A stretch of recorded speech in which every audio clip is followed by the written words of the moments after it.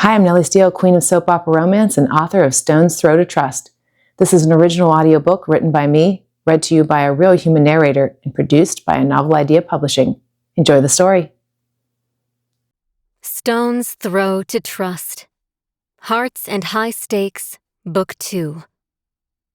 Written by Nellie Steele. Narrated by Kaden, Catalina, and Spencer Brus. Chapter 1. Alex. A tangled knot of frustration and helplessness tightened in Alex's chest as Chris ambled into the kitchen, the morning light casting an all-too-cheerful glow around him. Chris, with a wide yawn, made his way to the coffee machine. The man was a casual intruder in what had once been Alex's personal sanctuary. "Good morning," Chris murmured, his voice groggy, after a sip of the rich, dark coffee. The casual greeting echoed like a discordant note in the symphony of his life, disrupting the harmony he'd once shared with Ava in this room. "Hey," Alex replied, his voice tight, struggling to mask the surge of frustration.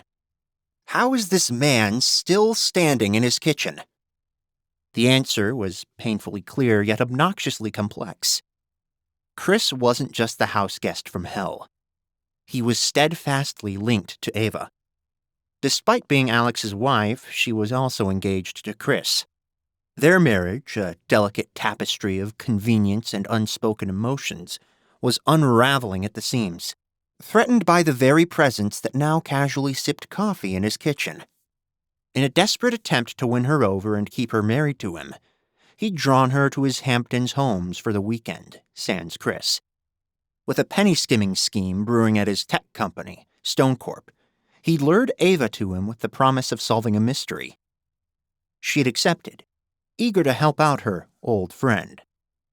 The weekend, designed to shower her with gifts, remind her of their past, and effectively make her forget Chris, had fallen flat. And now Alex was desperate to rewrite the ending and sway the narrative in his favor. But he still stood on the brink of losing her forever. Chris's arrival on his doorstep had been an unwelcome twist in the plot of his life, thrusting him into a maelstrom of doubt and uncertainty. And then the man had accused him of concocting the entire financial issue to hang on to Ava. The statement had struck a nerve, not because it was true, but because it wasn't entirely false. He hadn't orchestrated the crisis, but he did seize the opportunity like a lifeline thrown in turbulent waters as a chance to draw Ava back into his orbit. But his efforts had been too little so far. Chris's resolve to remain at Ava's side seemed unshakable, matched only by Ava's determination to balance precariously between them, one foot in the past and one in the present. With each silent moment, Alex's heart waged a war against his pride, his fists clenching in a futile attempt to grasp the slipping threads of a future he yearned to rewrite. The battle lines had been drawn, not just around the corporate intrigue and the threats from the shadowy organization they just began to uncover, but around the remnants of a marriage that still pulsed in his hopeful heart. The challenge loomed larger than anything he'd ever faced before. That, combined with a lack of information on the organization that had launched a decade-long attack against his company, left him in a sour mood. It all changed a second later. Ava, in her Scooby-Doo pajamas, shuffled into the kitchen, her blonde hair tugged up into a messy bun. Good morning, she said to them collectively as she headed for the coffee pot, pouring a steaming cup into the mug marked Sparky. "Good morning, Aves," he said, using her other nickname. She twisted to offer him a smile as she wrapped her hands around her mug. "Morning, hon," Chris said, kissing her cheek. Any pleasant expression slid from his face at the action as she puckered her lips to return the smooch. His mind couldn't help but tell him that it should be him kissing her. If only he'd been brave enough to say the words when she hadn't been asleep. or during any point in their 17-year marriage. He kicked himself for not telling her how perfect she was, how much he loved her, and how much he wanted their marriage to be real before she had accepted a ring from the annoying architect. He returned his gaze to the computer screen, taking his frustrations out on the keyboard. What annoyed him more was that Chris, who seemed not to know the real Ava, was now discovering her in all her exceptional glory. It made him want to cry. He'd loved Ava for everything she was first. Chris had obviously been unaware of many of the traits he'd admired for so long. But now the man had the chance to learn everything about her, accept her for who she was, and convince her to stay with him. A warm hand slid across his back. Hey, you.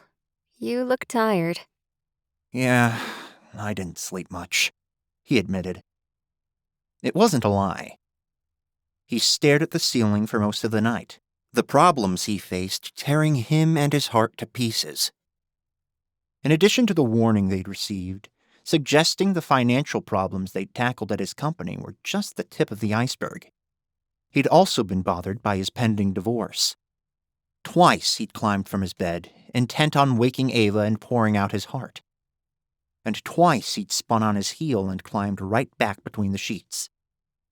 Visions of her pitying look, the gentle touch of his hand she'd give him, and the soft apology as she told him she appreciated his feelings, but loved Chris, stopped him every time.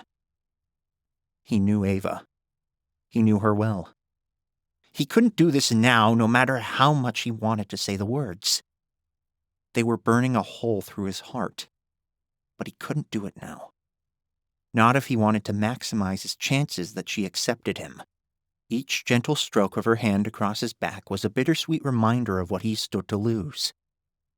A torment wrapped in the guise of comfort, and it wasn't helping him hold everything inside. We'll solve this, Ace. I promise. He forced a smile onto his face, pretending that was what was bothering him, as he bobbed his head. Across the counter from him, Chris scoffed, the sound setting his nerves even further on edge. I don't think you can be that certain, hon.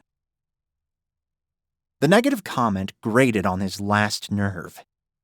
His jaw clenched as he lifted his eyes in a glare. The only consolation he had was noticing Ava's equally icy stare at her fiancé. What? He asked. That's not helpful, Chris, she answered. Well, I don't think it's helpful to blow smoke, Ava. I mean, yes, it's a lovely sentiment to tell your friend that you'll solve this. Chris pumped a fist in the air mockingly. But there's no way we can know that. Ava heaved a sigh, her hand sliding away from Alex's back as she took another sip of her coffee. Alex detested the man even more for robbing him of the simple pleasure of physical contact with Ava.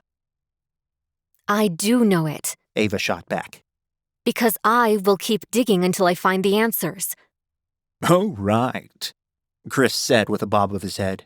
I'm glad you have unlimited time and resources to track down this organization that seems pretty good at hiding. We don't know that, Alex shot back. Oh, you're right. They spent 10 years robbing you of millions, but yes, they don't know how to hide. If you're just going to be negative, we don't need that kind of energy, Ava lectured. Alex's muscles tightened as he glanced at her. Was she asking him to leave? All right, fine. Let's change the subject. I have a mystery that I think we should solve sooner rather than later. Okay, Ava said, her voice restrained. When do we call this? Ava crinkled her eyebrows. What? When do we call this, Ava? I mean, you're sticking around until you track down whatever is happening, but let's be realistic. That may not happen. Are we supposed to go a week? A month? 2? 17 years? Alex tugged his lips back in a wince, shooting a glance at Ava to gauge her reaction to the simple barb, aimed at the length of their marriage. From his vantage point, it hadn't gone over well. She slammed her coffee cup down on the counter as she rose, her jaw set and her eyes never leaving Chris. Alex, will you excuse us for a moment? Sure, he said, though he preferred to hear the smackdown that was about to happen. At least, he hoped that was what was about to happen. He could add it to the list of cons against Chris in case he needed to convince her he was wrong for her. Chris, coffee cup in hand, followed Ava out of the room. Alex twisted to follow their departure, wondering if he could creep behind them and listen in on the conversation. He drummed his fingers against the countertop as he considered it before shaking his head at himself. When had he become so willing to cross lines and violate her privacy? The simple answer was when he'd gone into full-blown panic mode after finding out she wanted a divorce to marry someone else. He'd created a need for her to be here at his side. Almost deleted a text from Chris. And now he was considering spying on her. With a sigh, he twisted back to his laptop, intent on trying to make progress on some front. So far, he'd found nothing of interest. His CFO, Miranda Vale, a woman Ava suspected of not being who she said she was, had turned up clean from anything he could find. He dug back into her records, following her history from high school to her employment with Stone Corp. She'd begun in project management, moving to finance after completing a finance degree. The woman seemed like a go-getter, willing to do whatever it took to advance, but nothing sinister. Maybe a little opportunistic, but he couldn't fault her for that. Unless she messed up his relationship with Ava, then he would. He tapped around on the screen, switching gears to search for information on the enigmatic entity who had sent the warning message about the mysterious The Board. He hadn't found anything on Raven either. The person had taken great care to cover their tracks, leaving no trace of who they were. With a slam of his hands against the keyboard, he shoved the laptop away from him, a disgusted sigh escaping his lips. The only positive side of this situation was Ava's unwavering support. So far. He wondered if that would change following the private conversations she was having with his arch-nemesis in his living room. A shadow of doubt crept over him as his mind whispered that this wouldn't change anything. Another sigh joined the chorus, and he twisted to find Ava shuffling back into the kitchen. He straightened on the stool, eyeing her as he tried to gauge her emotions. She slumped onto the stool she'd occupied moments ago and sipped her coffee again. Ugh. She groaned. It's already cold. Here, he said, pulling the mug from her hands. Let me reheat it for you. Thank you. She said, a soft smile on her features. He wondered if it was because she was about to drop the bombshell that she had to return to Silver Pine with Chris. He delivered the mug to his microwave and tapped a button to start it heating. Where's Crossbeam Chris? He ventured, afraid to hear the answer. Walking the beach. She answered. He raised his eyebrows. At least she hadn't said they were packing up to leave. Everything okay? The microwave bleated out a long beep, and he removed the mug from it, wincing as he hurried to set it down in front of her. It's hot. She touched it before she pulled her hand back. Ow! I told you it was hot. He slid onto the stool next to her. She blew on the liquid before she braved a sip. So, is everything okay? Yeah. She answered. He hated that she was still so closed off. She wasn't sharing anything she didn't have to, and it was driving him nuts. Years ago, they'd shared everything. Why had he let them grow apart? He'd been so distracted by making Stone Corp the powerhouse in the industry. He'd lost sight of what truly mattered. Are you sure? She snapped her gaze to him. Yes? Why? You both seemed upset. Well, I don't think he was saying anything useful. But he's tired and he's upset. He's still reeling from the news. And then the complication of this not being a simple divorce. Although, with the financial woes behind us, does that make things easier? The words sliced at him like a knife. She still wanted the divorce. Likely, Chris had pushed the issue, and now she'd push it on his behalf. Ace? She asked, her voice drawing him back from the precipice he stared into. Yeah, I can check. The words caught in his throat as disappointment and fear rolled within him. She squeezed his shoulder. Hey, I'm not leaving you, okay? Well, you sort of are. You want a divorce. She giggled at what she thought was a joke, though he was serious. I mean, I'm not walking away from this situation. As long as you need help, I'm here. I don't think Chris is going to let that happen, babe. Chris is not the boss of me. He tried to cling to those words, but so far she'd been working overtime to give in to Chris from his perspective. He desperately wished she'd just tell him to go fly a kite. But she showed no signs of that. Hey, Ace, I'm being serious. Okay, he answered. Her thumb and forefinger grasped his chin, tugging his face toward her. I'm with you on this, okay? I know, Aves. It's just hard with Chris around. I know he was a pain this morning, but we've talked, and he'll be better moving forward, I promise. Please stop looking so sad. He couldn't, though. His sadness didn't stem from the fear that she'd leave before they solved the puzzle, but from the real possibility that he could lose her no matter what. Alex flicked his gaze to her, desperately wanting to tell her the words that floated around in his heart. Her features twisted, and she reached for him, rubbing his arm. Alex, what is it? What's wrong? His heart started to thud against his ribs, a lump forming in his throat. Ava? Yeah? She asked. He shifted to take her hand in his. Ava, Hey, Chris said as he shuffled back in, ruining the moment as usual.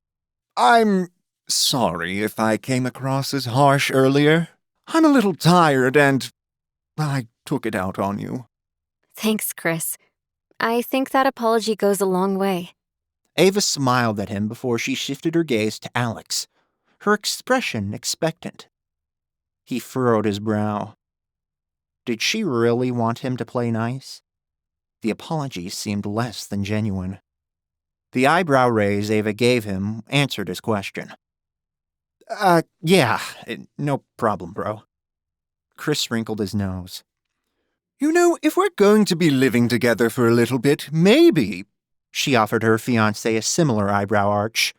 He cleared his throat. Never mind. Let's just hope we can make some progress soon. Yeah, about that, Alex said. I've got nothing on Miranda or Raven. I thought you were like the world's best hacker, Chris asked. Chris? Ava said, her voice a warning as Alex shot him an unimpressed glance. Sorry, I'm still new at this. I don't understand how any of this works. And you two are thick as thieves with all this cyber stuff. He wiggled his fingers in the air before he rolled his eyes. Alex is the best hacker in the world, hands down. Ava rubbed her hand across his back, and Alex's chest swelled with pride. That doesn't mean he can track down every piece of digital evidence. Okay, well, he found that parking ticket from 700 years ago, so... That's different, Ava explained. Now, we need a plan. I have an idea. Please don't tell me you're going to hack something, Chris said. No, I'm gonna talk to... Alex's ringing cell phone interrupted her statement. Hold that thought, Sparky. He peered over his shoulder as he swiped to accept the call. Her finger darted to the screen, pressing the speakerphone button as she spotted the name. He shot her a pointed glance. "Hey, Miranda." Alex, hi. Sorry to call. I know you're probably trying to forget about everything that's happened at StoneCorp recently, but I had to call. I'll bet. Ava murmured. He shook his head as he widened his eyes at her. "No problem. What's up?" She sighed on the other end, causing Ava to roll her eyes. Well, I really hate to be the bearer of bad news, but... His stomach clenched at the words, his heart pounding hard again. We have a major problem here at StoneCorp. He slid his eyes closed, his muscles tensing. How much more could he take?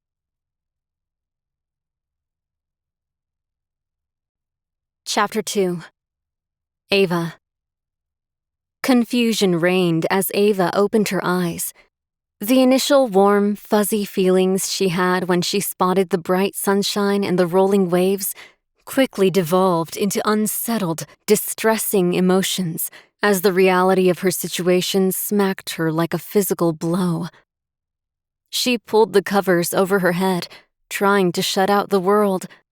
The chaos at StoneCorp yesterday had been difficult enough, especially since the arrest they'd made she was now certain was of an innocent person. The cryptic message from Raven was like a shadow creeping into her life, hinting at danger from the board. But that wasn't the worst of it. As frightening as that message was, she knew they could handle it. It was the other problem that had her twisted in knots. The argument that had gone down with Chris, accusing Alex of setting this whole thing up, had been the icing on the cake. Alex didn't like Chris. Chris didn't like Alex. Ava felt torn in two, each half pulling her in the opposite direction. With every clash between Chris and Alex, a piece of her heart splintered. Their discord was more than simple rivalry. It forced her to walk a tightrope between her past and her future. Her heart ached at the thought of her worlds colliding, her past with Alex, full of laughter and shared dreams, now at odds with her future with Chris. Each barbed comment from Chris about Alex wasn't just an annoyance, but a tear in the fabric of her life, forcing her to question where her loyalties truly lay. She forced herself out of bed, determined to face the day and make certain the two men didn't kill each other. Her mood didn't improve when she reached the kitchen, and her day began with an argument between the three of them in which Chris insisted she put a time frame on the investigation, drawing a line in the sand and demanding she tell him when she'd abandon Alex. The conversation set her on edge, but she had to face it. She left Alex behind, leading Chris to the living room. She crossed her arms as she glared at him. That was uncalled for. He screwed up his face. "What?" Your behavior. It needs to stop. He drew his chin back, fluttering his eyelashes. "My behavior needs to stop?" Yes! She flung her hands in the air, incredulous at the statement. You're being rude and aggressive. Alex is worried about his company, and you're needling at him continuously.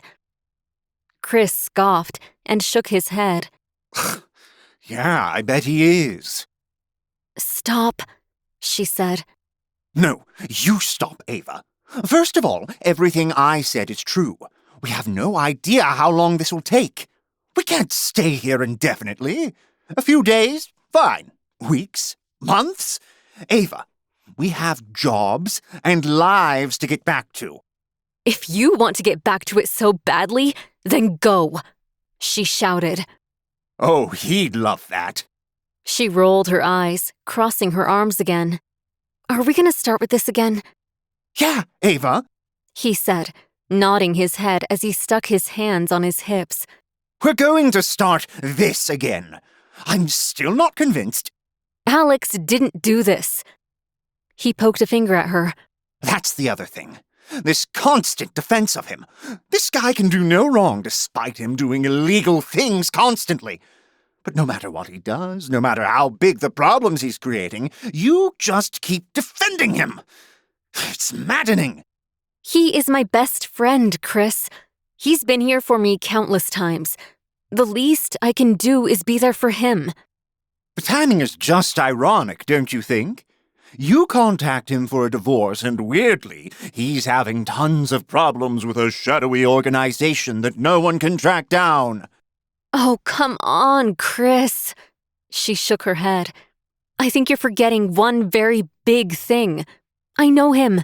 I've known him for decades. He didn't set this up. Chris heaved a sigh, his gaze falling to the floor. Chris, you're not going to convince me. He didn't do this to himself. All you have to do is look at him. He looks sick over this. Cut him some slack, please. Chris raised his eyes to the ceiling. Fine. He didn't set this up. But that doesn't mean he's not doing anything wrong here. You defend him continuously. Ava, he hacked a government database to find a parking ticket on me.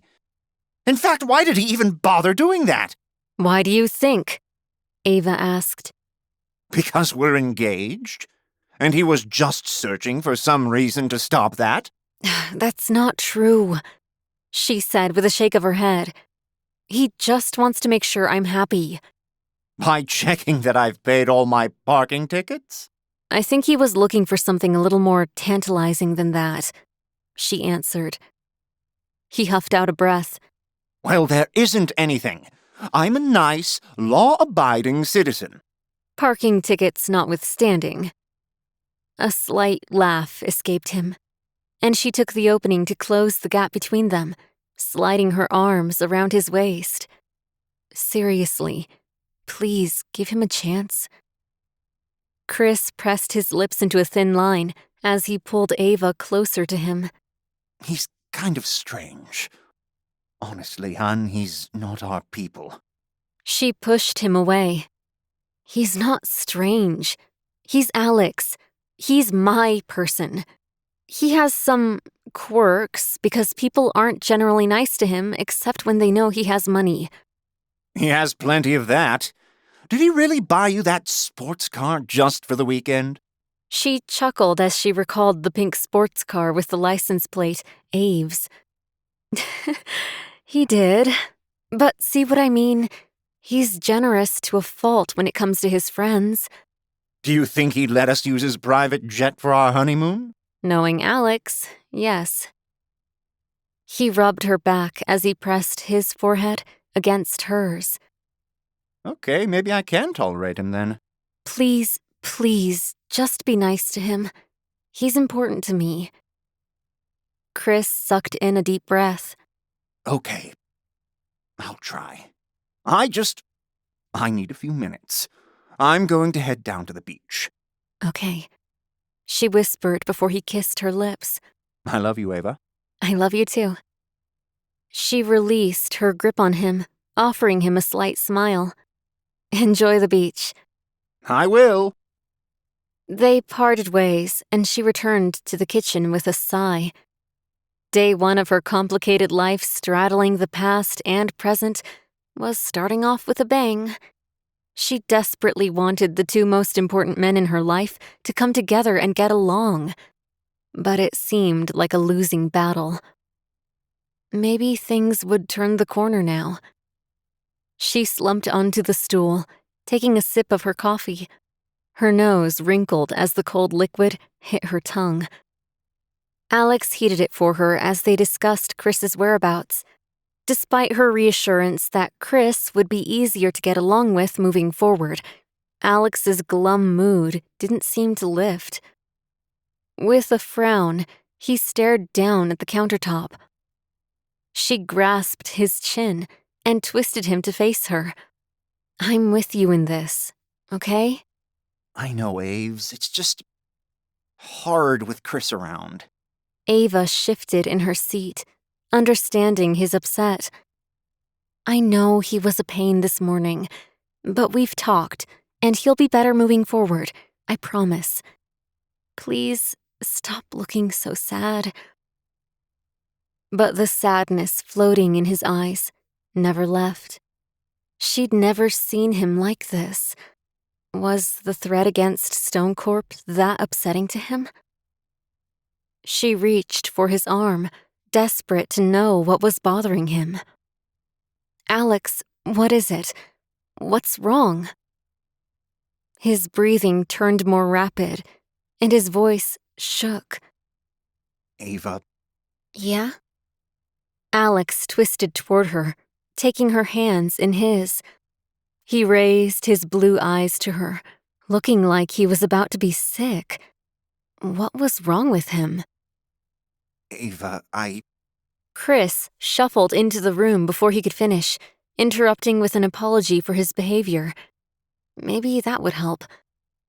Alex had a hard time dealing with difficult personalities, so Chris's aggressive behavior had likely upset him. She thanked her fiancé for the apology, turning to see if Alex accepted it. Yeah, no problem, bro, He said after she arched an eyebrow at him. After another near argument, Ava moved the conversation to a plan to move forward. Before she could detail it, though, Miranda called. The sight of the woman's name immediately soured her slowly improving mood. She poked on the speakerphone, determined to monitor the conversation. She could understand Alex not liking Chris, but if he got engaged to this woman, she'd drag him away from the altar, kicking and screaming for his own good. Alex, hi. Sorry to call. I know you're probably trying to forget about everything that's happened at Stone Corp recently, but I had to call. I'll bet, Ava said, her fingers clenching into fists. Alex shot her a wide-eyed glance. No problem. What's up? Well, I really hate to be the bearer of bad news, but we have a major problem here at Stone Corp.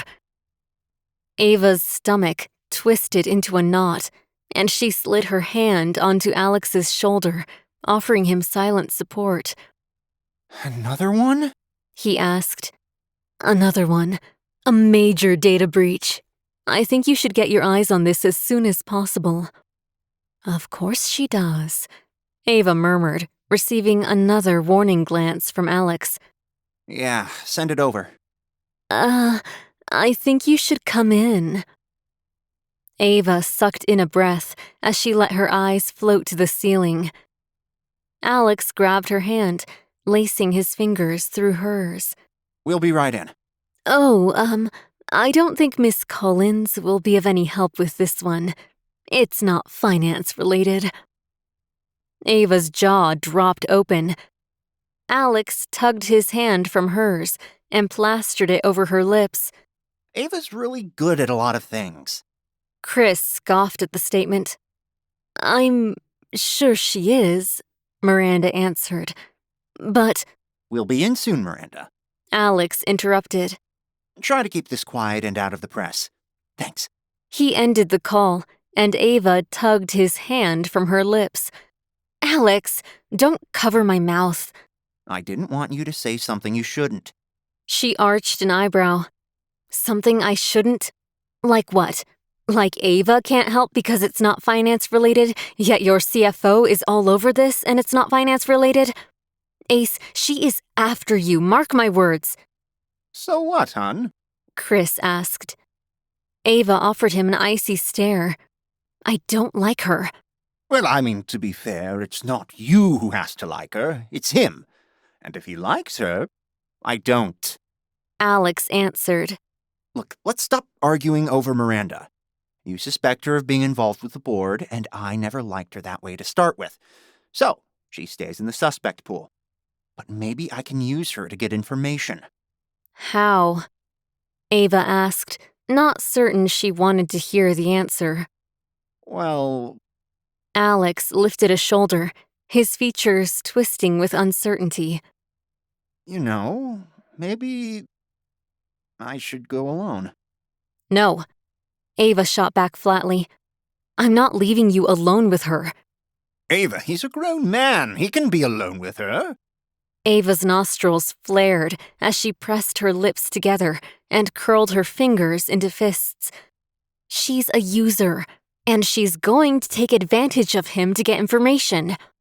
Or he can take advantage of her to get information. Chris argued. Hun, I'm with Alex on this. You should be proud of us getting along. You're only agreeing with him to keep me away from him. That's ridiculous, Ava. I think he makes a good point. Let him go talk to her alone and see what information he can get. Ava crossed her arms, a pout forming on her lips. She hated this plan, but she had somewhere else she wanted to go. Fine, but I'm meeting you there as soon as I make my stop. Which is... Alex asked. You don't get to know. Neither of you. I'm a grown woman. I can do things alone, right? She slid off her stool and strode from the room. Ava! Chris called after her as Alex clicked his tongue and said, Aves. She climbed the stairs to her room to change her clothes, selecting a form-fitting dress that accentuated her curves. Take that, Miranda, she answered as she pulled on her heels. Shoving her phone into her purse, her heart sank for a minute. It wouldn't matter how good she looked in the dress when Alex fell for this woman. She narrowed her eyes, imagining the smirk on the woman's face as she clung to Alex's arm. Hi, Ava. Sorry, you're at a hotel for the weekend. I just thought it was best for you not to stay with us, now that we're married. Ava crinkled her nose at the scenario, striding from the room and clumping down the stairs in her heels. Hey, you look good. Alex said as he followed behind her, dressed and ready. Did you pick that dress on purpose? Why would I do that? She flicked a lock of blonde hair over her shoulder as she grabbed her keys. Ava, are you seriously not going to tell us where you're going? Chris asked. Yep. Aves, maybe you should... She arched an eyebrow at him, stopping his comment. Drive safe. You should definitely drive safe. You sometimes drive fast, and then we'll meet at the office? She nodded at him before she kissed Chris's cheek. See you later, hun. Ava! He demanded, but she headed out the door, leaving him behind as she strode to her car, slid in, and fired the engine. She aimed the sporty car toward her destination, allowing the warm summer air to blow through her hair as she tried to cool off. She blew out a long breath, convincing herself the stress was getting to her. It must have been all the drama with Alex's company, and the arguing with Chris. Her foot smashed the accelerator toward the floor, picking up speed. She had to find a way to make sure they all got along until they solved this issue. Maybe if they could work out their divorce. But why did that make her stomach twist into a knot? Because of Miranda. The divorce made it way too possible for Miranda to sink her claws into Alex. She arrived at her destination, and before she strode inside, she tugged her phone from her purse, typing a message. Hey, Ace, I've been thinking. Maybe we should hold off on the divorce for now. As Ava stepped into the stark, fluorescent-lit lobby of the prison, the air hung heavy with despair. The clank of doors and the murmur of hushed voices echoed off the cold concrete walls. She approached the desk, her heels clicking assertively against the grimy floor, a stark contrast to the oppressive silence that enveloped her. I'm here to see Simon Blackburn. The officer behind the desk passed a logbook over to her. Sign this, and I'll need to see your ID. Ava slid her license across the desk to the woman after signing the visitor's log. The woman checked it, then flicked it back to her. "Have a seat. We'll call you when he's ready." "Thanks." Ava slid into one of the plastic chairs and returned her license to her wallet as she waited. It only took a few minutes before she was called back to the visiting area. She sat for a moment before Simon Blackburn took a seat across from her. She lifted the phone from the holder as he sat down. His eyes went wide as he spotted her. "You're Alex's..." "Wife," she answered. "Yes." He swallowed hard, slouching in his seat. "I have nothing to say." He pulled the phone from his ear, but she shouted into her end, "Wait, I believe you." His eyebrows pinched as he pressed the phone back to his ear. "I believe you," she repeated. "I think you're innocent, and there's more to this story." "I am," he said, his voice strained. "I am innocent. But this public defender, he says I'm going away for life. I didn't murder Madeline Wells. I didn't take that money. I don't care what the logs say." "Okay, easy," Ava said. "What can you tell me about what happened?" "Nothing," he said, his lips tugging into a grimace. "I don't know anything. Just that I'm innocent, I swear." "You have to know something. Have you ever given out your password to anyone? Girlfriend, wife, your sister, your mom?" "No." She sucked in a breath. "What can you tell me about Miranda Vale?" "Miranda? She's..." He shrugged. "I don't know. I mean, she's tough, but..." "Tough?" "She runs a tight ship. I'm shocked this could have even happened under her. She came in and rearranged the whole place." "Where did she come from? How did she get hired?" "Oh, she came from project management. She wasn't a new hire, she just transferred." Ava narrowed her eyes. Transferred? So the woman could have had access this entire time. Could she have had access from the team she was on before she was CFO? "No. Simon answered. No, project managers don't have access to financial accounts. They submit purchase orders to us. They can't sign into anything in accounts." Ava chewed her lower lip as she considered it. "I swear, Mrs. Stone." "Collins," she answered. He winced. "Sorry." "It's fine. Call me Ava." "Look, Ava, I didn't do this. I'm sorry I can't be of more help. Maybe, I don't know, maybe if I saw the logs or something I could help more. I don't know, I know I didn't do it." "All right.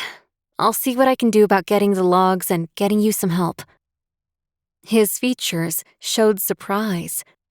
"Really? Oh, that would... I can't afford an attorney. My mom's sick and..." Ava leaned closer to the plastic separating them, her eyes locking onto Simon's. "You don't need to convince me. I'm going to dive into this head first. No promises, but I don't back down from a challenge." "Thank you. Thanks. When can I expect to hear from you?" "I don't know. Give me a few days, okay?" "Okay, perfect. Thank you. Thank you, Ava." She bobbed her head and replaced the receiver. As she strode from the jail back to her car, she pondered the situation. Would Simon Blackburn help them find anything? Or would he be a dead end in their search for the truth?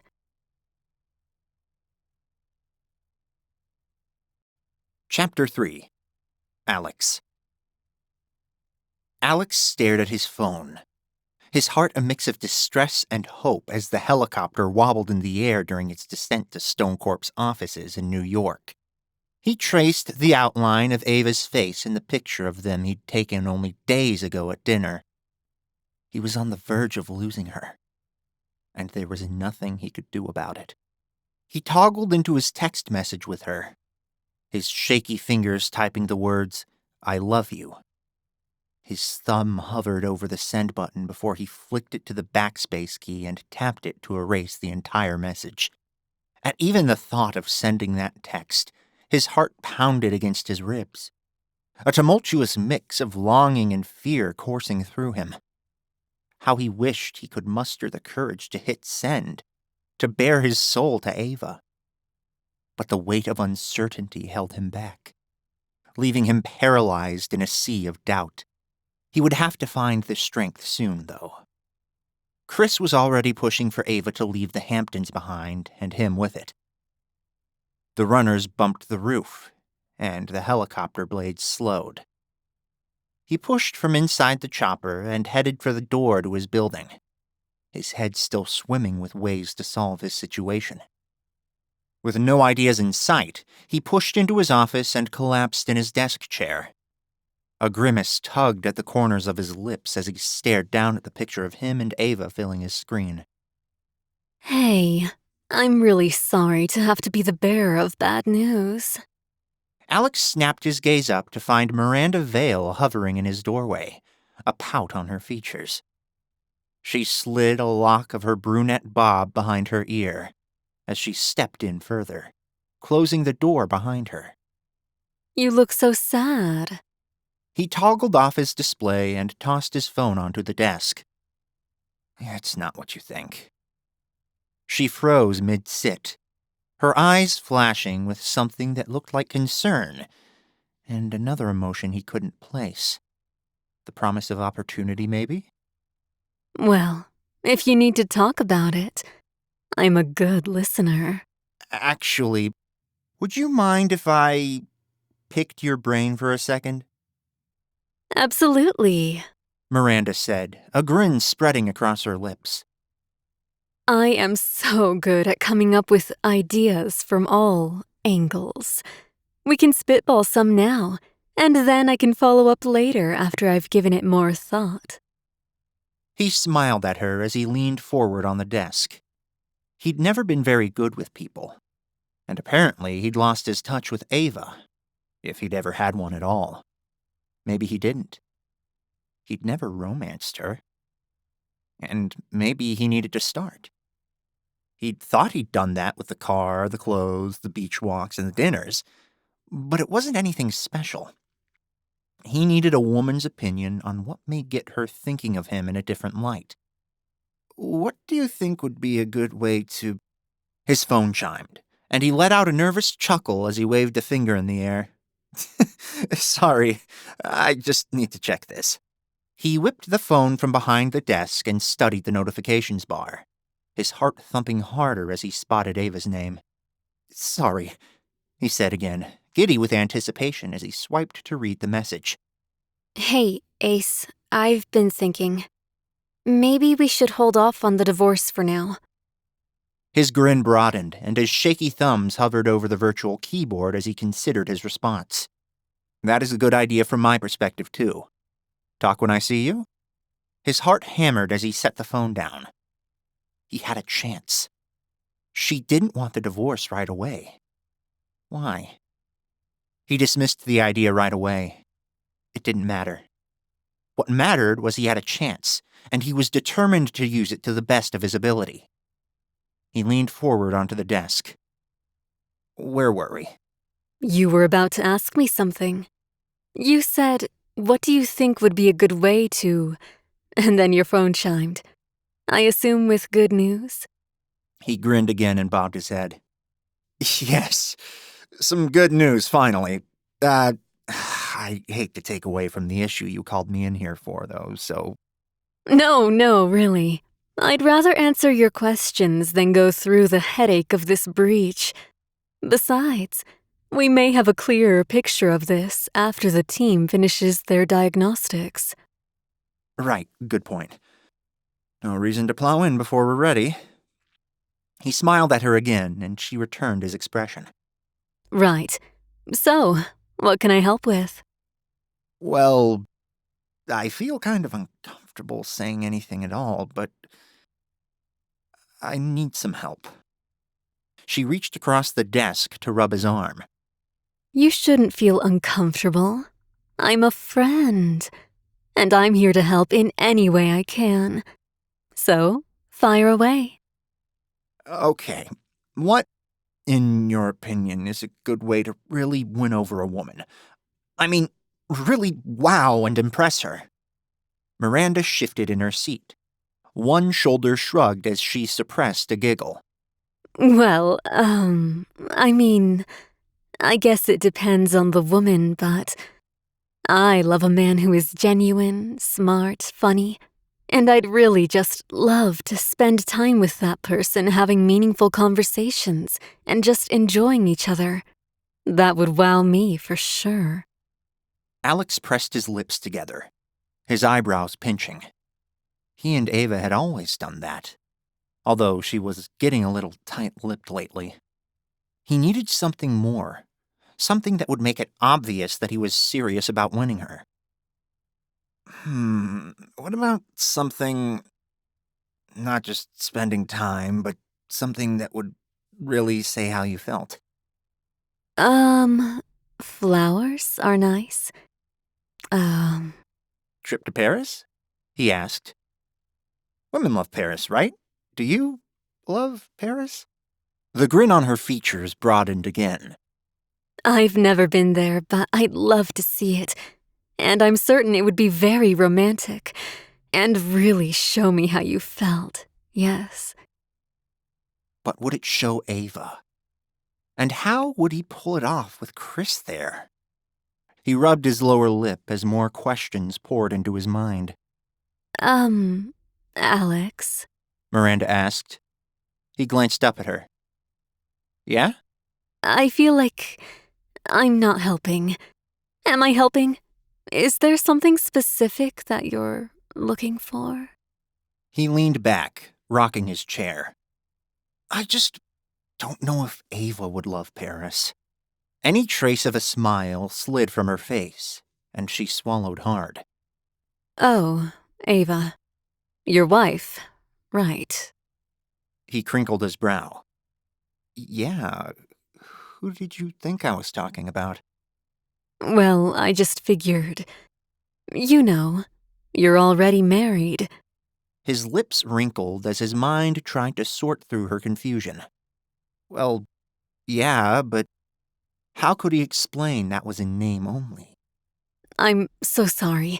I totally misunderstood what was going on here. I just assumed you had someone else you were trying to impress. He chuckled and shook his head. No, there's only Ava for me, and after everything that's happened recently with the financial stuff and the murder, you know, I was just looking for a reason to remind her why she married me. Miranda pressed her lips together as she slowly nodded, her gaze flicking to her lap. So, if you have any other ideas, I'm all ears. She flicked her gaze up with a wince. I'm not certain I know Miss Collins well enough. I mean, she seems to like clothes and shoes. I just bought her an entire new wardrobe. It has to be something else, something bigger. She puffed out her cheeks, shifting her notebook on her lap. I'm sorry, this is really inappropriate, Alex said. I just don't have many female friends. No, She said with a shake of her head, her features turning sympathetic. I'm sorry. This isn't my place, I know that, but if I'm speaking as a friend and not an employee... Miranda winced again, hesitating before she spoke. If you need to impress her to apologize for something that was done to you, you know, maybe this isn't the right relationship for you. His jaw fell open as he stared at his CFO. Was she really trying to talk him out of spoiling Ava? Well, I don't think... Sorry, I'm so sorry. I'm not one to pull punches. I can see this is really bothering you. But if you have to work this hard at it, maybe it's just time to move on to someone who would appreciate you. Ava appreciates me, he answered. Miranda pressed her lips together and nodded. Of course. I'm sorry. If I may, sometimes it's easier for people on the outside to see things people on the inside don't. He tried to formulate an answer. Maybe on Miranda's end it did look like this. She just met Ava. They hadn't spent their entire lives together. They weren't romantically involved. But she didn't know that was because Alex had been too much of a coward to tell her how he felt. Before he could refute it, Miranda spoke again. Look, I hate to do this, but I have a friend who told me something, and I've been on the fence about telling you, but I think I should after this conversation. His leg began to bob under the desk as she continued speaking. My friend said that Ethan Parker of Cyber Salute— I know who he is, Alex snapped. Right, well, apparently. He's been bragging that your wife was coming on to him, that she wasn't wearing her rings, and was hitting on him, asking him for a drink, maybe more. I just thought you should know. While you're here asking how to win her back, she's out there hitting on another man. Alex flexed his jaw as he heaved a sigh. I'm so sorry. I see the way you look at her. I just think you deserve someone who looks at you the same way. He shifted his weight. Look, Miranda, thank you for looking out for me, but I knew Ava was doing that. She squashed her brows together. Oh, you have one of those relationships? No, he said with a shake of his head, realizing his wife was actually engaged to another man. No, she was trying to get information from him about the financial issue. We suspected him of being involved. Oh. Miranda answered. Oh, I see. So she was just using her looks to win a man and get him to open up. I thought it was a bad idea, but Ava was determined to help me. See, you've got Ava all wrong. He hoped he hadn't. I know what you're thinking. She married me for the money, but she married me before I launched Stone Corp, so— Didn't she just arrive? That's a longer story for a different time, but no. Ava and I have been married for 17 years. But 17 very happy years. Ava's voice answered from the door. Alex flicked his gaze up as she sashayed across the room in the dress he'd bought her. Hey, there you are. Just in time. We were just getting started. Just getting started? Ava asked as she perched on the arm of his chair. What have you been discussing this entire time? Just, some company stuff. His hand patting Ava's back. Actually, Ava, Alex and I were discussing ways to strengthen the bond between you, Miranda said, her voice laced with a subtle accusation. Ava struggled to stop her eyebrow from arching as her muscles stiffened. Alex offered a nervous laugh, his stomach tightening into a knot with every word uttered. She's kidding! You're such a jokester, Miranda. Sorry, but I'm a straight shooter, and I'm not kidding. We were brainstorming ideas to remind you why you married Alex. I think he should be asking himself that question, though. It seems he's feeling the need for a little reassurance lately. The death stare she offered Ava made him shift in his seat, heat rising in his cheeks. Ava gave as good as she got, her eyes narrowing. Well, perhaps you ought to trot back to your office and put all the details about this breach into an email, while I handle this issue privately with my husband. The words struck fear into Alex's heart as Miranda shrugged nonchalantly, a smirk playing at the corners of her lips. Of course, Ava. I'm just trying to help. I wouldn't want Alex to feel neglected while you're off mingling with other men. Alex's heart hammered against his chest as the situation devolved around him. Miranda's motives were clear now. He'd made a huge mistake asking her for help. He tightened his grip on the armrest of the chair. Ava's icy voice sent a chill down his spine. Oh, please, don't waste your time worrying about my husband, Miranda. My commitment to him is unwavering. She slid her hand around his shoulders, making him feel less reassured rather than more. Well, actions speak louder than words, Miranda said as she rose from her seat and shifted her gaze to Alex. Alex, if you'd like me to stay, I can. No, He squeaked out. it's not necessary. Fine. Well, if you need a friend, I'm here. And I'll get you those details as soon as I have them. With the final jab still ringing in his ears, she strode from the room, allowing the door to click softly behind her. It sent a cold shiver down his spine. Alex tugged his lips back into a wince as Ava rose, her hands on her hips, her features stony. He tried to grin, but it came across as more of a grimace, tension coiling in his gut as Ava's probing stare bore into him.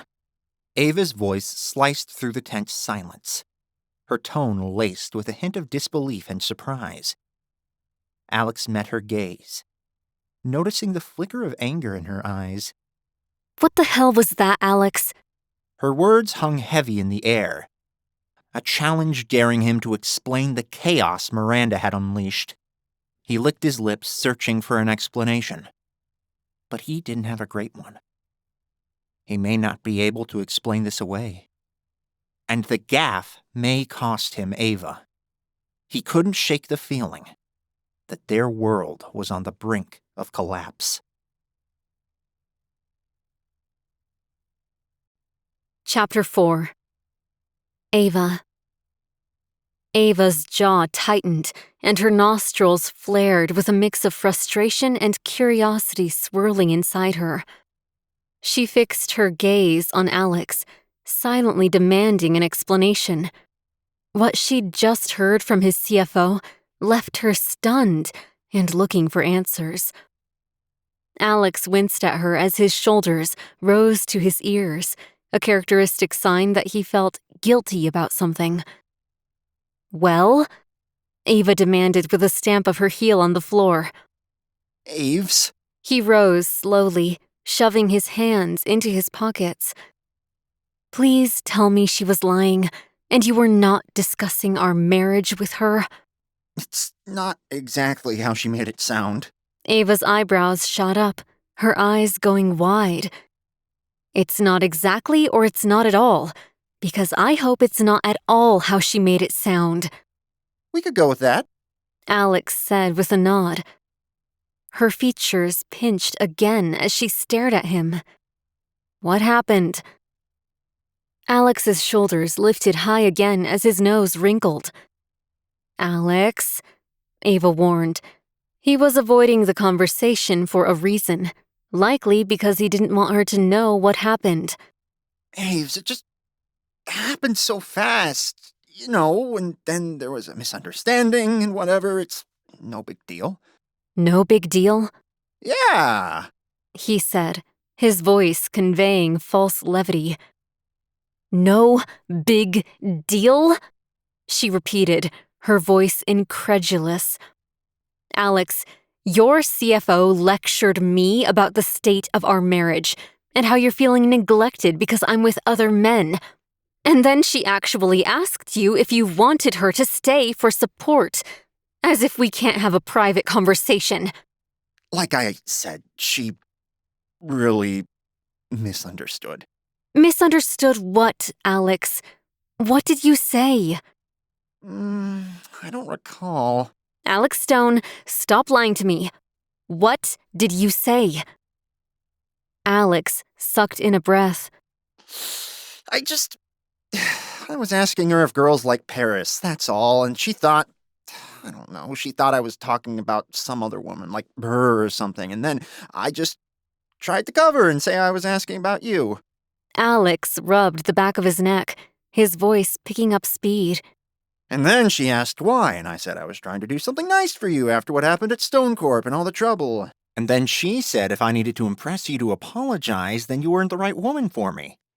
Ava's eyes went wide at the insinuation. And I said that wasn't true. And then she said that she heard this rumor about you and Ethan Parker. And I said I knew about it. And she said that I deserved someone who looked at me like I was their world. And then I said that we were solid, but she thought we just got married. So I said no. And then you came in and got into a fight with her. Got into a fight with her? She picked a fight with me. And no wonder. She thinks I'm a terrible wife. And you crying on her shoulder made her really think that. I didn't cry on her shoulder. I was trying to make conversation. And then she took it the wrong way, and when I tried to fix it, things got all messy, and... I'm sorry, Aves. I messed up. Why would you... Wait. What were you talking to her about women liking Paris for anyway?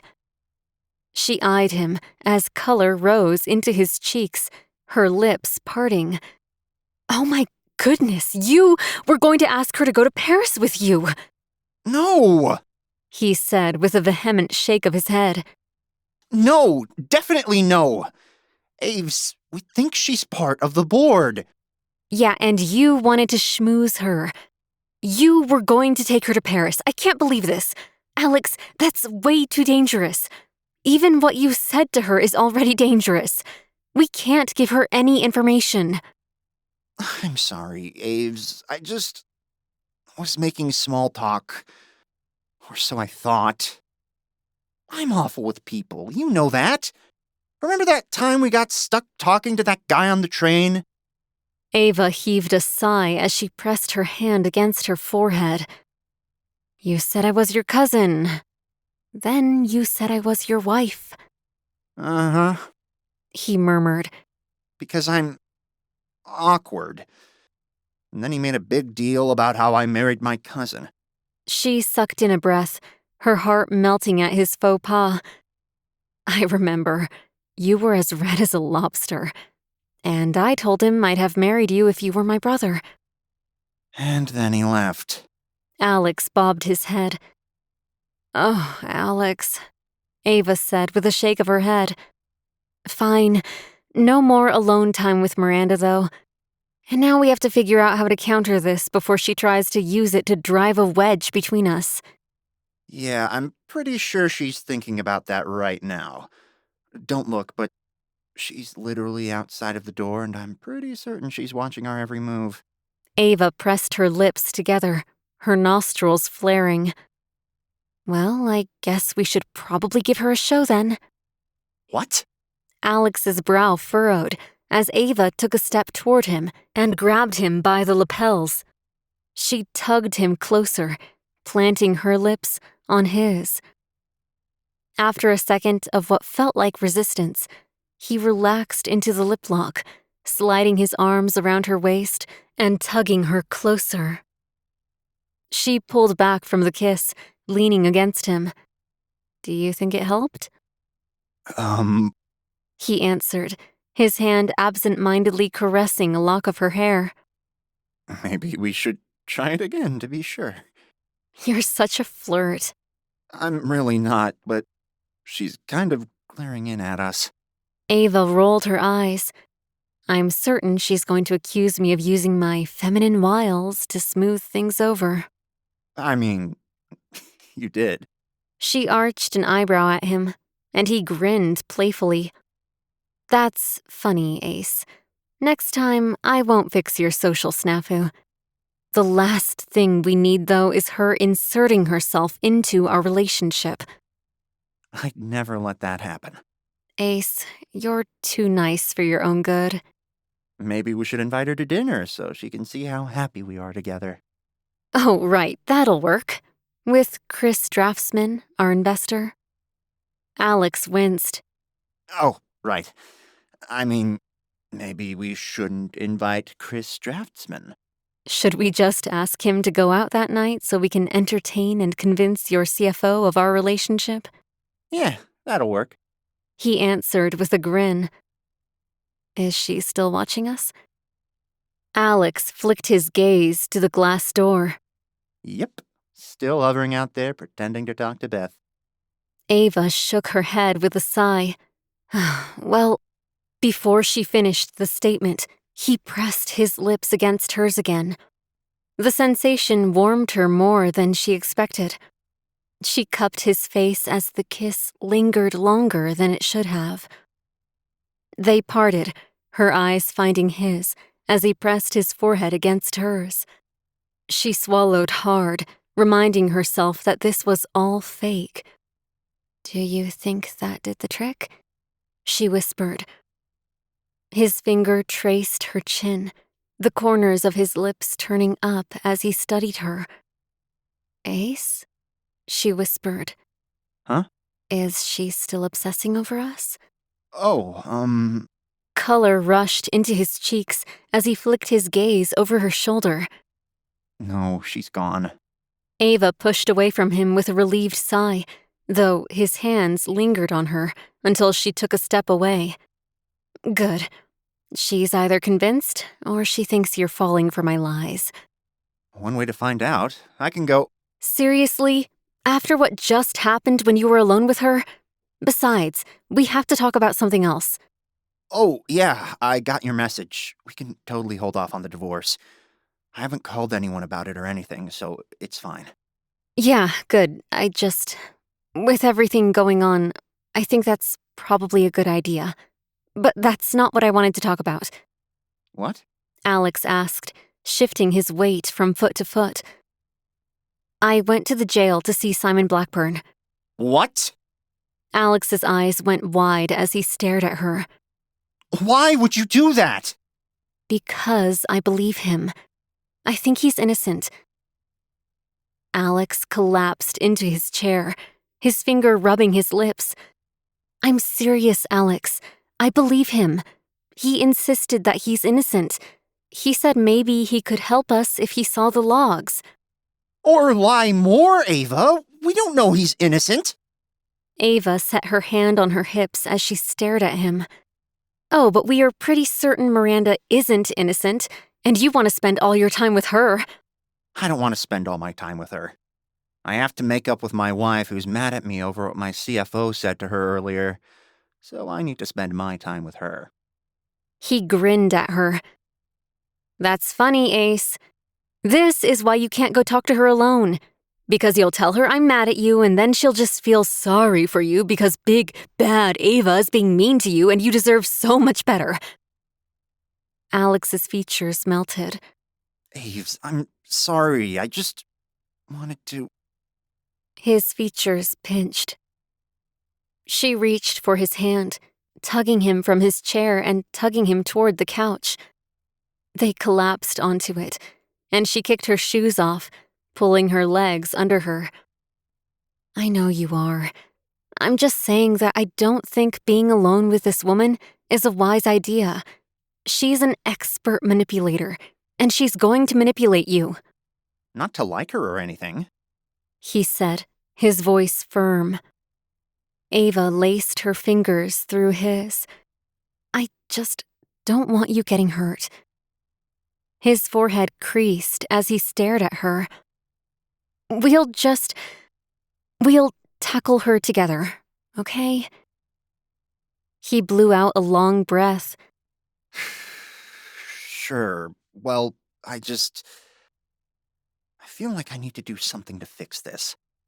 You know, Ava said, narrowing her eyes. Maybe the dinner idea isn't such a bad one. He straightened, his eyebrows shooting up. Yeah, totally. I mean, we'll have her over, put on a big show, hold hands, kiss. You can stare longingly into my eyes. I more meant to get some information. But before that, we need to discuss Simon Blackburn. Any chance you can send some legal help? He's got a public defender. Alex shifted on the couch. I mean, obviously, I've got a fleet of attorneys. And if you want me to send someone, Aves, I will. I'm not sure I trust him. Ava shrugged, pressing her lips together. Was she being short-sighted because she so desperately wanted to pin this all on Miranda? No, he didn't have a tattoo like the two others. I don't think he did it, but I don't want to push you into doing something you're not comfortable with. But I feel like he's in jail because of us, and maybe he shouldn't be. Alex rubbed her cheek with his thumb. I'll do it. I'll call Barry right now and see if he can head over today. Thanks, Ace, she said with a smile. He squeezed her hand before he crossed to the desk to retrieve his phone and make the call. She eased back against the couch cushion as she considered trying to get information from Miranda during a dinner. They needed to deal with the woman about the data breach. The sour words she'd spewed earlier echoed in Ava's mind again, turning her lips into a deep grimace again. How dare that woman question her loyalty to Alex? She deserved to be put in her place for that alone. Aves, you okay? Alex's voice drew her back to the present. She glanced down, realizing her hands were curled into fists. Yes, just getting mad all over again about your CFO. You know, who does she think she is? Aves, maybe we should let it go. Let it go? No, you were right the first time. Someone needs to talk to her and put her in her place. Yeah, I'll totally do that. Alex answered. Ava tugged on her shoes. Nope, I will.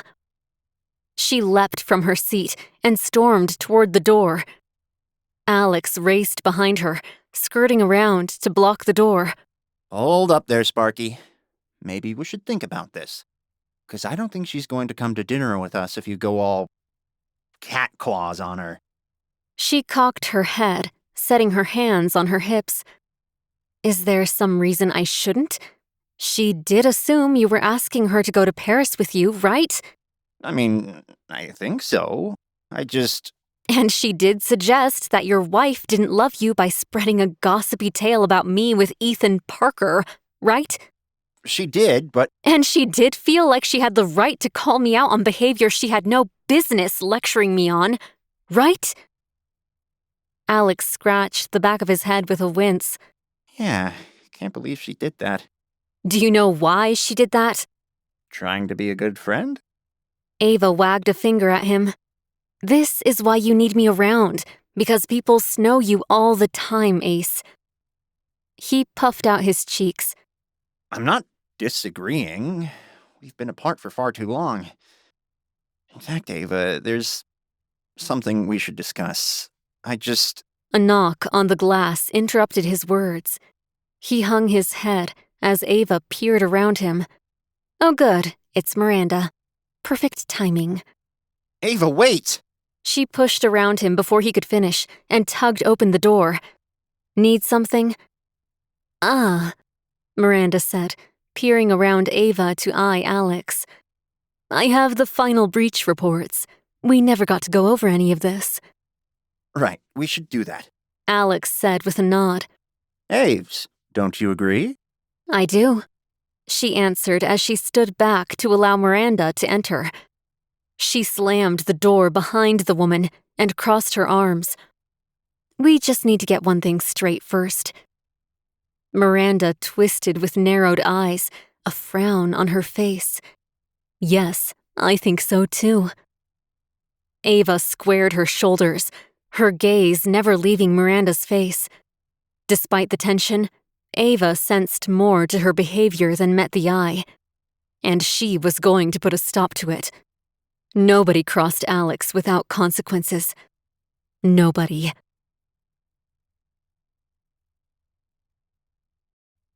Chapter 5. Alex. Alex tugged his lips back into another grimace as his eyes slid between the two women standing in front of him. Ava was not about to back down after what Miranda had said to her. And it had been his fault. He never should have asked Miranda for advice. But he hadn't expected her to spill everything to Ava minutes after she walked in. The upside had been, Ava had kissed him. To prove a point and put on a show for Miranda, but still, they kissed. Twice. The memory of it was still burned into his mind. And now his heart ached even more for her after having a taste of what life with Ava could be like.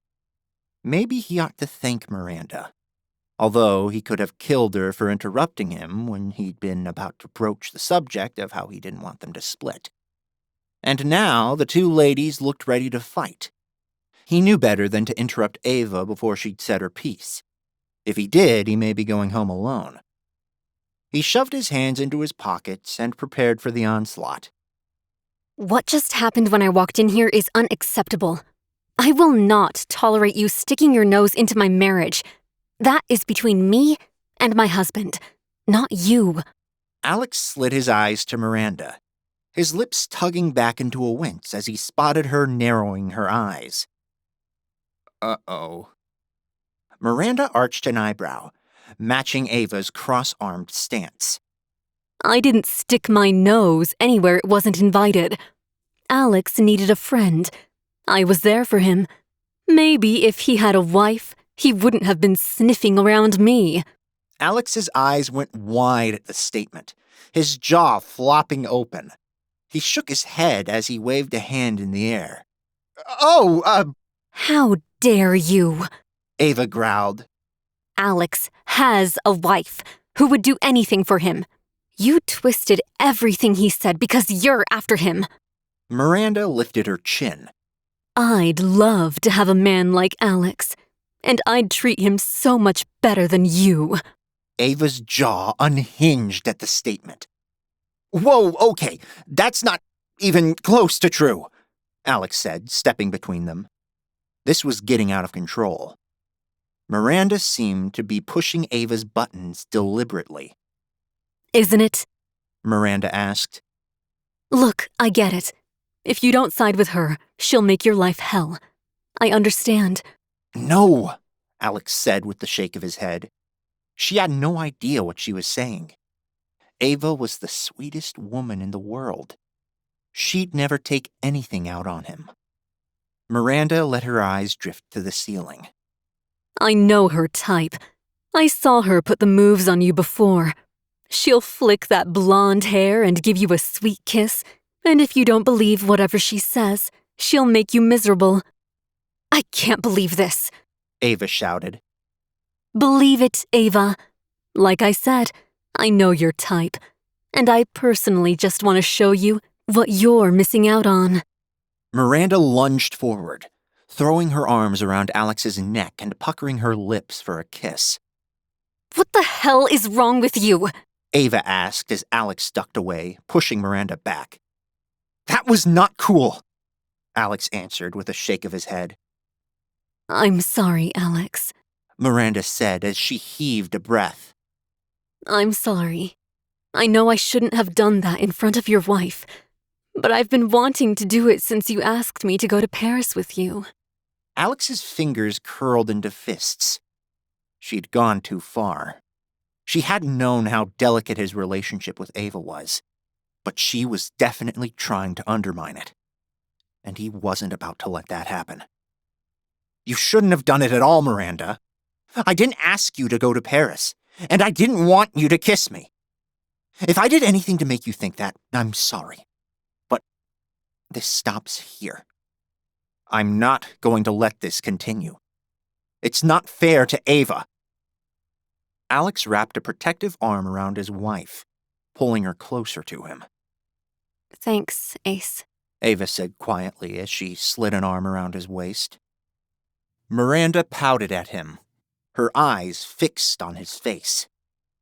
He'd probably ruined any chance of getting information from her. But with the way she'd just behaved, he doubted he was going to get any to begin with. She was a master manipulator, and she was doing her best to read the scene and put him and Ava at odds. Alex, Miranda said, a sob in her voice. I'm sorry. Sorry. Things have gotten out of hand. You bet they did, Ava mumbled next to him. He tightened his grip on her shoulder as Miranda shot her a glare. Can we talk privately? Miranda asked, her voice a squeak as tears formed in her eyes. Alex swallowed hard. wondering if he could get any information from her. But he couldn't trust the woman. She'd just misrepresented what happened between them. He hadn't even asked her to go to Paris. Even if she thought he had, she deliberately made it sound worse than it had been to Ava.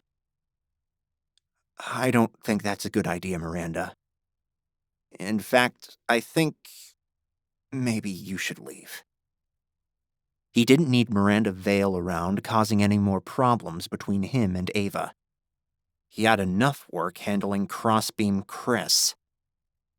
Miranda let her face fall to her feet, a tear streaking down her cheek. Alex, please, I'm so sorry. I didn't mean for things to spiral out of control like this. Please give me the chance to make it right. Her words hung heavy in the air, laden with regret. A pang of guilt snaked through him as he wondered if she was telling the truth. He ran a shaky hand through his hair, turmoil raging within him. Miranda, I think it's best we put some distance between us for now.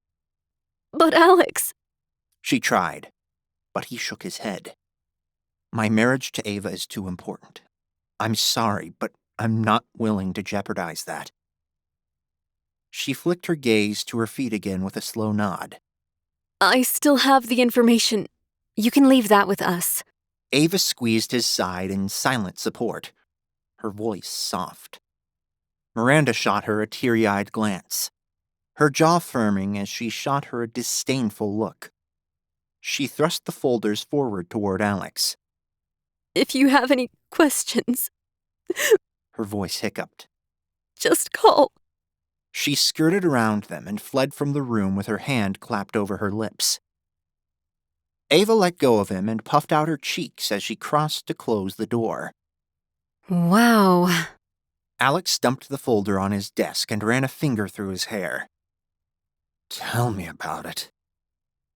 He stared down at the manila container, tracing the edge of it. Warm hands slid around his waist again. He twisted to find Ava staring up at him. His eyes fell onto her lips, wanting to kiss them again. You okay? Are you? He asked, slipping his hands around her waist. I'm fine, Alex, but I know that wasn't easy for you. He blew out a shaky breath. What wasn't easy was navigating this delicate dance with Ava.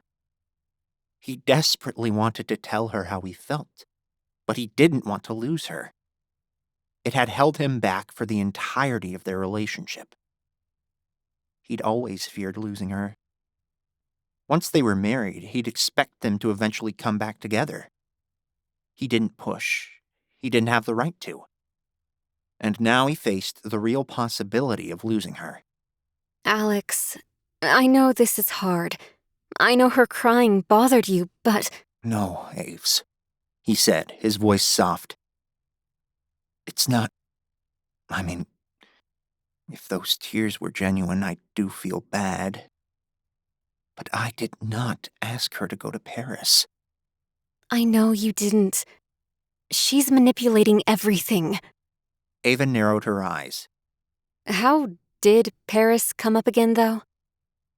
Huh? He asked, his heart in his throat. I'm just trying to foresee any other manipulations she's going to try. Because you know this isn't the end of things. Oh, well, I was trying to think of something nice to do for you, and I asked if girls liked Paris. Ava shook her head at him. Oh, Alex. What? I was just trying to surprise you. Do something nice. You don't have to do something nice for me, Alex. You do something nice for me by being my friend. He didn't want to be just her friend, but he couldn't say that. Yeah, but... No buts, Alex. I'm being serious. Ace, I don't need these big gestures. You don't need to impress me. I feel like... I don't know. Is everything okay with you? He swallowed hard, his eyes going wide. His heart pounded out a frantic beat against his ribs. Uh, Her shoulders slumped as she stared at him. Come sit down. She took his hand and led him to the couch, easing onto it with a soft expression on her features. What's going on, Ace? You've been a little weird ever since I came back. I'm always a little weird. That's my default setting, Alex said with a soft chuckle, trying to hide his nervousness. You know what I mean. Come on, Ace. I've been getting this sense that something is off with you. He licked his lips, his fingers tightening around her hand. Should he tell her? Should he bare his soul now, or would he risk losing her?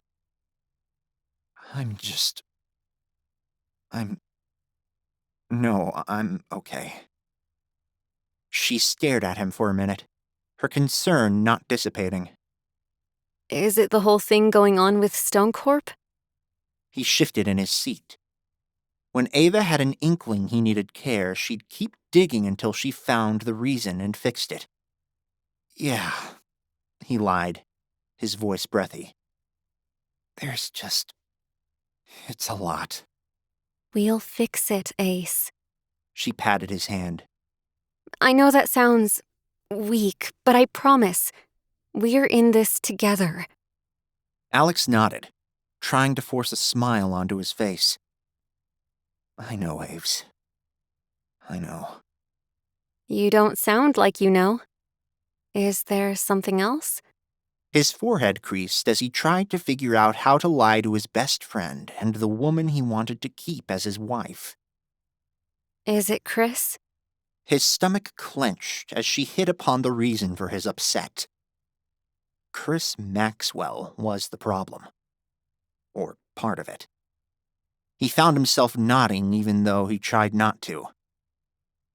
Oh, Alex. Ava answered, her voice filled with worry.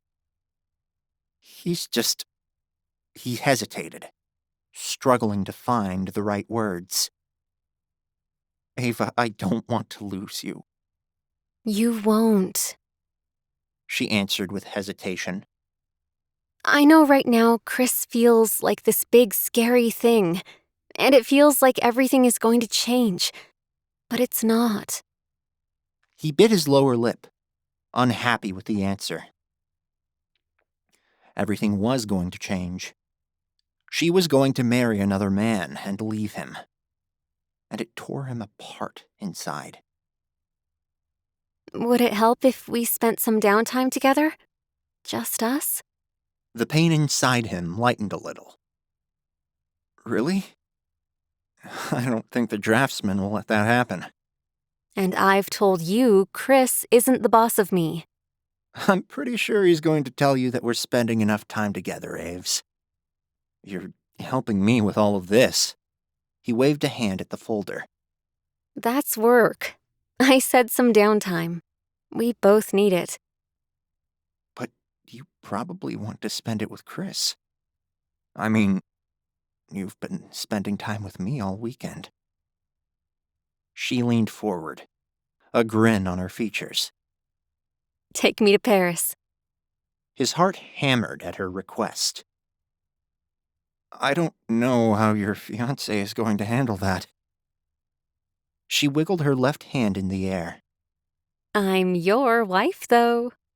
Can't say no to that, he said, a smile spreading across his face. Maybe if he could get her away from Chris and really wow her, he could win her back.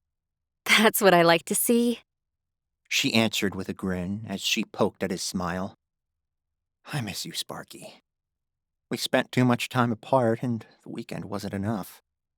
I miss you too, Ace. We're never going this long being apart again.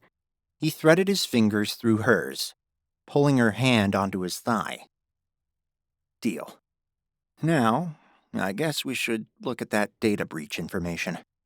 Yeah, I'll grab the folder. Try to relax. But he had already relaxed. He had a shot. He just had to plan it right. His mind spiraled through options. dinner on the Eiffel Tower. He'd pay whatever they wanted to shut it down and give them a private moment. He'd have rose petals spread on the path to it, then have the entire terrace filled with roses. And a string quartet. No, maybe they should be completely alone. Just the two of them like they'd always been. He'd take her hand in his after they ate and then get down on one knee. Ava Collins, I love you. I've loved you for a very long time, and I know you're engaged to Chris. No, wait. Maybe he shouldn't mention Chris. Why bring him to her mind? He went over his appeal again in his mind. Ava Collins, I love you. I've loved you for a very long time. I can't live without you. I don't want to get a divorce. Will you stay married to me? Ava would smile at him before she squeezed his hand. Yes, Alex, I thought you'd never ask. I never wanted the divorce. I only dated other people because I didn't know you were interested in me. How could I not be? He asked. You're beautiful, smart, funny, and we fit together perfectly. Like two pieces to a puzzle, She'd reply. His features twisted into a hopeful smile as he stared into space. Ace, you okay? He sucked in a breath, his eyes going wide. Yep, all good. Okay, let's look at this. She plopped down next to him, curling her legs underneath her as she leaned closer to him. He slid his arm around her, warmth coursing through him. He had a shot at this, and he had to make it happen. This felt so right. Him and Ava against the world. Next to him, she flicked the folder open and shuffled through the information. Okay, based on the ages of these accounts, it looks like the data they accessed is fairly old. Her nose crinkled, and the little indentation between her eyebrows deepened. She snapped her gaze to him, her eyes questioning. Heat rose in his cheeks as she caught him staring at her, more interested in her than his data breach. Ace? Let me see. He grabbed the sheet from her, trying to focus his mind on something other than his wife. He studied the list of compromised files. Yeah, these are all really old files. Why would anyone go to the trouble of stealing these? Good question, Ace. We need to figure that out before anything else happens. The words sent a shiver down his spine as he shifted his gaze to Ava. This wasn't by chance. Something was wrong here. About the entire situation. And if they didn't get to the bottom of it, he may not have to worry about losing Ava. Because he'd lose everything. Chapter 6. Ava. Ava heaved a sigh, tossing a lock of hair over her shoulder as she dumped her keys in the bowl on the foyer table. Alex shuffled into the house behind her, the folder with the data breach information at his side. You want to change and take a look at those files? See if we can figure out what they were after? She asked. Yeah, dinner. I'm good with whatever, she answered. You want to order a pizza? Or I can have something fancier. Pizza's good. Perfect food for a cram session. He grinned at her. Awesome. Pepperoni still your favorite? She opened her mouth to answer when Chris appeared in the foyer. Good, you're back. We need to talk. Alex shifted his weight as he glanced between them. Well, I'll change and call for that pizza. You have a fave topping, Builder Boy? Chris slid his eyes closed at the nickname, stretching his neck as he sucked in a deep breath. Pizza is not a meal, tech person. Really? That's the best you've got? Chris offered him an unimpressed stare. Cyber Sage, Bike Boss, Code Commando, Tech Titan, Net Ninja, the ace of cyberspace. Alex wiggled his fingers in the air before he shrugged. It's not hard, Crossbeam Enough! Chris puffed out his cheeks. No pizza. Ava and I are going out for a real meal. Alex's features pinched. Well, we can have something else here. I can get the... No, it's fine. Chris said. Ava, go change. Ava flicked her eyebrows up. She wasn't used to being ordered around. No, I promised Alex that I would help him look at the data breach info. We're just gonna work over dinner. Pizza is not dinner, Ava. And you can take time out of your busy schedule to have dinner with your fiancé. Alex wrinkled his nose. Not to ruin your plans here, but it may not be a super wise idea for Ava to be, like, having dinner with another man after what happened earlier. Chris narrowed his eyes. What happened earlier? I'll explain it over the pizza. It's sort of a long story. Let's change, Oh, speaking of changing, Chris said with a smile. I ordered you a set of those silk pajamas I bought you for Christmas. No more Scooby-Doo. Ava shifted her weight, her lips parting as she desperately tried to straddle her past and her present. Oh, okay, thanks, hun. I don't mind the Scooby-Doo ones, though. He stared at her as though she'd grown a second head. She offered him a weak smile. Can we talk before you change? He snapped his eyes to Alex. Privately? I'll be upstairs changing and calling for pizza and stuff. Alex said. See you soon, Ava reassured him. He offered her a fleeting smile before he flicked a hesitant gaze at Chris, then darted up the stairs. Chris heaved a sigh as he waited for Alex to disappear down the hall before he turned his gaze back to Ava. Another unsolvable problem? Ava crossed her arms, understanding the implication of his words. It's not unsolvable. We just need some time to sort through the information. Ah, right. Chris said as he let his head fall back between his shoulders. Of course. You need to spend time with Alex to solve this. Ava clicked her tongue. I can see you're still in a mood about this. I'm going to change. I'm still in a mood? Are you serious, Ava? I'm not in a mood. I'm concerned about our relationship and how it's evolving. Or failing to evolve. Ava bit into her lower lip hard as she vetted her next words carefully. Chris, it's been like a day since you've been here. I told you this is going to take some time. Mm-hmm. Did Alex tell you that? No, he didn't, and he's very upset over this entire thing. I really wish you'd stop accusing him of setting this all up, because that is completely ridiculous. Chris pressed his lips together in a thin line as he flicked his gaze to his feet. I'm serious, Ava said, releasing her arms from their position and stepping closer to him, taking his hands in hers. Please, try to get along with him. He's important to me. Well, he's not important to me, Ava. I mean, I don't even like the guy. She stared at him, the words stinging her. What did it mean for her relationship with Alex if her future husband didn't care for him at all? You're not giving him a chance. Get to know him. He's weird. All the annoying nicknames and the slang, the strange clothes and the weird tics. Ava firmed her jaw, her irritation growing. He's nervous around you. He's not great with social situations. Chris snorted a laugh. No kidding. Chris, he's just shy. Give him a chance.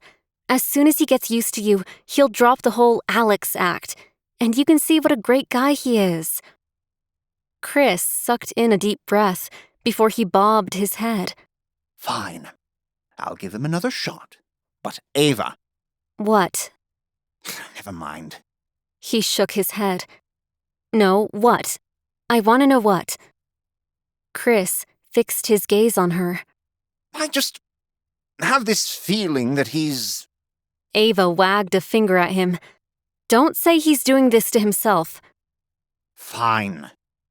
Just feels like he's trying to stake a claim or something. Ava clicked her tongue. That's ridiculous. We've been friends for a very long time, though, and he doesn't have very many true friends. He just doesn't want to lose that connection. So, okay, maybe he's trying to hang on to that, but he's not staking a claim. She rolled her eyes. Fine. You better go change before your pizza arrives. It won't kill you to eat it once, Chris, she said as she pecked his cheek and offered him a grin before she climbed the stairs.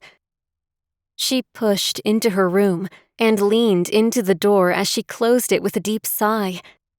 They were barely a week into this, and already things were falling apart. The two most important men in her life hated each other, and she was stuck between them, trying to keep them both happy. She let her head thud against the door. "Oh, Ava, what are you gonna do?" she whispered. With a deep sigh, she twisted to find a set of white silk pajamas on her bed. Reaching for them, her fingertips caressed the soft silk before she glanced at the unicorn onesie draped over the chair in her room. When had choosing your pajamas become a battleground in a war? She shifted the silk pajamas from the bed, dumping them in a drawer before she tugged on her galaxy pajamas. With her fluffy slippers, she left her room behind to join the men before they killed each other. She found them sitting in tense silence in the living room, Alex in his lobster print pajamas, while Chris chose to stay in his clothes. Something wrong with the pajamas, Ava? He asked as she plopped down on the couch next to Alex. No, but, maybe not the best choice for pizza night. I didn't want to risk getting grease on them. I like the Galaxy PJs, Aves, Alex answered. Chris leaned back in the chair, his hands patting the arms. So, want to tell me what happened earlier that would stop me from having dinner with my fiancé? Oh, Alex said, his hand shooting up to rub his neck. Well, there was just a little... Alex's CFO is causing a lot of trouble. She clearly is trying to get closer to him, probably on behalf of the board. Chris shook his head. I don't understand how that affects us. She is trying to say that I am a poor wife. That's her in. But we showed her, Alex said with a grin as he slipped his arm around her shoulder. Didn't we, Sparky? We did, but she told him I was hitting on some other guy, another tech CEO, so it might look sort of bad if I'm spotted out to dinner with yet another guy. Chris stared at her, his features scrunched. What? Why does this even matter anyway? Who cares what she says about you as a wife? You're not really his wife. Yes, she is really my wife, Alex said, his muscles stiffening as he answered. Because if she thinks she has an in, she'll use it, Ava answered. He's a big boy, Ava. I'm sure he can handle her attention. Maybe he'd even enjoy it. The words stung her more than she wanted to admit. Would Alex enjoy the attention of Miranda Vale? She pictured an image of the woman grinning up at him before she stole a kiss. For some reason, it twisted her stomach into a tight knot. She brushed it off as worry over the woman's obviously manipulative ways. No. Alex said with a shake of his head. No, I wouldn't enjoy it. Especially after how rude she was to Ava. Maybe she's onto you two. Chris suggested. I mean, how many times has Ava popped into your office before? We've never met, Ava answered. Until I came out this time. I don't go into the office a lot. Well, it sounds like you two have it handled, Chris said as the doorbell rang. That would be the pie. I'll grab it. Alex answered. Why would she have accused you of cheating with another guy? Chris asked as Alex disappeared from the room. Oh, I sort of did. Chris's eyes went wide. You did what? When? Well, on Saturday, Alex and I went to the Frontiers conference to track down a lead. Ethan Parker of Cyber Solutions was a suspect, and we needed information. So I flirted with him a little. Ava! Chris shouted. I can't believe this! Can't believe what, Builder Bro? Alex asked as he carried the pizza into the room, along with orange soda. Chris wrinkled his nose at the drinks. Ava and I will just have water, thanks. No, Ava will have orange soda like we always have with pizza. And cheese balls, she added as she tugged a slice of the piping hot pie from the box and put it on her plate. How can you drink that stuff? It's filled with sugar. We'll need it, Ava answered as she twisted off the cap and set it next to her. Chris pressed his lips together, his nose wrinkling as he stared down at the greasy pizza. He grabbed a stack of napkins and patted the pizza. What are you doing? Alex asked. Degreasing. This is disgusting. I do not understand how you put this in your body. It's not that bad. It's got all the basic food groups. Alex and Ava said at the same time before they grinned at each other. Jinx, she poked a finger at him. Jinx? Chris asked. Are you 5? Ava held back, rolling her eyes. Chris was upset. Again. It was becoming bothersome, and she could see why Alex didn't care for him. He was coming across as aggravating. She just wished they'd both lighten up and get along. Just a little fun, Pillar Pro. Take it easy. After dropping the pizza slice to his plate, Chris grimaced as he wiped his hands on another napkin. So can you now tell me where you went earlier, Ava? To the jail, she answered before a sip of her soda. I went to see Simon Blackburn. What? Why? Chris barked. I think he's innocent, and I wanted to know if he knew anything. Oh, by the way, Aves, Barry is heading over there tomorrow to talk to him about the case. Alex said. You sent him an attorney? Chris asked. Ava rubbed Alex's shoulders. Alex is the kindest person in the world, so yes, that's another reason we have to protect him from Miranda Vale. She is a predator. Redness rose into Alex's cheeks as she spoke. I'm not going to fall for her, Aves. She was awful to you. A predator? I think that's a little much. It's not. You should have seen her. First, she accuses me of being a terrible wife. Then she asks Alex if he needs me to stay. Then she comes back with the papers and picks another fight with me. And then she tried to kiss Alex. Oh no, a hot woman tried to kiss you. The horror. Chris's features twisted with mock fear. She tried to kiss a married man in front of his wife. That's bold, Ava answered, annoyance creeping into her voice. You two aren't really married. Chris held up his hands. I get it. You're technically really married, but not really, you know?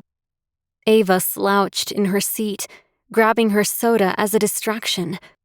She knew full well their marriage was fake, but she still felt protective of Alex. First of all, it is a big deal. Alex answered. She thinks Ava is my wife, and that I would have enough disrespect for my own wife that I'd entertain the affections of another woman right in front of her. And second, she's not that hot. Wait, do I have the right woman? Brunette with a bob, dark, alluring eyes, full lips, great figure. Ava's lips parted as her eyebrows pinched together at her fiancé's description of another woman. With a scoff, she shook her head. What? Chris asked. What do you mean, what? Seriously? Chris rolled his eyes. Oh, come on, Ava. I didn't say I was having a torrid affair with the woman, but I have eyes. I don't think she has anything over Ava. Alex answered. Personally, I think Ava's far better looking. Of course you do. Look, I didn't say Ava is not beautiful. Obviously she is, but there are other beautiful women in the world. Okay, fine. You find her alluring and attractive, Ava said with a sigh. That doesn't mean she gets to kiss someone's husband in front of them. I mean, what if this happens between us, Chris? You're saying because she's hot, it's okay? Hey, I can't control what other people do. It's not my fault if someone throws themselves at me. But let's be clear, Ava. You're my fiancé. You're the one I'm interested in. No amount of hot is going to change that. Indignation swirled inside her as he failed to identify the behavior as reprehensible. Oh, right, okay. Well, I think Alex is hot. What if he kisses me? Is that okay? Alex turned as red as the lobsters on his pajamas. No, absolutely not, Chris said. Well, I can't control what he does. Ava, are we really having this conversation? Yes, we are, she said, her voice raised. We are having this conversation because when I asked you if it was okay to kiss someone's husband in front of them, you couldn't answer that question. I did answer it, He said, his voice incredulous. Not the right way, she answered with a frown as she tossed her plate on the coffee table and stormed from the room. Ava, Chris called after her. I told you I'm just interested in you. She pounded up the stairs, a voice interrupting her fuming. Aves, wait! She glanced at Alex, tears filling her eyes as she continued toward her room. He raced up the steps behind her, 2 by 2, and grabbed her by the elbow gently. Hey, are you okay? Yeah, she said, flicking a tear away. No, you're not. He stepped closer to her, his thumb wiping at another tear that fell. What he said was not cool. I'm sorry you had to deal with that. She pressed her lips together as she sniffled and bobbed her head. It wasn't me, right? Like, he should have said something different, right? He totally should have agreed that it was completely inappropriate. It is inappropriate, Chris's voice said from behind Alex. Ava flicked her gaze to the floor, her arms crossed tightly. That's not what you said a second ago. Alex answered. I didn't say anything either way, actually. But Ava, you took it totally wrong, okay? Oh, so this is her fault? You can't be clear, and somehow it's Ava's fault. Ava slid her arm onto Alex's shoulder. It's okay, Alex. No, it's not, Ava. He answered, heat in his voice. It's totally not okay. Well, I'm making it okay. Or I'm trying to, if the Geek Squad would let me anywhere near you. Stop calling him that, she growled. Oh, but it's okay that he calls me Builder Buddy and Pillar Pro. It's not demeaning like yours is, Ava shot back. But it seems like everything you do is belittling to others. What do you think it felt like to sit there while you described Miranda like you'd never seen someone so alluring and hot? Chris pressed his lips together, an incredulous expression on his face. What's going on with you, Chris? Are you that threatened? By who? Him? He thrust a finger at Alex as he scoffed. If that's not the case, then explain to me why suddenly you're nothing like the Chris I agreed to marry. Or have you always been like this, and I just never noticed? Like what, Ava? I think you're the one who's threatened. By what? Miranda! What I can't figure out is if that's just in general, or if it has to do with one of us. The shrill ring of her cell phone cut through the silence between them as she firmed her jaw at the statement, her mind swirling as she tried to sort through it. Don't answer that. We're in the middle of a discussion, Chris said. She swiped the phone and pressed it to her ear. Hello? Ava! Simon's panicked voice answered her. Ava, I need help. Help? Ava asked, her eyebrows furrowing. Yes, help. Please. I think I think someone's trying to kill me. Ava's heart plummeted as the last words echoed through the phone. Her eyes rose to meet Alex's questioning gaze as she swallowed hard. Was someone after Simon? And would they come after her and Alex next? Chapter 7. Alex. Alex shot Chris an annoyed glance as he balled his napkin and tossed it onto his empty plate before tossing it onto the coffee table and racing after Ava. She'd stormed from the room moments ago, when her supposed fiancé had failed to say he found a woman planting a kiss on someone's husband in front of them terrible behavior. He didn't blame her for walking out, though he desperately hoped this helped her see the light. Chris Maxwell was not the man for Ava Collins. Between his controlling behavior, like buying her acceptable pajamas, to his practical drooling over another woman, Ava deserved far better. She deserved far better than Alex, too, but he'd spent his entire life trying to deserve her. He caught up to Ava before she ducked into her room, his heart breaking as he spotted her glassy eyes. He tried to reassure her, but Chris appeared, another argument ensuing until Ava's cell phone rang. After a minute of speaking on the line, Ava's gaze met his, a mix of fear and concern hanging in her eyes. He rubbed her forearm, trying to offer her silent support for whatever had just happened on top of the argument with Chris. His mind flashed to their agreement to go to Paris. He really needed to take her there. She deserved a moment to breathe and relax. Okay, I'll be right there, Ava said with a bob of her head before she ended the call. What's up? Alex asked. She stared up at him again, concern twisting her delicate features. That was Simon Blackburn. You gave him your cell phone number? Chris asked, his voice tinged with surprise. She shot him a cold glance before she turned back to Alex. He says someone's trying to kill him. What? Alex asked. Ava ran her fingers through her hair. Can you call Barry? Maybe see if he can get something done on an emergency basis? I'm going over there. No, you're not, Chris answered, his hands on his hips. Chris, he's terrified. I'll bet. Prison is not a nice place. If he hadn't committed a crime, he wouldn't be in there. He didn't. Says him. Ava, you're not going to race off to a prison at this time of night. You won't even get to see him now. Ava shook her head at him before she stepped toward her room. I'm going to change and head over there. I'll go with you, Alex answered. Hold on, nerd alert. I don't think so. I'll take Ava. No one needs to take me. I'm perfectly capable of going alone, Ava answered. Aves. You stay here and go over the data from those files. Chris, help him. I won't be long. Call Barry. She disappeared into her room, leaving Alex and Chris in the hall together. Nice going, Chris said. Now she's determined to flex her authority and independence.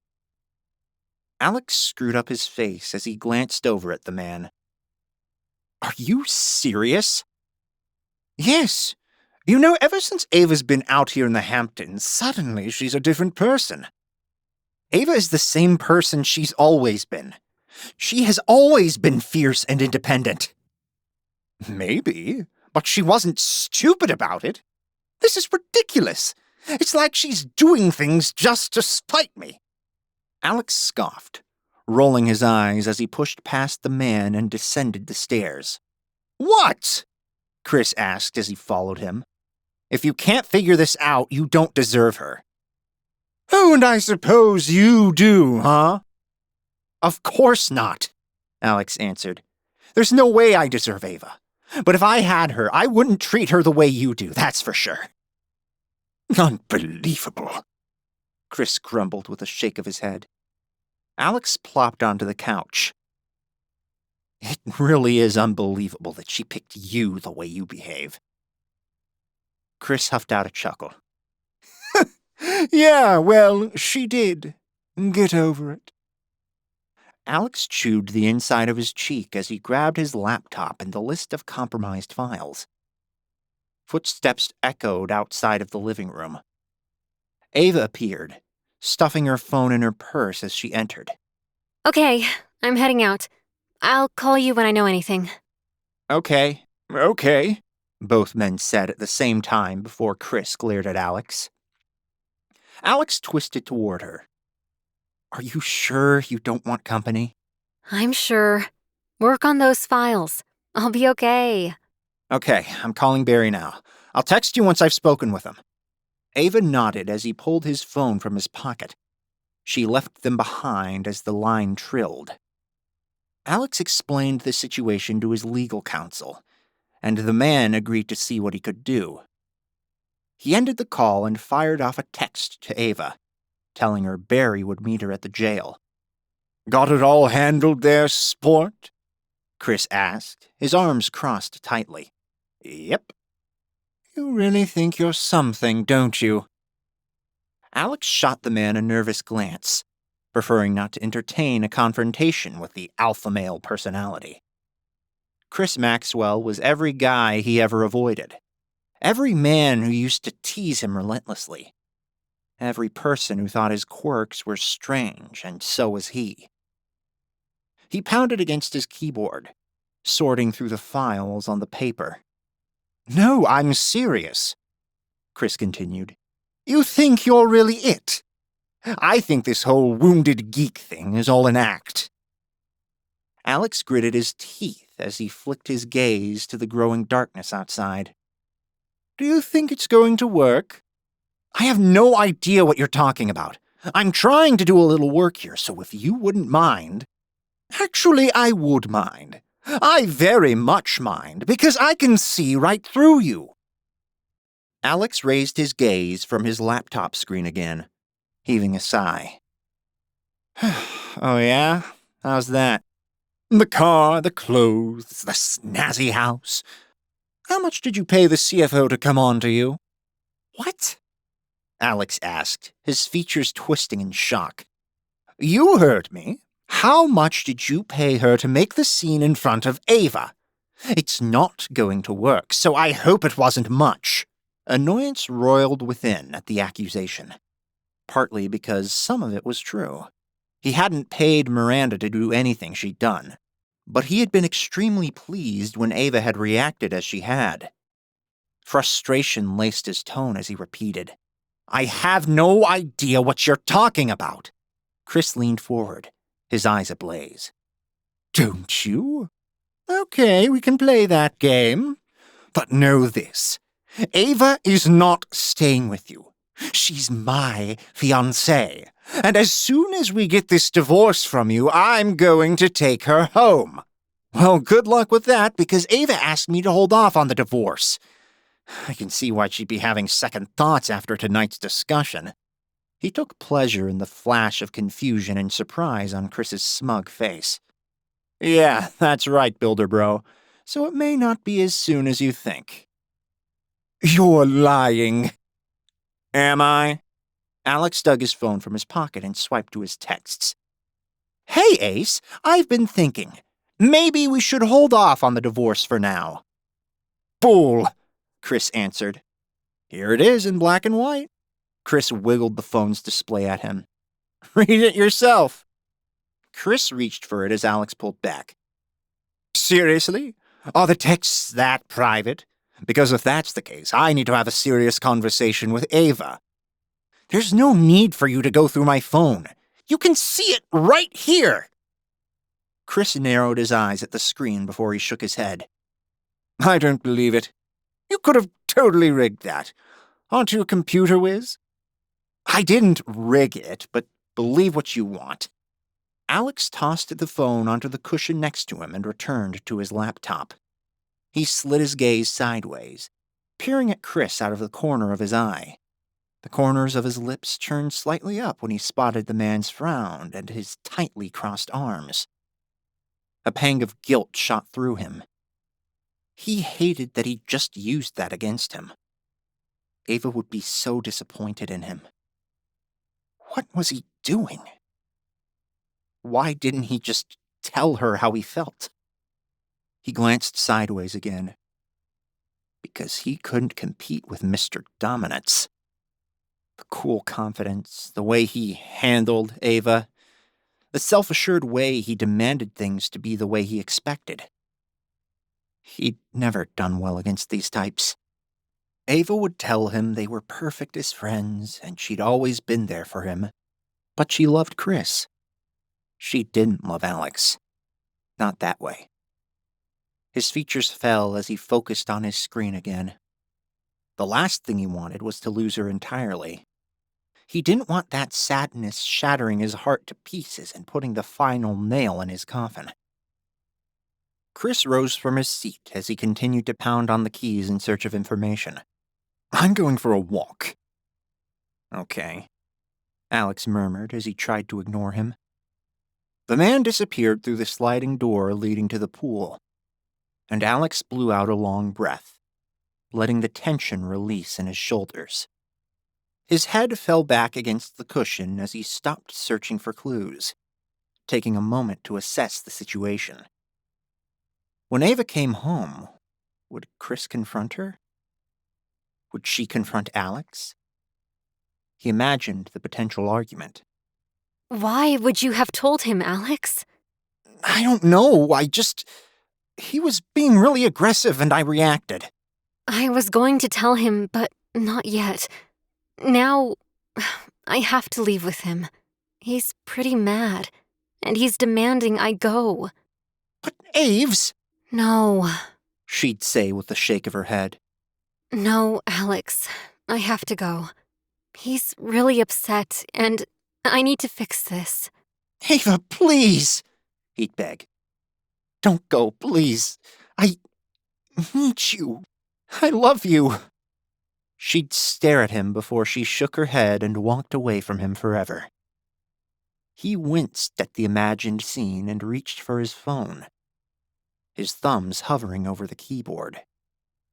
Did he want to bother her with this? What if Chris already was? What if he called her while on the beach? A million what-ifs, all ending in heartbreak for him, shot through his mind. Ava, why is this so hard? He chewed his lower lip before he finally typed a message and sent it. Hey, Aves, I did something really stupid. I'm sorry. I hate to bug you while you're dealing with Simon, but I accidentally let it slip that you asked to postpone the divorce. I'm so sorry. I didn't mean to, and it just slipped out. Aves, I'm so sorry. His heart pounded against his ribs as he stared at the message on the screen. His chest tightened, making his breaths difficult. He drummed his fingers against the keyboard, unable to focus on the work as he waited for a response from Ava. He should hack her phone and see if she'd read it yet. Was she avoiding him or just fuming? With shaky hands, he brought up a new program on his laptop, his fingers flying across the keyboard. A second later, he puffed out a breath he'd been holding and shook his head. What are you doing, Alex? He was about to invade her privacy. Again. The situation with Crossbeam Chris was invading his sanity. His eyes slid closed as he tried to regroup. The chiming of his cell phone stopped his heart. He nearly toppled his laptop as he grabbed for the phone. Ava's name showed up on his lock screen, sending his heart pounding wildly against his ribs. He hesitated, uncertain he wanted to read the message. Until he did, there was a chance that Ava wasn't angry with him. With his teeth gnawing at his lower lip, he swiped into the message. Thanks for letting me know. Not the best thing to happen, but it's okay. Accidents happen. I'm waiting to see Simon, but so far, no dice. See you soon. And try not to kill Chris. A kiss face followed, sending his mind racing back to the kisses they'd shared earlier in the day. Heat washed over him again as the memory of her lips pressed against his coursed through his mind. He wanted so many more of those moments. But every move he made jeopardized the relationship even further. So far, he hadn't pushed her away. But one wrong move. He stared at the message, reading it again, his heart and mind swimming with a mix of regret and relief. At least he hadn't blabbed about their lip locks to Ava's fiancé. Yet, he reminded himself. He hurriedly typed a response. "Thank you, Ava. I feel so bad about this, but as always, you're awesome." She sent back a smiley face. He stared at it longer than he should have before Chris strode back into the room. He tossed the phone down and started typing. "Have you heard anything?" Chris asked as he collapsed into his chair. Ava was waiting to see Simon, but she wasn't able to get in yet." "So she texted you?" "She answered a text I sent," he said, his eyes fixed on the screen. "Right, of course you texted her. What did you do? Tattle on me? Complain I was mean to you?" Alex scoffed. "No." "Yeah, right. You probably cried to her about how bad I was. You love playing the helpless victim." Alex slammed the top of his laptop down. "I do not. Just what? You just what, Alex?" He tugged the laptop open again. "Nothing." "No, say it, because I'd love to hear what you were just doing." Alex tapped on the keys, ignoring the statement. "Just shooting the breeze? Just checking in with her? Just trying to get her to leave me?" Alex snapped his gaze up to the man's face at the last words. "That's crazy!" "Is it? Because I don't think so. I haven't thought so since I came out here and saw your cozy little setup here." Alex let his head fall back against the cushion behind him. "Ava explained that." "Yeah, I know what Ava said. Now I'm asking you. Ava thinks you're so innocent, her good buddy Alex. But I'm asking you straight out. Are you after Ava?" His heart stopped as his stomach twisted into a knot. Could he lie his way out of this? Or would he need to admit it? He couldn't. If he told Chris, Chris would tell Ava, and his entire plan would be blown. His lower lip bobbed as he tried to come up with an answer. The chiming of his phone saved him. He chuckled nervously as he waved the device in the air before he checked his messages, expecting one from Ava. His chest tightened as he spotted Miranda's name instead. Chris leaned forward, his brows furrowing. "Is it Ava?" Alex hesitated before replying. "No, it's Miranda." He leaned forward, swiping to read her message. Hey, Alex. I am incredibly sorry about what happened earlier. I acted really foolishly, but I really want to help. I have some information that I think could help you.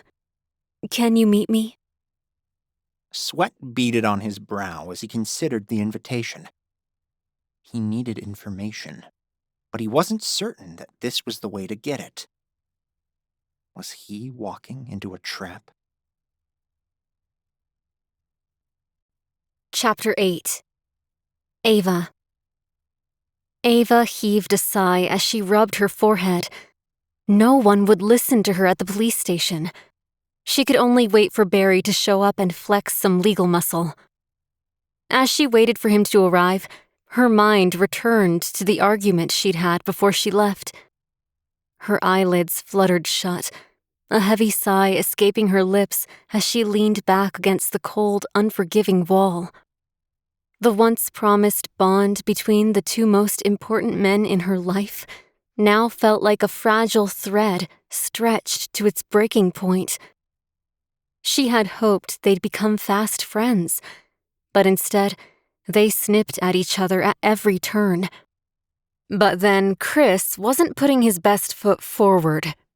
The only thing he was doing was sticking his foot in his mouth, even with her. Had he always been like this?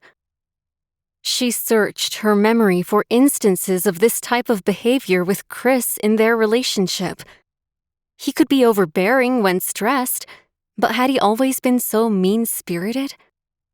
She didn't care for his treatment of Alex at all. Was it merely because he viewed him as a rival because of their marriage? Her phone chimed, echoing against the concrete block walls in the otherwise eerily quiet jailhouse.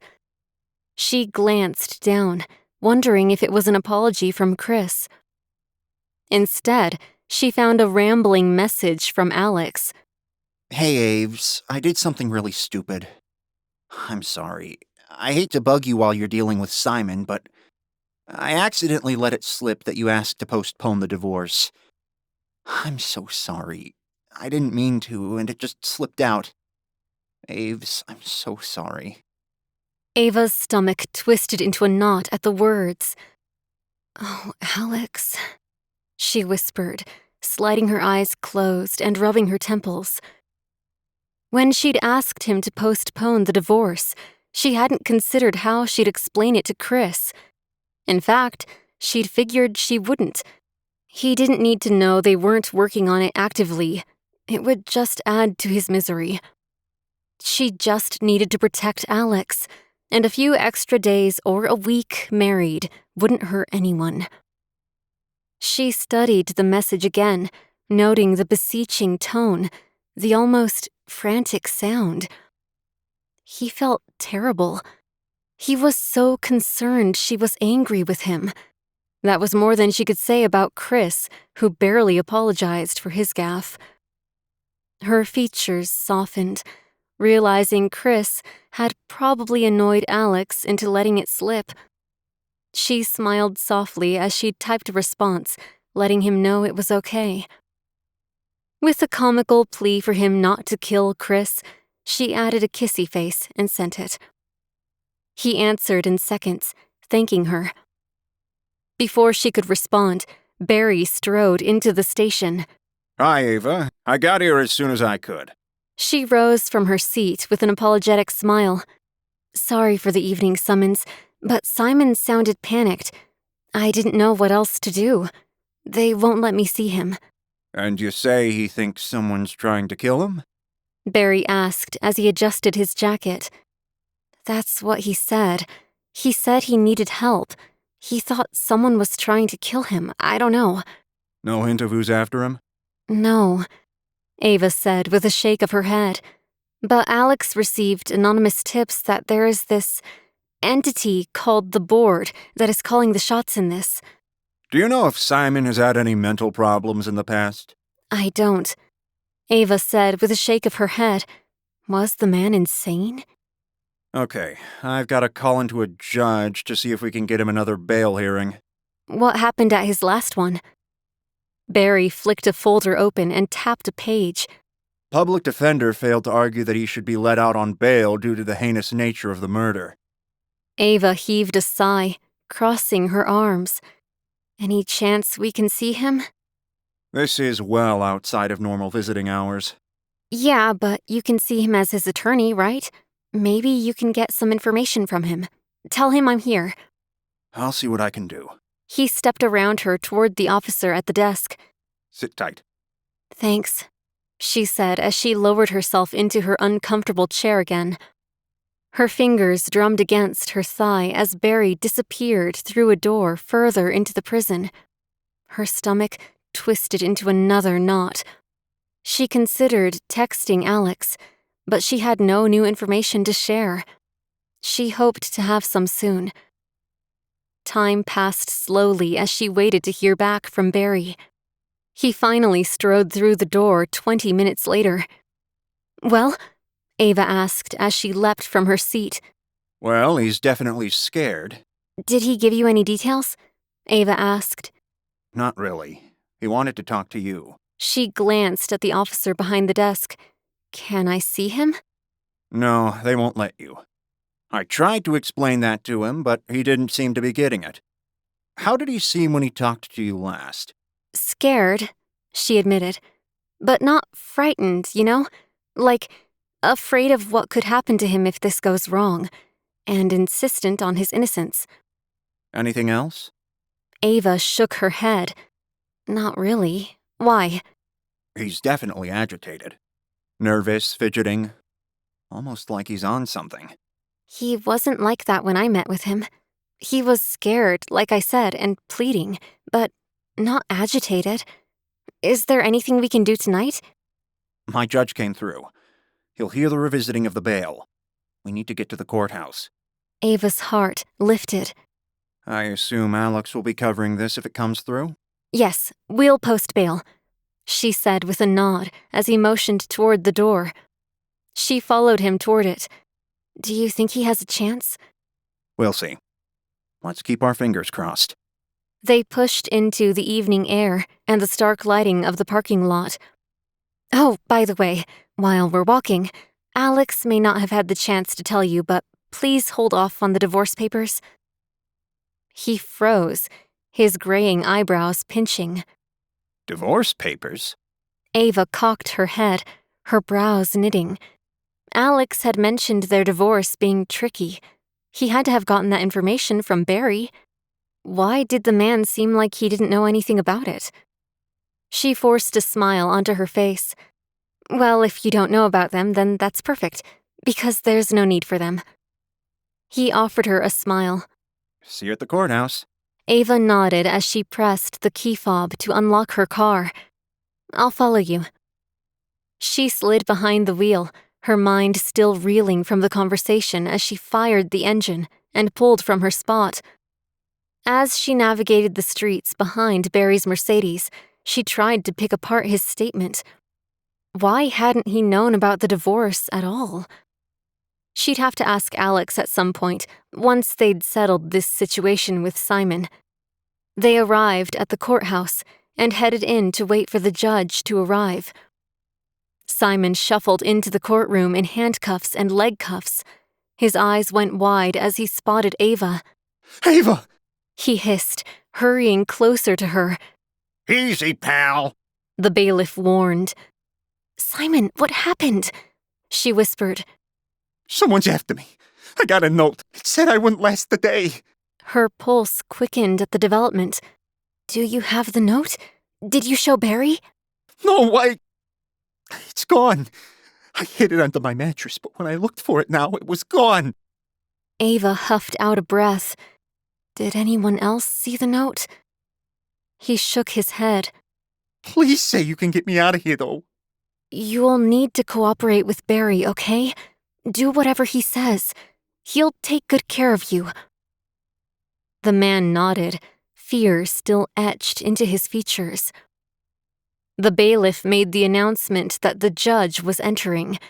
They all rose from their seats as the judge strode inside, slamming a folder onto the bench before she plopped into her seat and slid on her glasses. Does someone want to tell me why my dinner was interrupted to hear a bail hearing that has already been decided? Barry rose, buttoning his jacket. Your Honor, we have new information about this case that is relevant to the proceedings. Your Honor, the DA's representative shot back. This is just another way for the defense to try to overturn another judge's ruling. Mr. Blackburn has lawyered up to the extreme. Mr. Thompson is Alex Stone's head legal counsel.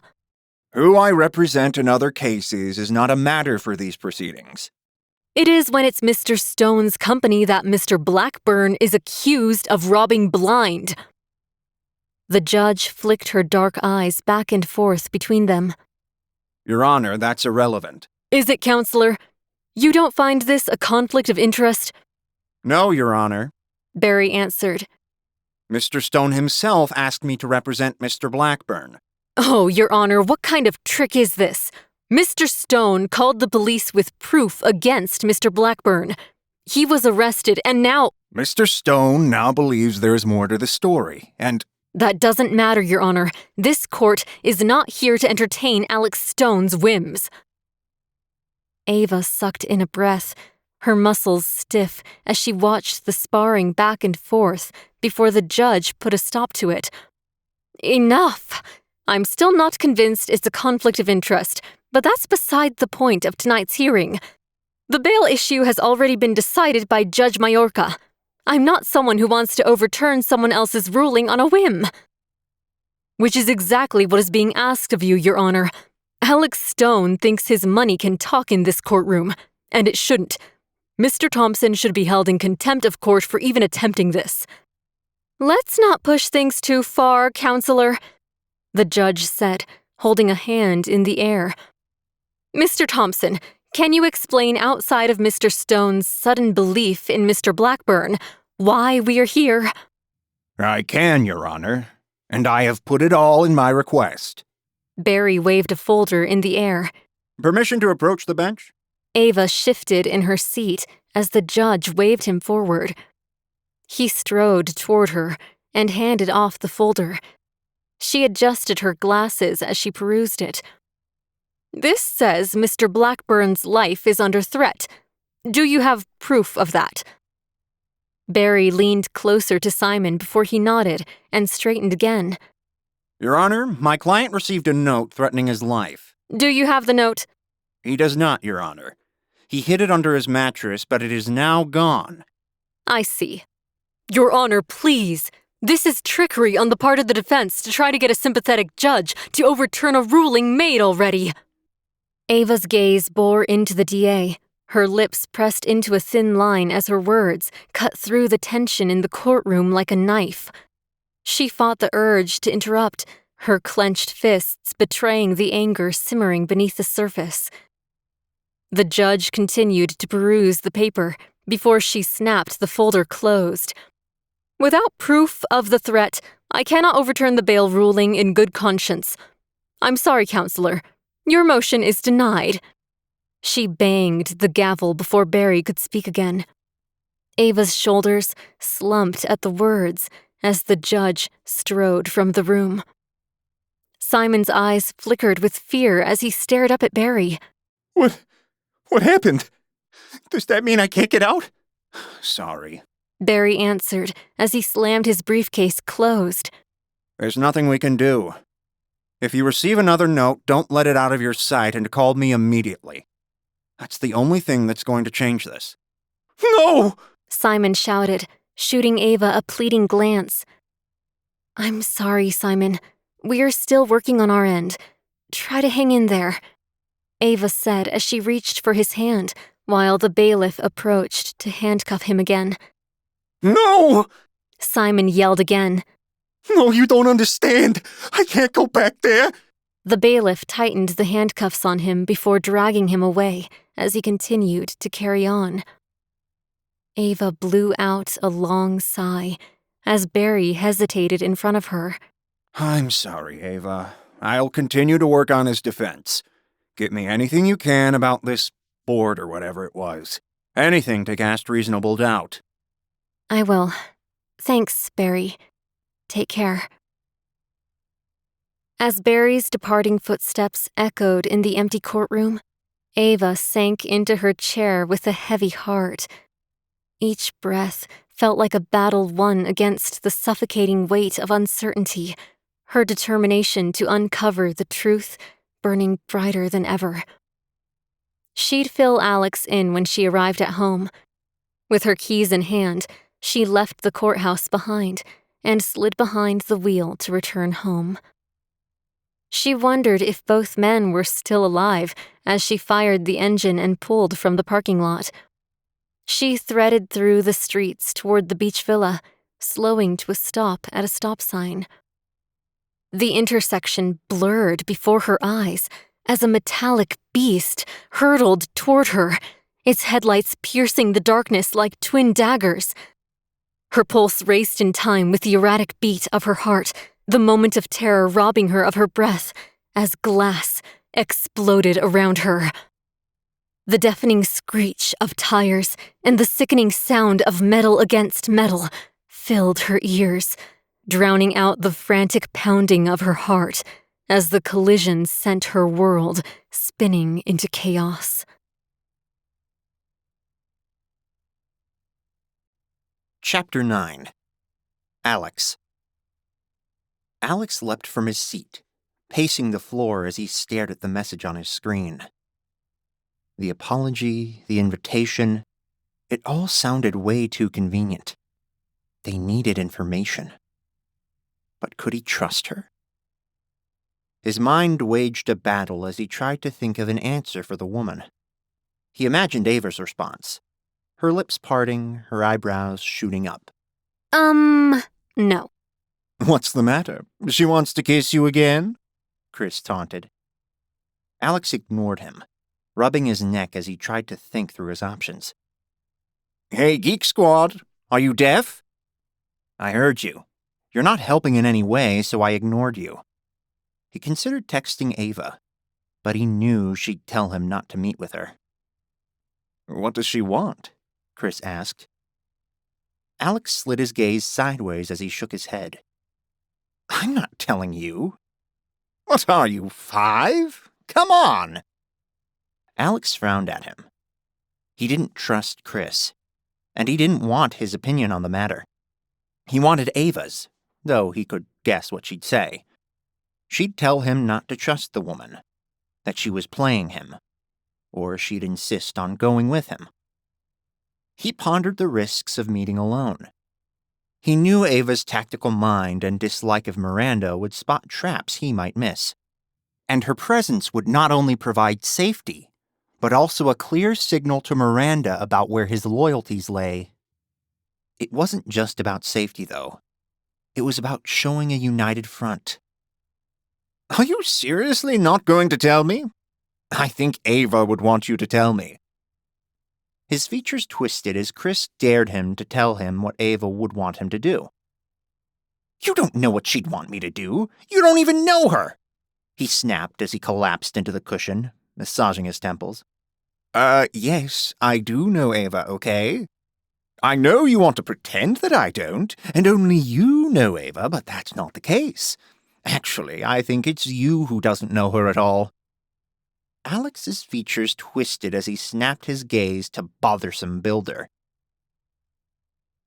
Yeah, that's right, nerd alert. You don't know her. That's not true, he shot back, his voice cracking a little. Ooh, Chris said with a chuckle. Someone's sensitive about that. It's a lie, that's why. Is it? Chris's amusement twisted into a serious expression.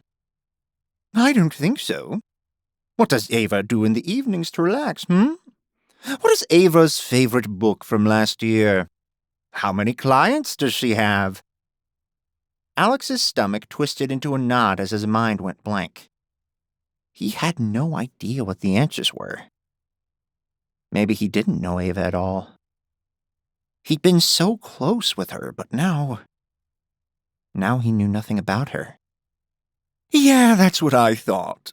See, you knew Ava. You don't know her now. And this little recreating of your past, yeah, it's not going to work. She's a different person now. He leaned forward, his voice lowering to a hiss. She grew up, Peter Pan. The words sliced him like a knife to his heart.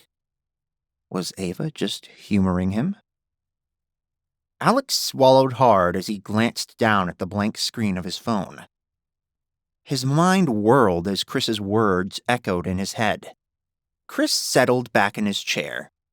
So let's try this again. What did Miranda say? Alex shifted in his seat, his world crashing down around him. His plans, his vision of their future, it all was an elaborate lie he'd told himself. His breathing turned ragged as every image of him being honest with Ava led to him being shot down. Oh, come on. You're overreacting just a little, don't you think? As long as you play nice from now on, I'll let her stay friends with you. We may even visit. I wouldn't mind a free vacation. Alex glanced at the man's smug face. Was he not only going to lose Ava as a wife, but as a friend, too? He rose from the couch and hurried from the room, climbing the stairs and shutting himself in his room. Leaning against the door, he slid to the floor, his emotions a jumbled mess of disappointment and heartache. "Ava," he whispered, his voice shaky. "Why did I never tell you how I felt when it would have mattered? Before you found this guy. Before I lost you forever." His chest tightened, each breath a struggle as memories of their happiest moments flashed through his mind, stark against the current turmoil. He wondered if those times could ever be reclaimed, or if they were lost, fragments of a happier past. As he sat on the floor, his future appearing bleak without Ava, he felt his strength growing. He needed to fight. He could win her back. He could find out what her routines were now. He could become the man Ava wanted to spend the rest of her life with. He tightened his grip on his phone. He'd start by getting information on this situation. Ava was dealing with Simon Blackburn and that threat. He would deal with Miranda. With a sharp breath, he toggled on the display and navigated to Miranda's message. "Just be smart, Alex. Meet her in a public place." "Hey, Miranda. We all make mistakes. We can meet, but I need to know you're not going to do anything else foolish. My marriage to Ava is the most important thing in my world, and I don't want to jeopardize that." He firmed his jaw as his shaky thumb hovered over the send button. He tapped it and waited, letting his head thud against the door. A second later, it rattled in the jamb, startling him as a knock sounded. Sucking in a sharp breath, he scrambled to his feet, hoping it was Ava. His hopes were dashed as Chris's voice came through the door. "What are you doing in there? If you're crying, well, whatever. Just don't tell Ava I made you cry, because I don't want to hear her lecture." "I'm not crying," Alex called. He raced across the room and slipped out of his pajamas, pulling on his clothes. He grabbed a hoodie and tugged it over his shirt, zipping it as he crossed back to the door and pulled it open. I was getting ready to go out. "Go where?" Chris asked. "None of your business?" Alex said as he squeezed past the man. Chris followed him down the hall. I think it's my business because I really don't want to hear how I should have stopped you from doing something stupid when this inevitably blows back on me and I have to listen to Ava complaining to me." He bounced down the stairs. "If being around Ava's so hard, why stick around? You complain about her, yet here we are, acting like you've got her best interests at heart. What's really keeping you here?" "Are you joking?" Chris asked. Alex whipped around to face him, emboldened by his plan to seek information. "I'm not. You may think you know Ava better than I do, and maybe you know her current habits, but you have no idea what drives her. And the way you speak about her and to her, well, I'd seriously question if you actually love her." Chris scoffed at the words. "Ugh, don't push yourself between us, Ace. Because you're going to lose that battle, I promise. We'll see." Alex's phone chimed, and he checked it, finding a message from Miranda. I understand. I promise I won't do anything to jeopardize your marriage. Meeting sounds perfect. I just want to make things right. Let me know when and where, and I'm there. Alex smiled down at his phone before he typed a response. "How about the beach outside the old Beachcomber resort?" He shifted his weight from foot to foot as he waited for the response. Come on, come on." "What is going on?" Chris asked. "None of your business," Alex answered as he received an affirmative from Miranda. He snaked past Chris, prepared to go to the beach spot from his property. "Oh my gosh, you're meeting her, aren't you?" "I'm going for a walk, okay? That's it. I just need to blow off some steam." Chris followed him as he crossed to the sliding door and slid it open. "So that's what I'm supposed to tell Ava? Because I'm not going to have her come home and be all over me about where you are and why I'm not making sure you're okay. I'm going for a walk. Tell her I will be right back, or she can text me.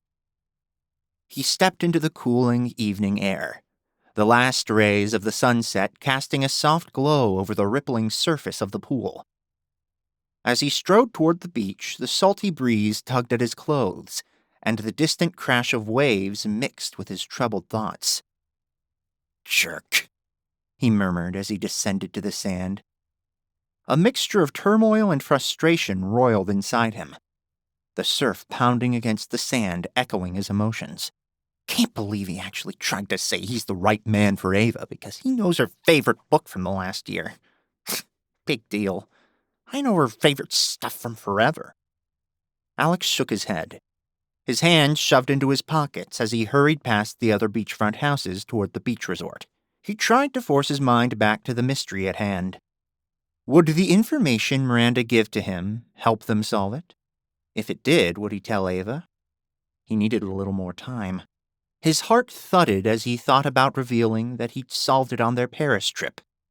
He'd pop the champagne, pour their glasses, and then he'd tell her he'd figured it all out. They were completely safe. Her eyes would go wide, and she'd grin at him, proud that he'd done it.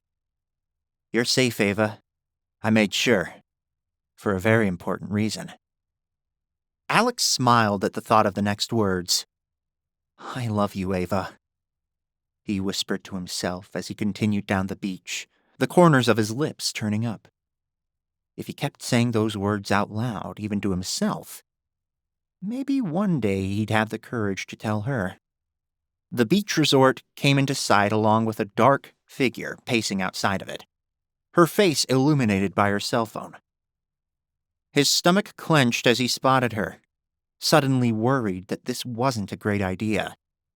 But he needed the information. He aimed for her, closing the gap between them. "Hey, Miranda," Alex, hi. she said, her voice a little breathy. Thanks for meeting me. "No problem. You said you had some information about what was going on?" Yeah.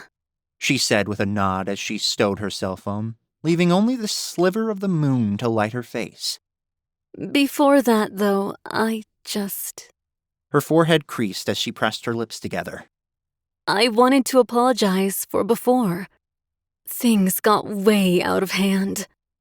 Alex bobbed his head as he flicked his gaze to the moonlit waves. "Yeah, no problem. Like I said, we all make mistakes." She didn't answer him, and he twisted back toward her to find her closer than she had been before. His heart beat faster as he fought the urge to take a step back. Alex, she said, her voice soft as she stared up into his eyes. it never should have happened. I'm really embarrassed. "Miranda," Wait, please. Just let me talk. she interrupted.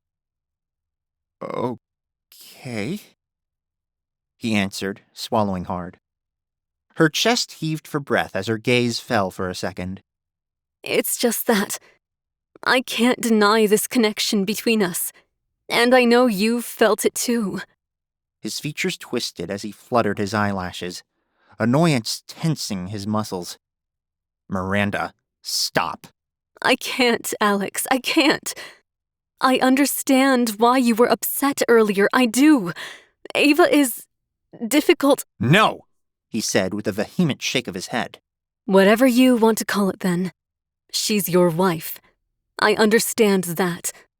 But you can't tell me that you don't feel this. "I can because I don't," Alex insisted. "I love Ava." Maybe you do. I'm not saying you don't love your wife, but maybe things just aren't what they used to be. You said yourself that you were trying to impress her. Something must be going on between you. Her hand caressed his. Unless you really were asking me to go to Paris. He yanked his hand away from her. "No, I wasn't. I was asking about Paris because I'm planning to take Ava there. I love my wife. Now, unless you have something meaningful to say about what's going on with Stone Corp, I'm going to leave. She hesitated, her eyes searching his. Why did you agree to meet me? Because you said you had information. And you willingly agreed to meet me. Alone. Did you tell Ava? His forehead creased as he tried to assess her questions. What? Why? Because it seems to me that you're just as interested as I am. You're just not willing to admit it to me. I mean, you wanted to meet me. If you were so invested in Ava, I would have expected her to be here, or that you told her. But if you told her, I doubt you'd be here alone. Ava is busy, okay? With another man? All right, that's it, Alex answered, raising his hands in the air. Ava is not... He sucked in a breath, unable to say she wasn't with another man when she was, on all fronts. I'm not doing this. He backed away from her. Her eyes went wide and she reached out for him. Alex, wait. I'm not, Miranda. Your behavior is uncalled for, and to be honest, I think you should... His ringing phone interrupted him. He glanced at the display, finding an unknown number. His heart thudded faster as he wondered if it was Ava calling from the prison. Had her phone died? He swiped to accept the call. Alex Stone. Mr. Stone, this is Southampton Hospital Emergency Department. His stomach clenched at the words. Your wife, Ava, has been brought in after being in a serious accident. You need to... I'll be right there, he answered, his voice barely above a whisper. His lower lip trembled as he ended the call, his mind racing. What if he never got the chance to tell Ava he loved her? Because she was dead. Chapter 10. Ava. Steam hissed from under the crumpled hood, the acrid smell of burnt rubber and engine oil thick in the air. Ava peeled herself away from the deflated airbag, her mind a whirl of disorientation. She'd momentarily lost consciousness, but the world seemed to have shifted dramatically in those few seconds. With a whimper, she pressed a trembling hand to her forehead, wincing as she touched raw skin. The sticky warmth of blood coated her fingers as she pulled her hand back, the sight sending a fresh wave of panic through her. Outside, the crunch of shattered glass underfoot pierced the silence. Ava's heart hammered against her ribs as she slowly turned her head toward the sound. In the dim glow of the moonlight, a sinister figure approached, the cold glint of steel in his hand unmistakable. A gun. Desperation clawed at her. She shoved the limp airbag aside, her hands shaking as she fumbled with the start button, trying to coax the engine to life, but it refused to turn over.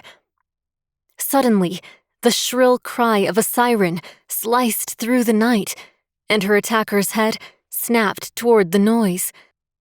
Red and blue lights flickered in the distance, casting eerie shadows across the wrecked vehicles.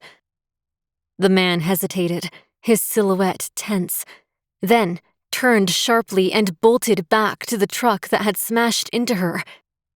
Tires screeched in a desperate bid for escape, the vehicle disappearing into the night just as the first police cruiser rolled onto the scene. Ava's breath hitched, her heart a chaotic drum in her chest as she teetered on the edge between relief and terror. The flashing lights blurred into a dizzying swirl of red and blue, each pulse echoing the frantic beat of her own pulse. As the officers rushed toward her, their voices a distant buzz, her vision blurred, not from tears, but from the grip of fear and shock. Paramedics appeared, their faces blurred and their voices warbling, as if underwater. While she should feel safe, the chilling image of the gun in the hooded man's hand haunted her, a stark reminder of the danger still lurking. One paramedic murmured something to the other before a pen light shined in her eyes. She squinted against it. "Ma'am, can you speak?" "Yes," she answered, holding a shaky hand up against the light. "Great," the paramedic said as she took Ava's pulse. "What's your name?" "Ava," she answered. "Ava Collins." "Ava, that's a pretty name. Can you tell us what happened?" "Someone hit me. They came right through the sign and T-boned me. They took off." A police officer hovered over the paramedic's shoulder. "Can you describe the vehicle?" Ava winced as they manipulated her now swollen wrist. "A truck, dark-colored, pretty big, like it was jacked up." "Get a look at the driver?" Fear shot through her again, sending her pulse spiraling higher. The image of him striding toward her with a gun in hand rattled her. No, he had a hood on. I couldn't see his face." "Any chance you saw a license plate?" "No, sorry," Ava answered, her mind already searching for other solutions. Were there any CCTV cameras Alex could access to find the truck? "Okay, looks like you've got some swelling here on your wrist and a nasty cut on your forehead. We're going to need to take you to the hospital to be checked for internal injuries and get these cleaned up. Is there someone we can alert for you?" "Alex," she answered on autopilot. "My husband." "Is he your emergency contact?" She nodded as they helped her from the mangled car onto the stretcher. "Okay, we'll make sure the hospital calls him." "Oh, my purse," she said, pointing back toward the car. We've got it. The male paramedic answered. Don't worry. "Thanks. I can call Al." Her voice slurred as she suddenly felt faint. Her eyelashes fluttered, fighting to stay open. Ma'am, stay with me. "Dizzy," Ava answered. It's okay, Ava. We're going to get you some fluids. I want you to put your head back and try to keep talking to me, okay? Tell me something about you. "I have a black belt." "Oh yeah?" The female paramedic squeezed closer to her in the tight space as her partner closed the doors on them. Seconds later, the rig lurched forward, sirens screaming as they made their way to the hospital. "I bet that took some doing." "Uh-huh." "Are you experiencing any nausea?" the paramedic asked. "Little pinch here." The cold needle pierced her skin before cold liquid began to crawl through her veins. "No," Ava said with a shake of her head. "Okay, did you hit your head? Looks like your airbag deployed." "It did. Wow, I'm dizzy." "That's not abnormal. Just try to relax and take some deep breaths." Ava squeezed her eyes closed as she fought through another round of vertigo. When she opened them again, the bright lights of the emergency room's trauma space shined down on her, hurting her eyes. "Welcome back, Ava," a nurse said as they worked on her. "You're at Southampton Hospital. You were in an accident." "Alex..." "Someone's called your husband," the nurse assured her. "We need to run some tests on you, okay? Looks like you may have hit your head and wrist." Ava's forehead creased as she tried to make sense of the conversation through the pain now coursing through her. Her adrenaline must have covered it before. She struggled to inhale, each attempt painful. "I can't breathe." Can we get her oxygen? A dark-haired doctor ordered as he approached her. We're going to have some x-rays and a CT scan of your belly to make sure you don't have internal bleeding or any broken ribs, okay? She tried to nod, but it made her dizzy again. With her eyes squeezed closed, she rode out the wave. Voices swirled around her, ordering tests and care. Seconds later, she was whisked away for the onslaught of tests. Goosebumps formed on her skin as they pushed her through the icy cold halls of the hospital to the radiology department. After a variety of different procedures, she found herself back in a cubicle of the emergency department, wrapped in a warm blanket to help with her injuries and shock. "Try to lay back and rest. We'll be in with your results soon," the nurse said. She bit into her lower lip as she squeezed her eyes closed. A panicked voice split through the buzz of the hospital, forcing her eyes open. Ava? Alex called, his voice cracking. Her features twisted with relief and upset as she reached for him.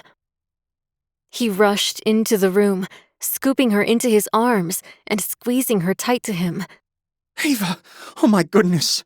Are you okay? Are you hurt? What happened? He pulled back, studying her as tears filled her eyes. She shook her head and wrapped her arms around him again, laying her head on his shoulder. A torrent of emotions battled within her. Relief that she was alive, terror over what had just happened, and a crushing wave of vulnerability as the reality of her near-death experience sank in. Tears welled uncontrollably, her voice shaky as she finally managed to whisper, "I'm okay." Are you sure? You don't look okay. "I'm fine, more or less. I just..." She pulled back from him, fear in her eyes. He stroked her hair, concern etched into his features. Aves, what is it? What happened? Alex, I don't think this was an accident." What? His eyes went wide as his breathing turned ragged. You mean someone hit you on purpose? "I think so. They got out of the truck after they hit me and came toward me. Alex, he had a gun." Did he hurt you? "No, the police were on their way already. He fled." Alex heaved a sigh of relief. I programmed your car to dial emergency services immediately after an accident. Despite her fear, the corners of her lips tugged upward at how well he took care of her. He caressed her cheek before his fingers found the butterfly bandage on her forehead. This looks bad. "It's not that bad," she promised him, her fingers curling around his. "I'm better now that you're here." I'm not leaving you, Aves. He pulled her close again before he pressed his forehead against hers. A second later, he pulled back and studied her. Sparky, what is your favorite book you read this year? And how many clients do you have? And what do you do to relax at night if you don't game? "Huh?" she asked. He opened his mouth to speak when a doctor strode into the room, Ava's chart in hand. Mrs. Collins? Miss Collins," she answered. "This is my husband, Alex Stone." Alex rose to shake his hand before he slid an arm around Ava's shoulders. Is Ava okay? Right, sorry. Your wife sustained a few injuries. Alex's hand tightened around her. Nothing life-threatening, but you'll definitely want to have a quiet few days. Make sure she gets plenty of rest and follow up. Of course, I will make sure she stays in bed. I will wait on her hand and foot, no problem. Just tell us what's going on with her. Tell me she's okay. Well, Ava, you sustained a concussion. You also have some bruising around your ribs, so you'll have some pain breathing. That's normal. But if it turns excruciating or you have difficulty breathing, you need to come back to the ER right away. Same with if you experience any confusion, slurred speech, anything like that. On top of that, you also sprained your wrist. That's just going to need rest, ice, elevation, and over-the-counter pain relievers for pain. And lastly, you've got that gash on your forehead. Keep that clean. Watch for any signs of infection, and use an antibacterial ointment on that to prevent it from scarring. "Right. Okay," Ava said with a nod. "But other than that, I'm okay, right?" You're in great health, and you're perfectly fine. Both Alex and Ava blew out a sigh of relief at the words, sharing a glance as she clutched his hand. She can go home, right? Alex asked. Absolutely. Just watch out for those signs I told you about and try to relax. Don't worry, Doctor. I'll take very good care of her. Good. I'll get your paperwork started for your release. The doctor shuffled from the room as Alex perched on the edge of her bed. Oh, thank goodness you're okay. You're going straight home to bed. Alex... We'll play video games and... Oh, wait. With a concussion, maybe that's not a good idea. Well, we'll take it slow. If you get any headaches or anything, we'll stop. Alex...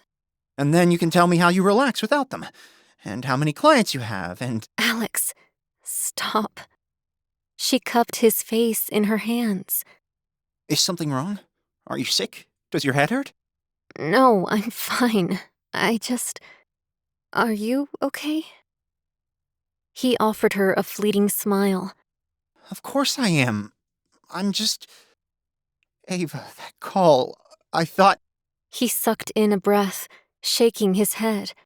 You're okay. I'm okay. What is with all the questions, though? Oh, that, well... Before he could explain, someone hovered in her doorway, clearing his throat. Ava glanced over Alex's shoulder, her eyebrows shooting up. Chris, hey. He stared at her, his eyebrows tightly knit. Ava, you okay? Yes, I'm fine, she said, dropping her hands from Alex's cheeks. What happened? Her brow furrowed. Had Alex not told him? Were they not together? I was in a car accident. His eyebrows shot up as his jaw opened. What? Are you okay? Yes. Alex reached for Ava's hand, his grip tight and reassuring against her cold skin. His eyes scanned her face. She has a concussion and bruised ribs, and a sprained wrist. We need to get her home and settled. Chris offered him an unimpressed glare. I assume they called you because you're her husband. Yeah, sorry, I was just about to call you. Alex answered. Yeah, sure you were. The tension between the two of them was thick enough to slice through. What happened between them? Ava, can I talk to you alone? Chris asked. Ava swallowed hard, her gaze floating to Alex. His obvious upset over her condition made her not want to kick him out. But the look on Chris's face was undeniable. He wanted a private moment with her for some reason. No! Alex answered, leaping from his seat. No, you can't. Are you serious? Chris asked, his features scrunching. Yes, I am. She has a concussion. She was just in a car accident. We need to just take care of her. And that is exactly what I intend to do. I know you want to play hero here, but she's my fiancée. I'll take care of her. We don't need your help. Okay, that's not... Ava shook her head. No one needs to take care of me, first of all. And second, I want you both in my life. There's no reason for you to fight over this. The men stared at each other, neither willing to back down. Finally, Chris flicked his gaze to Ava. I think you've had some private time with Alex already. I'd just like a minute alone. I don't think that's too much to ask, is it? Ava shifted on the uncomfortable bed. Alex, can you give us a minute? The hurt expression on Alex's features broke her heart. She'd try to make it up to him later, when Chris inevitably had something to do that kept him away from actually getting his hands dirty caring for her. The haughty glance Chris gave him didn't help as Alex bobbed his head. Sure, I'll be... out here. Don't go far, okay? I want to get out of here as soon as possible. He offered her a fleeting smile, though the sadness never left his eyes as he shuffled from the room. She made a mental note to dig deeper on that front the moment they got home. Chris followed him to the door, shutting him out before he twisted to face her. I guess that car he bought you wasn't so great, huh? That car he bought me saved my life, she answered, annoyance creeping into her voice. I'm sure it had the latest in safety technology, yes, but... No, she interrupted. It called the police after the crash. If they hadn't arrived when they did, I may not be alive. The accident was that bad? Concern finally edged out the neutral expression on his features. No, but I don't think it was an accident. I think he hit me on purpose. Chris fluttered his eyelashes as he crept closer to the bed. Are you serious? Yes. He got out of the truck with a gun. If the police hadn't shown up when they did, thanks to Alex's program, I may not be here. Okay. Chris said with a sigh. And this is exactly why when you are discharged, we are not going back to Alex Stone's house. Her forehead crinkled. She'd been making the case that Alex had saved her life, and Chris wanted to reciprocate by leaving him? What? Ava, that's it. You were nearly killed. This is over. We are going to a hotel tonight, and we're going home tomorrow. He can send you the divorce papers in the mail. Sign them, and let's put this behind us. No, Chris, we need to figure this out. And we can't leave Alex alone to do that.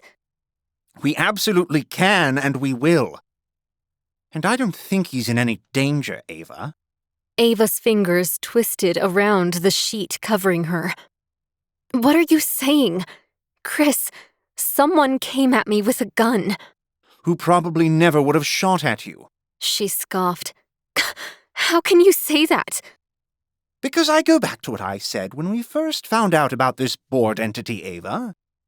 Alex is doing this himself. He is after you. Ava heaved a sigh, letting her gaze fall to her lap. Chris, we've talked about this. I know what you said. I know you want to believe your good buddy couldn't do this, but, Ava, he and I had a discussion while you were off visiting Simon Blackburn. So, there had been an argument between them.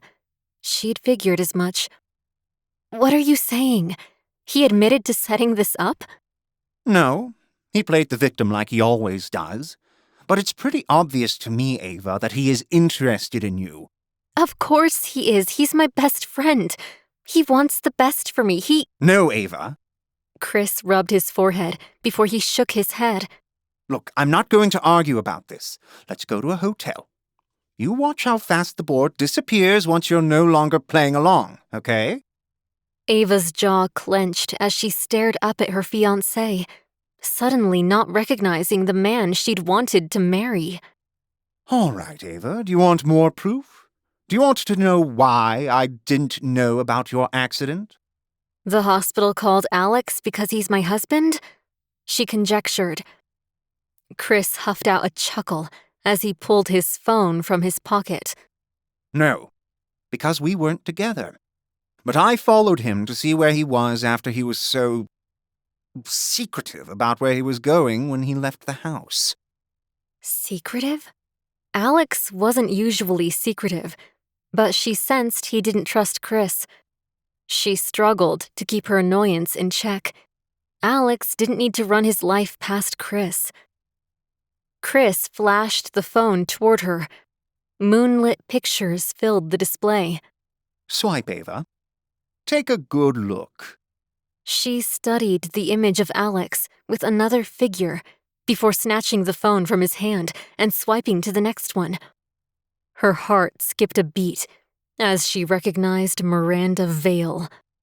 Yep, that's right.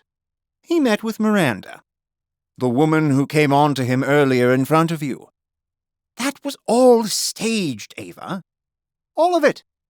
All an elaborate play to make you jealous, to snap you into protect Alex mode, to make you ask him to postpone the divorce.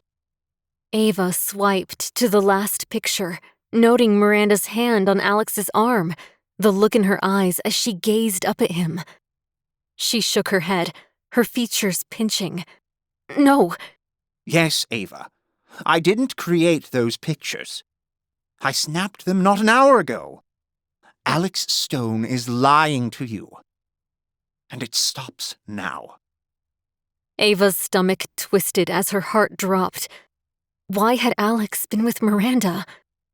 And what was she supposed to do now? Chapter 11.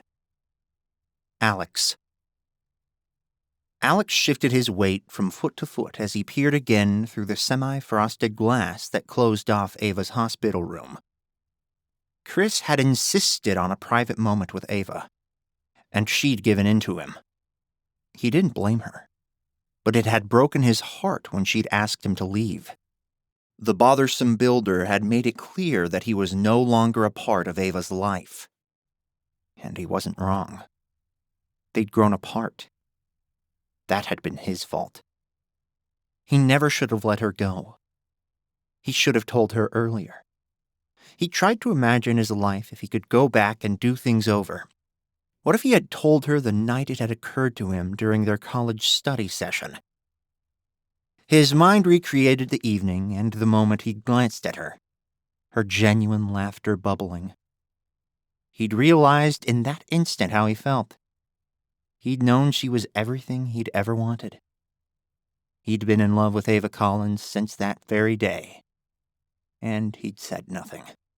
In his mind's eye, he changed that. He leaned closer to her, sliding a hand across her cheek and twisting her to face him. Her sparkling seafoam eyes glanced at him, questioning. "I love you, Ava," he said before he leaned in for a kiss. Would it have led to them happily married? He ripped himself from the warm non-memory with a shake of his head. He hadn't been brave enough to say anything. And now he suffered because of it. "You're an idiot, Alex," he said. Even now he couldn't bring himself to say anything. He stood by, peering through the glass as her fiancé spoke with her after insisting he would take care of her.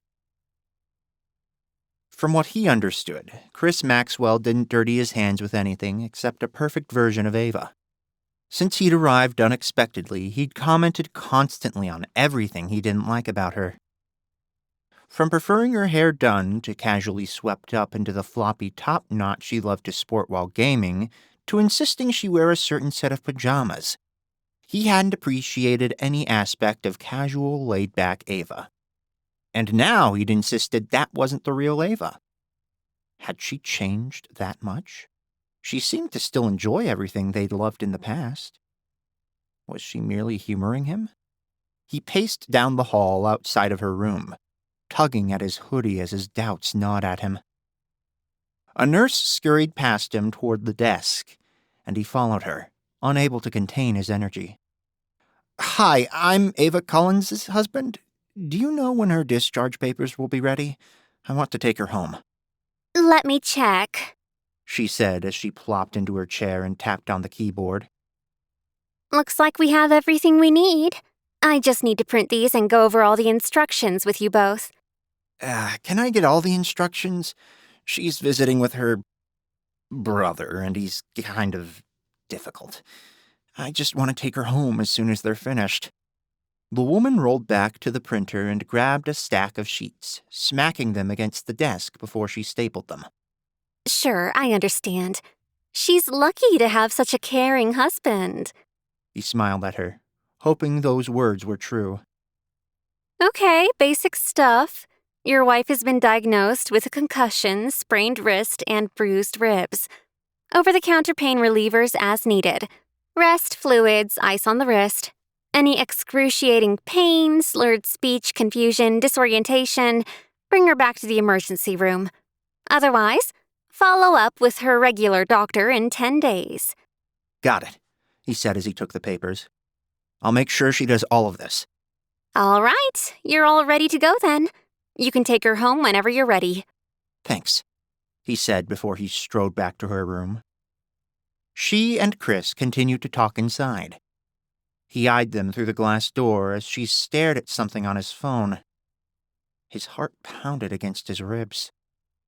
Should he burst into the room and tell her they could leave? He'd risk the wrath of Chris, but as long as he didn't risk the wrath of Ava, he didn't care. He waited in his head before he decided she'd want to go home.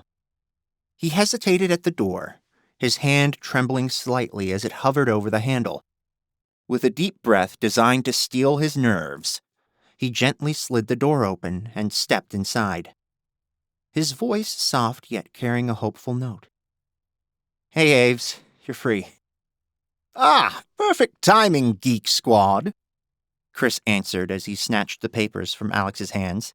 Let's get you to the hotel. Alex's heart skipped a beat, his eyes going wide as his gaze flicked to Ava. "Hotel?" Chris, "Ava, this is not up for debate," Chris answered as he scanned the papers. "Okay, looks like you basically just need some rest, but there's no reason we can't go home tomorrow." "Go home? You're leaving?" Panic sent Alex's pulse racing. no. Ava said with a shake of her head. Yes, Chris insisted. this little game is over. Ava could have been seriously hurt. Alex tried to cross closer to her bed, but Chris blocked him. Yeah, I know that. I hope you're happy. Of course I'm not. What are you talking about? I'm talking about how you set this all up. I'm talking about how this is all you're doing, and it stops now. Alex's features pinched as he flicked a concerned glance Ava's way. Did she believe this? Chris, She began when he cut her off with a wave of his hand, his eyes fixed on Alex. No, Ava, you saw the pictures. and I agree we need to talk about them, but I do not agree to going to a hotel, and I certainly didn't agree to go home tomorrow. She swung her legs over the side of the bed, reaching for the bag containing her clothes. Alex's heart continued to pound against his ribs as he tried to reach for them to help her. But Chris stopped him again. I don't think so. Stay away from her. Ava sighed as she finally latched onto the bag. Chris, that's enough. No, Ava, I don't think it is. He shook his head, glancing over his shoulder at her before he flicked his gaze back to Alex. You need to leave. Fear ate away at Alex as the situation spiraled out of control. What was happening? Chris, I said that's enough. Ava insisted, her voice raising as she rose, tugging up her pants under her hospital gown. She winced, grabbing her ribs. Alex reached toward her, but Chris knocked his hand away. She's hurting. Stop being an idiot. Alex warned, his voice shaky. I'm not the one being an idiot, and now Ava knows exactly what kind of game you're playing. Stop it. We are not having this discussion in the hospital. Let me finish getting dressed so we can go home. No, Ava, I'm not going back to that house. If you insist on talking to him about what he's been up to, fine. Call him from the hotel. He set his fiery gaze on Alex again. Otherwise, you're not getting anywhere near her. With another wince and a groan, she shimmied into her top under her gown before she ripped it off and tossed it onto the bed. You both need to calm down. Chris spread his hands, his voice steady but his eyes betraying a flicker of unrest. I'm completely calm, but I'm tired of him pushing the boundaries with you. I'm just trying to help her, Alex pleaded. Ava set her gaze on him, her eyes flickering with upset and another emotion he couldn't read. He swallowed hard, wondering if it was anger. Was it aimed at him? We are going back to Alex's, and that is the end of the discussion. The finality in her voice made Chris finally twist to face her. Fine! You can talk to him while I pack our stuff. Alex's lips parted as his heart continued to hammer. What did they need to discuss? What had happened? Ava grabbed her purse and stepped around the bed toward him. Alex reached for her again, and Chris held his hand up. No, she'll ride with me. I was going to carry her purse, Alex said quietly. His confidence knocked as the tense standoff continued. Thanks, Alex. Ava answered as she held it out toward him. He offered her a fleeting smile, but the creases in his forehead stayed put as he took the bag from her. Let's go, Chris said, palming his keys as he wrapped an arm around her waist and led her from the room. They left the hospital behind, climbing into their respective vehicles in the parking lot. Alex glanced in his rearview mirror non-stop as he drove home, his agitation building. The night had been difficult enough with Ava's accident, and now the tension coupled with Chris's insistence that they leave. His stomach twisted in knots as he weaved through the streets to his beachfront property. He waited for them as they pulled into the drive, opening Ava's door once Chris eased the car to a stop. He tore out of the vehicle, his features taut. You really don't learn, do you? That's enough, Chris. Whatever, I'll be upstairs packing. He darted into the house in front of them, taking the stairs 2 by 2. Ava sighed, sliding her eyes closed as she shuffled inside. Aves? Alex asked, his voice shaky and his posture stiff. Would you mind grabbing me some water and 2 aspirin? He bobbed his head, his chest tight with apprehension. Sure, yeah. She nodded at him before she meandered toward the living room. He raced up the stairs, hastening to his bathroom to retrieve the painkillers before he dashed back downstairs and grabbed a bottle of water. Here you go, he said as he swept into the room. Finding her on the couch, he eased onto the cushion next to her. Thanks, she answered, accepting the pills from him before he cracked open the water and shifted it toward her. The tremor in his hand caused water to spill from the bottle, dousing Ava with a cold bath. His lower lip trembled as he shot up to stand again, desperately searching for something to dry her. Oh, I'm sorry. She downed the pills before she brushed the water away. Alex, hey, Alex. He glanced at her, terror in his eyes. Her features squashed. Hey, she said as she reached for him, wrapping her fingers around his shaking hand. It's okay. It's just a little water. I'm fine. He ran a hand through his hair as he tried to calm his breathing. Sit down. With a hard swallow, he eased onto the cushion next to her. She rubbed his shoulder. Hey, I'm okay. I'm fine. His features pinched, the room blurring as his eyes turned glassy. Why are you leaving? He tried to force his voice to be steady, but it shook, threatening to break. I'm not, she answered, causing his eyebrows to pinch. Her hand continued to rub his back. Chris is just... He's upset and he's scared. And when he's those 2 things, he overreacts. I'm not leaving. Alex tightened his jaw to stop his lip from trembling before he reached for her hand, squeezing it. Alex, it's okay. I'm okay, she said, her voice soft and reassuring. Relief coursed through him, along with anxiety over the discussion Chris insisted she have with him. She tugged him closer to her. Hey, come here. He shifted his gaze to her before he wrapped his arms around her, pulling her into a tight hug. Easy, Ace. I have bruised ribs, remember?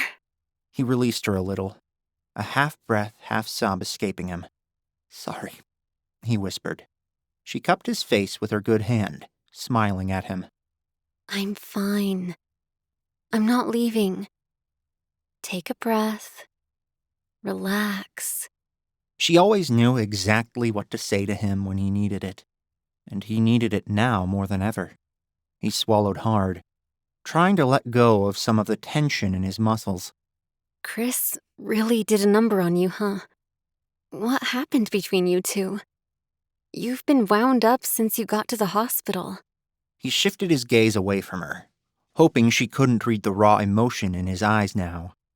I'd rather know what the Pillar Pro thinks we need to discuss. Do you promise to tell me what happened with Chris after? Okay, he answered, his stomach nodding again. So what is it? Ava heaved a sigh as she stared at him until he met her gaze. Did you meet with Miranda Vale tonight? His heart plummeted. How had she known? He'd planned to tell her, but... I'm going to take that petrified look on your face as a yes. Alex, why? I thought she could tell me something. She said she would. She said she had some information that she thought could help. Ava tilted her head, her expression consoling. I thought I could learn something while you were working the Simon Blackburn angle. I was trying to help. And did she tell you anything? No, well, she didn't get a chance, maybe. The hospital called about you and I left, but she wasn't forthcoming for the few minutes that we did speak. It looked like she was a little more than forthcoming, Ava answered. Alex scrunched his eyebrows as he shot a glance her way. Chris had pictures. His blood ran cold as he realized the annoying architect had followed him. He'd probably made it look like something it wasn't. The man was more dangerous than he'd realized. Nothing happened, Ava. Nothing. She said a bunch of things that... She came on to me again, and I turned her down, flat, and then the hospital called. Okay, it's okay, Alex. I'm not thrilled you went to meet her because I don't trust her, but you don't need to explain anything to me. But I do, because... Well, are you finished? Chris interrupted as he strode into the room. I'd like to get going. We are not finished, but that doesn't matter, Ava answered. I am not leaving. Why? Chris asked. Did he explain the situation away? Somehow tell you it wasn't what it looked like? It wasn't, Alex growled, his fingers curling into fists. Sure it wasn't. I know what I saw. I saw you and Miranda meeting under the moonlight, looking awfully chummy with her holding your hand and staring longingly into your eyes. Heat washed over him as anger burned through Alex at the words. Chris was twisting the entire scenario to turn Ava against him. His chest heaved as his breathing turned ragged. Leaping from his seat, Alex tightened his fists at his sides. That's not what was happening at all. Chris chuckled at him. Whoa, easy, Tiger. Someone must have a guilty conscience. That's enough. I don't want you two fighting. Chris jabbed a finger at Alex. Then maybe you ought to open your eyes, Ava, and see what your friend is really like. I know what Alex is like. That's how I know he's beside himself about what you're accusing him of. Now, lay off. Of course he is. He's on the verge of getting caught in his little game.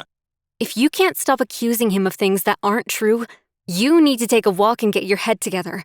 I've had enough of this fighting. I am exhausted. So am I, Ava. Tired of this game. I'd very much like to get back to our lives. Remember those? I was an architect, you were a cybersecurity consultant. We were engaged and planning a life together. Ava rubbed at her forehead. Yes, I remember them, Chris. And we will get there. Will we? Will that be before or after you live your second childhood? Video games, unicorn pajamas, that ridiculous hairstyle that I think you actually think is cute. It's not, Ava. Maybe when you are 19, but pushing 40, it's time to grow up. Alex's jaw dropped at the rude words. Hey, whoa, I don't like the way you're talking to her. But out, nerd alert, this isn't your business. Take a calming walk, Chris, before you say something you'll regret. Ava shook her head at him. He responded by matching her movements. Fine, I'll be back. Think about what I said, Ava. I'm not going to keep dealing with this. Ava sucked in a breath, letting her head fall back onto the cushion behind her as he stormed from the room, leaving through the sliding glass door. Ava, I swear to you. She interrupted him with a wave of her hand. Ace, I believe you. I trust you. She patted the cushion next to her. He eased onto the couch next to her, still nervous about the situation. Chris was coming dangerously close to saying the truth. And if he outed Alex's feelings in the wrong way, it could ruin everything. Don't let him get to you. He's blowing off steam. This is how Chris reacts to things he doesn't like. Her hand rubbed his back again.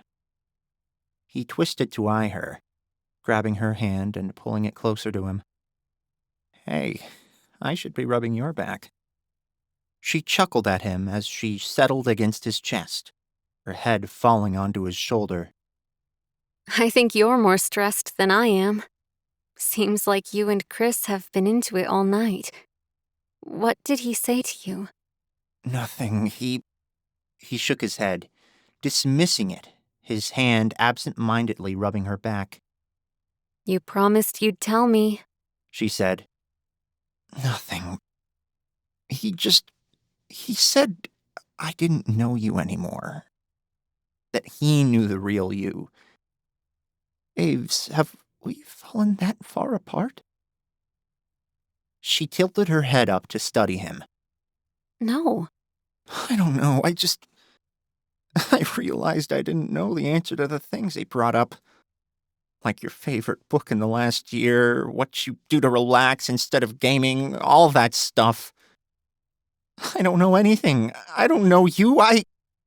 His voice, rushed and shaky again, betrayed the turmoil brewing under his surface. Ace, easy. She patted his chest. You're my best friend. It doesn't matter what my favorite book is in the last year. You know what makes me tick. That counts way more than my latest favorite thing. Can I know it anyway? She grinned up at him. The Billionaire's royal secret. Don't tell Chris, because he doesn't know that's my favorite. He thinks it's a psychological thriller that poses meaningful existential questions. He'd be horrified that I love a sappy romance. Alex began to relax as she clung to him, their conversation flowing easily like it always had. I'm going to read this sappy romance. Oh-ho! Ava said with a chuckle. Are you?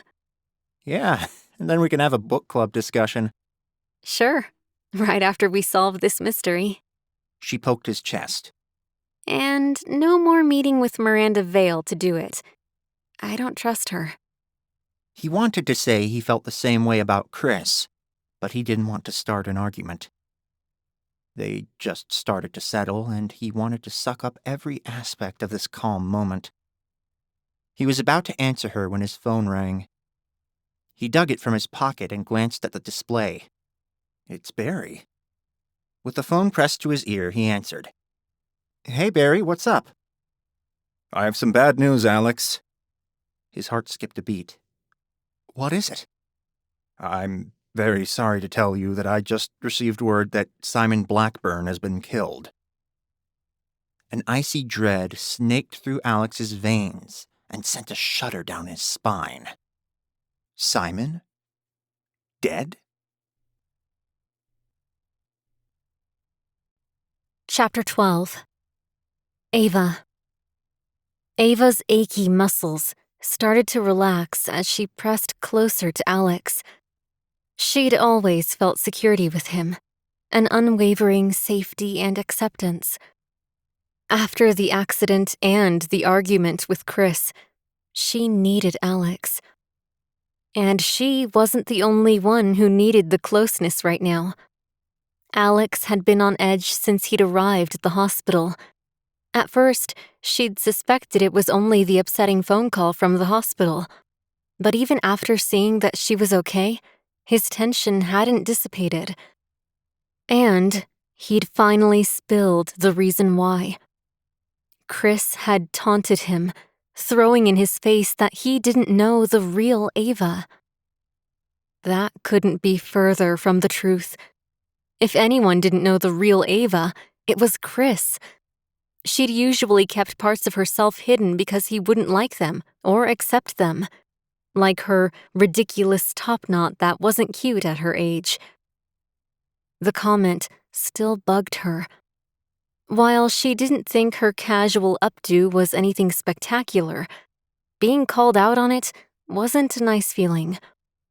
She wondered how he'd take her aging, and how hard she would have to work to remain attractive to him. Fortunately, Alex could always set her at ease and make her laugh. Things were so easy between them. Maybe because they were just friends. But his offer to read her favorite book in the last year warmed her heart. Whether he did it or not, at least he'd offered. Chris had spotted it on her reader and rolled his eyes, his feelings on it clear. Just as her spirits had started to lift, Alex's phone rang. He dug it from his pocket. It's Barry. She leaned away from him as he sat up, taking the call. The color drained from his face as whatever Barry told him hit hard. Ava rubbed his back again, waiting to hear the news. Yeah, thanks, Barry. Alex said, his voice shaky. He swallowed hard as he ended the call, his hands trembling again. Hey, what happened? He twisted to face her, his features pinching. Aves. What is it? His breathing turned ragged. It's Simon. He's dead. A cold heat washed over her jaw falling open at the words. What? Alex leapt from his seat, running a trembling hand through his hair. I can't believe this. Ava rose, wincing as her ribs pulled. Alex raced to her side, easing her back onto the couch. Easy, Aves. You need to rest. And so do you, but you're obviously stressed. First Chris, then the accident, and now this? Ava shook her head as emotions fought within her. She'd tried to shove the chaos away, focusing on the logical aspects of the case. He said someone was after him. He said he'd received a threatening note, but that someone had taken it. Alex perched on the edge of the couch. How could they get to him in jail? Who are these people? We're going to find out, Ava promised. Aves, no. He answered, twisting to face her. No, you could have been killed. There is no way I want you risking your life for this. And I'm not leaving you alone to deal with it. He grabbed her hand, squeezing it. I don't want you to leave me alone either, but... Ava, this is getting dangerous. She bobbed her head. Yes, it is. And now we know how dangerous.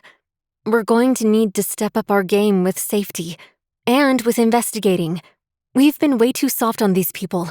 We need to start digging. Ava, I'm worried. I don't want anything to happen to you. I'm concerned digging aggressively paints a huge target on our backs. Then we'll be careful. But we're too deep into this now. Running and hiding is not an option. He stared at her for a moment before he pulled her into a hug, gently enough to not hurt her ribs. We're in this together, she said as they slid apart. Alex's features pinched as he grabbed her hands in his. I'm glad you said that because Ava... Alex's voice broke, and he hesitated, licking his lips. What is it, Alex? Is it something Chris said? No, it's... Ava, there's something we need to talk about. Ava's stomach twisted into a knot at the words. He'd been acting odd all night, tense, nervous, agitated. Her mind conjured the image of Alex with Miranda, her nose wrinkling at it. Was he about to drop the bombshell that they were involved? And if so, why did it bother her so much? The very idea ripped her heart out. Her features scrunched. Are you... Her breath caught in her throat as she tried to finish the statement. Are you seeing Miranda? His features registered shock. No, no, no, no! He rambled, his words gushing out. Ava, no, I told you. I went to see if she could give me any information. That's it. I swear to you, Ava, I don't have any interest in her at all. Ava pressed her lips together, the words soothing her, though she felt guilty that she'd even had the thought. Despite the ring around her finger, she had no right to dictate his life. Hey, Aves. Now you're the one who seems stressed. She flicked her gaze to him, conflicting thoughts fighting for the real estate in her mind. I don't know. She let her gaze fall to her lap as tears stung her eyes. Hey, what is it? I'm sorry. I didn't mean that to sound so accusatory. I know it's not my right. It's totally your right. He interrupted. Her lower lip bobbed as she tried to form words to reply to a statement that didn't make sense. Ace. Aves, I'm serious. You are the smartest woman I know. And if you don't trust her, then I don't either. I'm not seeing her. I'm not involved with her. I'm not. I told you that. Do you not believe me? Ava's brow furrowed as she stared up at him. I do. I'm so sorry that it seemed like I didn't. I just thought... What? Did I completely ignore what you said? No. I thought you didn't want to tell me, but you were about to confess. His voice dropped to a whisper. That's not what I was about to say. Okay. She swallowed hard as she waited for him to speak again. Alex sucked in a shaky breath, licking his lips again. Ava, there's something I really should have said a long time ago, and this isn't the best time with everything going on, but... He raised his eyes to hers, searching her face. What was he looking for? It's okay, Alex. Just say what you need to say. Whatever it is, we'll get through it together. His gaze fell to his lap. Gosh, I hope so. Hey, I promise. We'll get through it together. She rubbed his arm. He nodded, blowing out a long exhale. Okay. Ava, the thing is, The sliding glass door rolled open, stopping his statement. I hope I'm not interrupting anything too heartfelt here, but we really need to wrap this up. Time to face reality, Ava. Chris sighed as he slid the door closed. She straightened, annoyed with the interruption. You are. Well, that's too bad. I think you've had plenty of time. We really should get going. I already told you, we're not leaving. Ava answered. Not now. We're too far into this, and we can't leave Alex. No, you can't leave Alex. Chris shot back. She lifted her chin. No, I won't. If you want to go home, I understand. Chris stretched his neck, his jaw flexing. So this is a unilateral decision? I have no say in this? You have every say, Chris, but you can't tell me to leave. As a couple, you'd think my opinion matters. Chris spread his arms. But I guess it doesn't. That's not true, Ava said with a shake of her head. Alex, can you give us a minute? Alex flicked his gaze from Ava to Chris, then back to Ava, before he swallowed hard. Okay. He rose from his seat, eyeing her for another second before he shuffled from the room. Ava forced herself to stand, despite the pain still throbbing in her ribs. Look, Ava, I was very clear. Chris started when she interrupted him. So was I. I told you that I had promised Alex I'd help him with this. That was before you were nearly killed. All the more reason for me to stay. Chris frowned, sliding his eyes sideways. And I assume that he fed you some line about his little secret meeting with Miranda? He told me she promised him information. He went to see if she could give us any leads. Chris threw his head back with laughter. Oh, right. Yes, I'm sure. Gosh, he really buffaloed you, Ava. He's not lying to me, Chris. I know. Right. You know him. He's your bestie. Chris pumped his fist across his chest. When are you going to wake up, Ava? I'm awake, Chris. I'm not sure you are. We're in the middle of a pretty complex situation. It's not. Simon's dead, she shouted. He froze. His eyes shifted to hers as his brow furrowed. What? Simon Blackburn is dead. He wasn't lying about the threat he received, and now he's gone. All the more reason that we should get out of here. And abandon Alex? No. Chris pressed his lips together, shaking his head. I know you don't believe him, but what's aggravating here is that you don't believe me either. That's not true, Chris answered. But every time you defend him, you choose Alex over us. Can't you see that? It's true, whether you realize it or not. Every time you tell me he's lying, every time you say I'm being snowed, it says you don't believe me or trust me or believe in me. She shrugged. If that's how you feel, what are you doing here anyway? Why is this ring on my finger? That's not fair. Isn't it? Her voice squeaked as she wrapped her arms around her midriff. Because what I don't think is fair is that you constantly tell me how little you think of me. Ava. No, don't tell me that's not true, because it is. Tears stung her eyes as she flicked her gaze to her feet. His voice softened as he stepped closer to her. It's not true, Ava. It's not. I'm sorry if you think I don't trust you. I do. I wish you could see how this looks from my view. I wish you could see Alex from mine. I think you two got off on the wrong foot. And, by the way, what you did to him earlier tonight wasn't cool. Chris screwed up his face. Okay, first of all, this is one of those things that I just can't get on board with. This whole laid-back Ava who says cool and plays video games and... Yeah, I know, wears my hair in the way you hate it.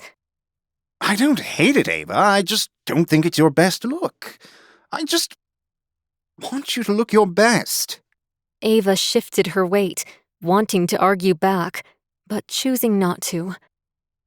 And second, Chris continued, I didn't do anything to Alex, and I'd really like to know what he accused me of. He didn't accuse you of anything, she answered. I could tell something happened by the way he was acting. I had to drag it out of him. Chris rolled his eyes. Oh, I bet. You probably really had to convince him to tell you what Big Bad Chris did to him. That's not how it was at all. But the thing is, you did do something to him. This little game you're playing with telling him that you know the real me and he doesn't was just mean. Well, Ava, I'm sorry it hurt his precious little feelings, but it's true. Or at least I hope it is. He's still living like you're in college. Come on, Ava, you have to agree here, don't you? Ava's features pinched. There's nothing wrong with how he lives. No, I guess with his money there isn't. That's not what I meant, Ava answered. Fine, then it's not what you meant. That I didn't do anything wrong. I told him the truth. The Ava he knew, she doesn't exist. She grew up. She moved on. Ava stared at the rug beneath her feet. Had she? Was she still the same person at the core? He still knows me. Just because he doesn't know my favorite book in the last year doesn't mean— It does. Chris insisted. Your tastes have changed. She heaved a sigh. Not really. When I was in college, I made Alex watch those ridiculous Hallmark Christmas movies every year. And every year he sat there through every single one of them. Yes, Ava, and now you can't stand that sappy stuff, because you grew up and learned that romance isn't this nonsense of being swept off your feet. It's the person who you just get through your day with. Her features pinched. No, my tastes haven't changed. I still watch those movies. I just don't do it with you because you hate them. But I still like them. And my favorite book, it wasn't Echoes in the Dark. It was The Billionaire's Royal Secret. You're joking. I'm not. So if you want to play Who Knows the Real Ava, Chris, I'm not sure you're going to win. He huffed out a breath as confusion etched his face. Well, I guess... Wow. Now I have to be the one to ask why you accepted that ring. Ava chewed her lower lip. That question had rung in her mind so many times since she'd been in the Hamptons. Was it simply her overthinking? Or was there something more? Something that had been triggered when she'd seen Alex again. You know, I think we need to take some time apart, Ava. I really do. Because I'm not sure we're on the same page anymore. Tears burned her eyes as she let her gaze fall to the floor again with a slight nod. Okay. What? That's it? What do you want me to say, Chris? Things are not going that well right now. We're fighting constantly. You and Alex are fighting constantly. Oh, so that's what this is really about. Poor Alex is hurt. That's not true, but this is exactly what I mean. Everything goes back to Alex. You can't separate it. You blame everything on him. Well, we didn't start fighting like this until you came out here. Was most of Chris's problem born out of jealousy of Alex? No, but I'm not sure he's the reason we're fighting. And you said you needed the break. Right. He said. I did, yes. I just think we need to cool off. He crossed closer to her, sliding an arm around her waist and kissing her forehead. But I still love you, Ava. Okay? She nodded. Yep. He cupped her face in his hands. Hey, I mean it. I need to be out of this house. She bobbed her head. Will you let me know when you get settled somewhere? Yeah. He answered. I'm just going to head to a hotel in town. I suppose I can't convince you to come with me? Get your own room away from this place? She shook her head. No, I'm not leaving Alex. I've told you that. And that's something I need to come to terms with. He kissed her forehead again. I'll text you, okay? Yeah, she answered. Hey. He said, pinching her chin between his thumb and forefinger. We'll get through this, okay? I just need some time. She brushed his lips with hers. Drive safe. They said their goodbyes before he strode from the room, grabbing his bag and disappearing through the front door. Ava wrapped her arms around her midriff, allowing the floodgates to open. Tears poured down her cheeks as the emotions she'd held in check during the argument spilled over. She shuffled back to the couch and collapsed on it, wincing as her ribs ached as she heaved heavy breaths, her sobbing continuing. She buried her face in her hands.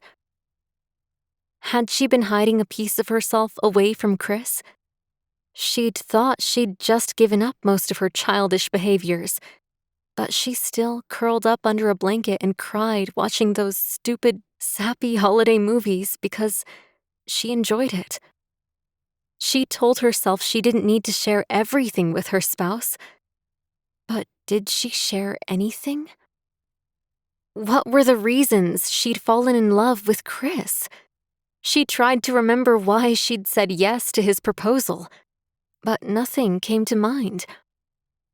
She didn't know what to do now. Could they work through their problems? Or should she give up? Warm hands rubbed her forearms before pulling her hands from her cheeks. Her glassy, blurred vision found Alex perched on the coffee table in front of her. Don't cry, Aves. She stared at his face, recalling the support she'd felt less than an hour ago in his arms. Her heart ached as she pondered her strained relationship with Chris. Alex's concerned expression sent warmth rushing through her. The contrast between how she felt now versus her interactions with Chris was stark. She felt drawn to Alex, pulled by a force she wasn't certain she could ignore. Her eyes focused on his lips. They'd kissed earlier to convince Miranda of their relationship. Nothing had felt wrong about it. In fact, it felt natural, normal, right. She leaned closer, the space between them charged with unspoken realizations, until their lips met softly. The gentle kiss, one that spoke of tender familiarity and deep yearning, swept through her, burning away the sadness she felt only moments earlier. She cupped his face, leaning further into the kiss until her eyes flew open, the reality of their situation dousing her like cold water. She pulled back abruptly, a hand flying to cover her mouth, her eyes wide with a mixture of fear and regret as her heart raced. I'm sorry, Alex. I shouldn't have... Her voice, thick with emotion, faltered as fresh tears glistened. I can't do this. Her words hung heavy in the air, the room still around them otherwise, as the weight of her statement crushed her. She rose, twisting away from him as she dared not face him and his reaction. Her quick steps carried her from the room, her features pained with remorse. She raced to her room, the door clicking closed behind her, sealing her alone with her racing thoughts. Why had she just kissed Alex? And would it destroy their relationship?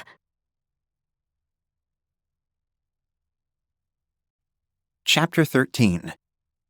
Alex. Alex shuffled from the room after Ava had asked for a moment with her fiancé. It had gutted him, though not more than the interruption by the now angry architect. The man had come in just as he'd been ready to tell Ava his feelings. Why did Chris Maxwell have the worst timing in the entire world? Of course, maybe it was for the best. Doubts gnawed at him as his fingers drummed the cold marble of the kitchen counter. His heart still thudded in his chest from the near miss with Ava. He'd almost said the words out loud to her. Despite the weakness in his knees and his pounding heart, he'd almost told her the truth. And then her fiancé walked in. He swallowed hard, letting his head fall into his hands. You're an idiot, Alex. Raised voices from the living room drew his attention. He twisted toward the living room. He wanted to listen to the conversation, but he knew he shouldn't. She'd asked for a minute. He shouldn't listen into their conversation. But he found himself tiptoeing closer despite his own objections. He hovered at the edge of the room, guilt keeping his head hanging as he listened in on their conversation. When I was in college, I made Alex watch those ridiculous Hallmark Christmas movies every year. And every year he sat there through every single one of them. He smiled at the words. He recalled watching so many of those movies every holiday season. He hadn't cared at all. Ava made it sound like a chore for him, but it wasn't. They shared popcorn, a blanket, and cuddled on the couch for those movies that often made her misty-eyed. He'd admired her when she hadn't realized, and sometimes kissed the top of her head when she drifted off to sleep. Things had been less complicated in those days. He hadn't been nearly as afraid of losing her then. Yet he'd lost her anyway. Chris answered her, telling her how she now hated those movies because she'd grown up. Romance isn't this nonsense of being swept off your feet. It's the person who you just get through your day with. Alex wrinkled his nose at the statement. While he did want to get through every day with Ava, he also wanted to sweep her off her feet. And not just because he had the money to take her to Paris or buy her a new sports car.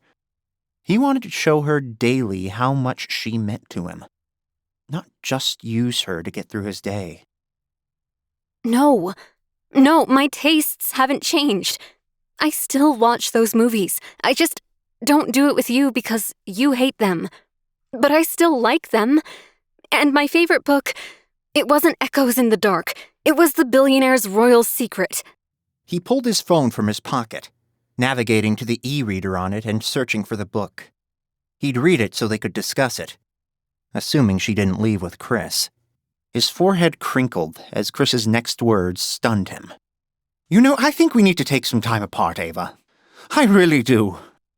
Because I'm not sure we're on the same page anymore. Ava agreed, not fighting. He could hear the defeat in her voice. They argued back and forth for a few minutes after Chris questioned her. The result, the same, with Chris stating they needed to cool off. He told her he loved her, but Alex didn't hear her say the words back. He shuffled back to the kitchen, not wanting to be caught if Chris did actually leave. A few moments later, the front door slammed shut. He sucked in a breath, twisting back toward the living room. Was Ava upset? He hurried from his seat on the stool to the opening, peering inside. Her shoulders shook with sobs as she buried her face in her hands. It broke his heart to see her like this, especially over another man. One he didn't think deserved her at all, particularly after the way he'd been speaking to her lately. He crossed to her, perching on the edge of the coffee table as he rubbed her arms before he pulled her hands from her face. "Don't cry, Aves," he said softly. Her features pinched, tears still welling in her eyes as she raised her gaze to him. Her lips parted as she sniffled, her eyes falling a bit lower. She leaned closer to him, her lips pressing against his gently. His heart raced, his breath catching. The surprise move caught him off guard, his muscles stiffening before he slowly relaxed. His trembling hands floated in the air, unsure if he should pull her closer or not, still stunned by the action. Her warm hands cupped his face as she deepened their kiss. Warmth rushed through him, and he reached for her, intending to pull her into his arms when she stiffened. She pulled back suddenly, her hand covering her mouth as she stared at him with wide eyes. I'm sorry, Alex. I shouldn't have... Her voice, thick with emotion, faltered as fresh tears glistened. I can't do this. "No, wait," he murmured, trying to stand on unsteady feet. But she was already running from the room. Her footsteps pounded up the stairs before her door slammed shut. He stood stunned for a moment, still trying to process what had just happened. His fingers moved to his lips, the sensation of her lips pressed against his still lingering. The kisses they'd shared earlier had been nothing compared to this. Those staged events, while not unpleasant, lacked the heartfelt emotion he craved from Ava. This one, though, it had been emotionally charged and filled with tenderness. Why had he hesitated? Why hadn't he pulled her into his arms so she knew it was okay? Knew he needed her as much as she needed him, and that he reciprocated her feelings. He ran his still shaky hand through his hair as he scolded himself. Stupid, Alex, stupid. With a few heavy breaths, he coaxed himself to go after her. You have to tell her how you feel, he breathed. You have to. With his heart still hammering, he climbed the stairs and made his way to Ava's door. He twisted the knob, finding it locked. Ava? His knuckles rapped against the door. Ava, open the door. I can't. Her breathy voice sobbed. Go away, Alex. No, he answered, his voice more forceful than he'd expected. No, I won't go away. Open the door, Aves.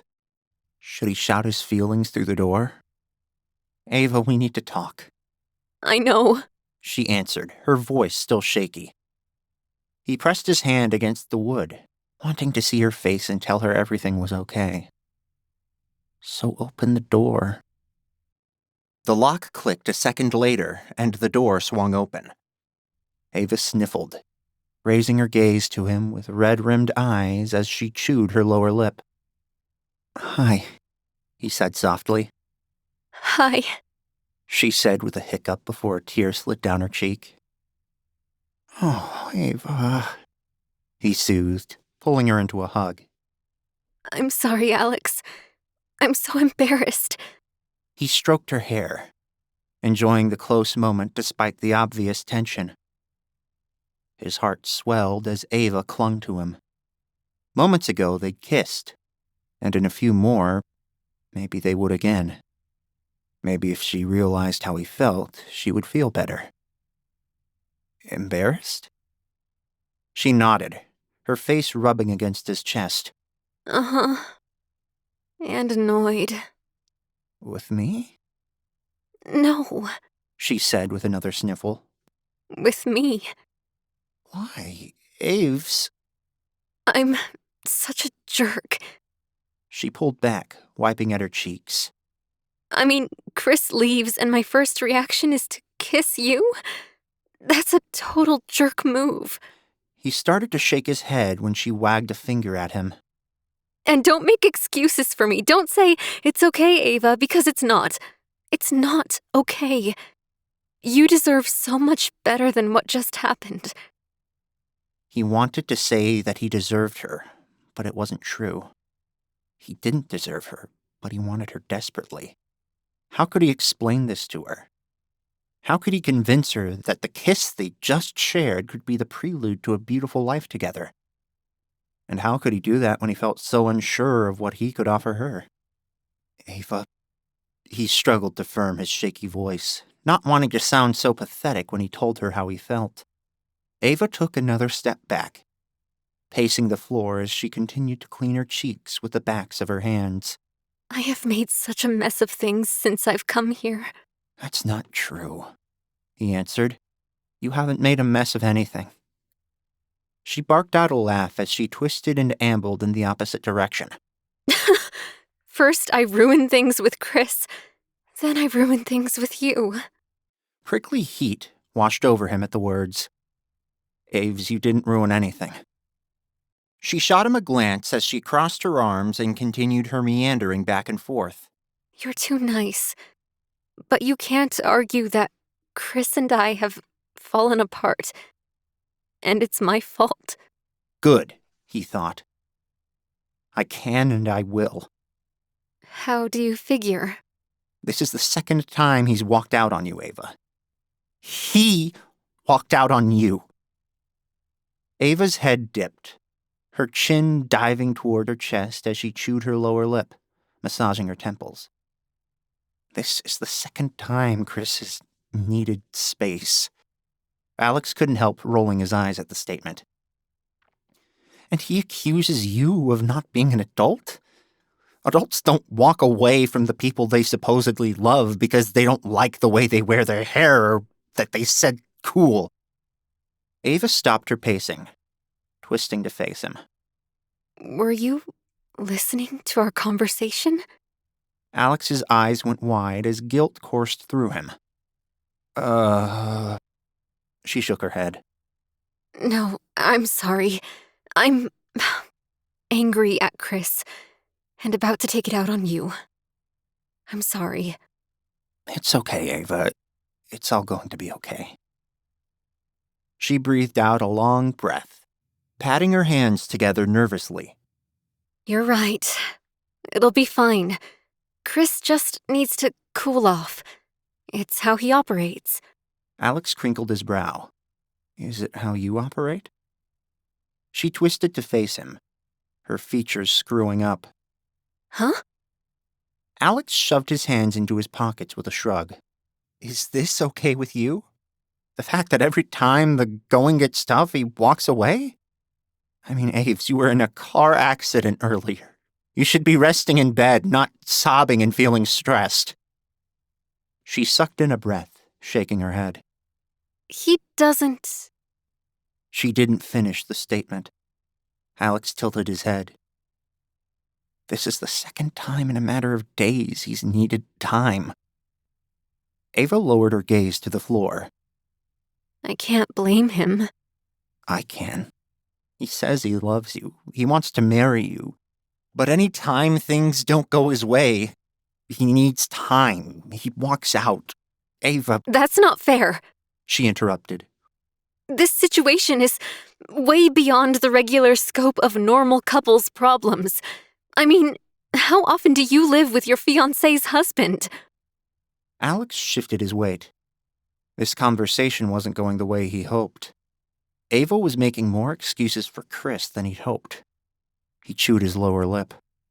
Should he bring up the kiss? Build on that?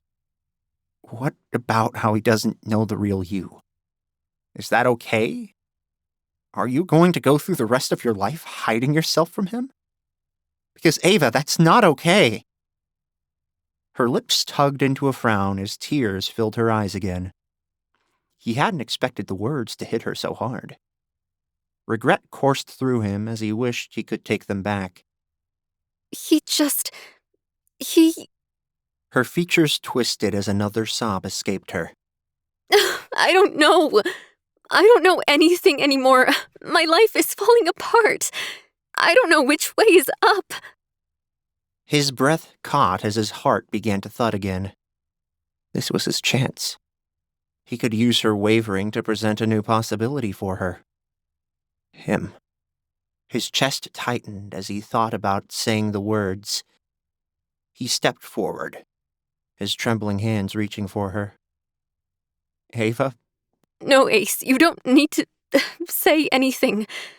Or save me from myself. You can just leave me here to cry. I'm not going to do that, that's for sure. There's no way I'm leaving you here to cry. If you want to cry, fine. You can do it while I rub your back. Her features squashed at the words, and she slid her arms around his waist, pressing her face against his chest. He wrapped his arms around her, second-guessing his decision to tell her the truth.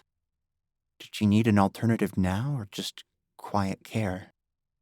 Was that just another excuse? He should just tell her. You are way too good to me, Alex. He wanted to be better to her. He wanted to be everything to her. Ava, there's something I want to tell you. I started to tell you earlier, but then Chris interrupted us. She tilted her head to glance up at him. Oh, yeah. With everything going on, I completely forgot we were in the middle of a discussion. She shook her head. I'm a terrible friend. No, he said, shifting a lock of her hair over her shoulder. No, you're definitely not that. His pulse quickened, his palms sweating as he prepared to bridge the chasm of silence between them.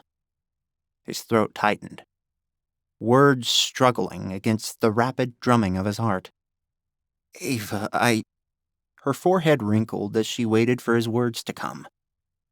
He swallowed hard, sweat beading on his brow as he tried to decide if he just told her he loved her or asked her if she'd consider an alternative to Chris.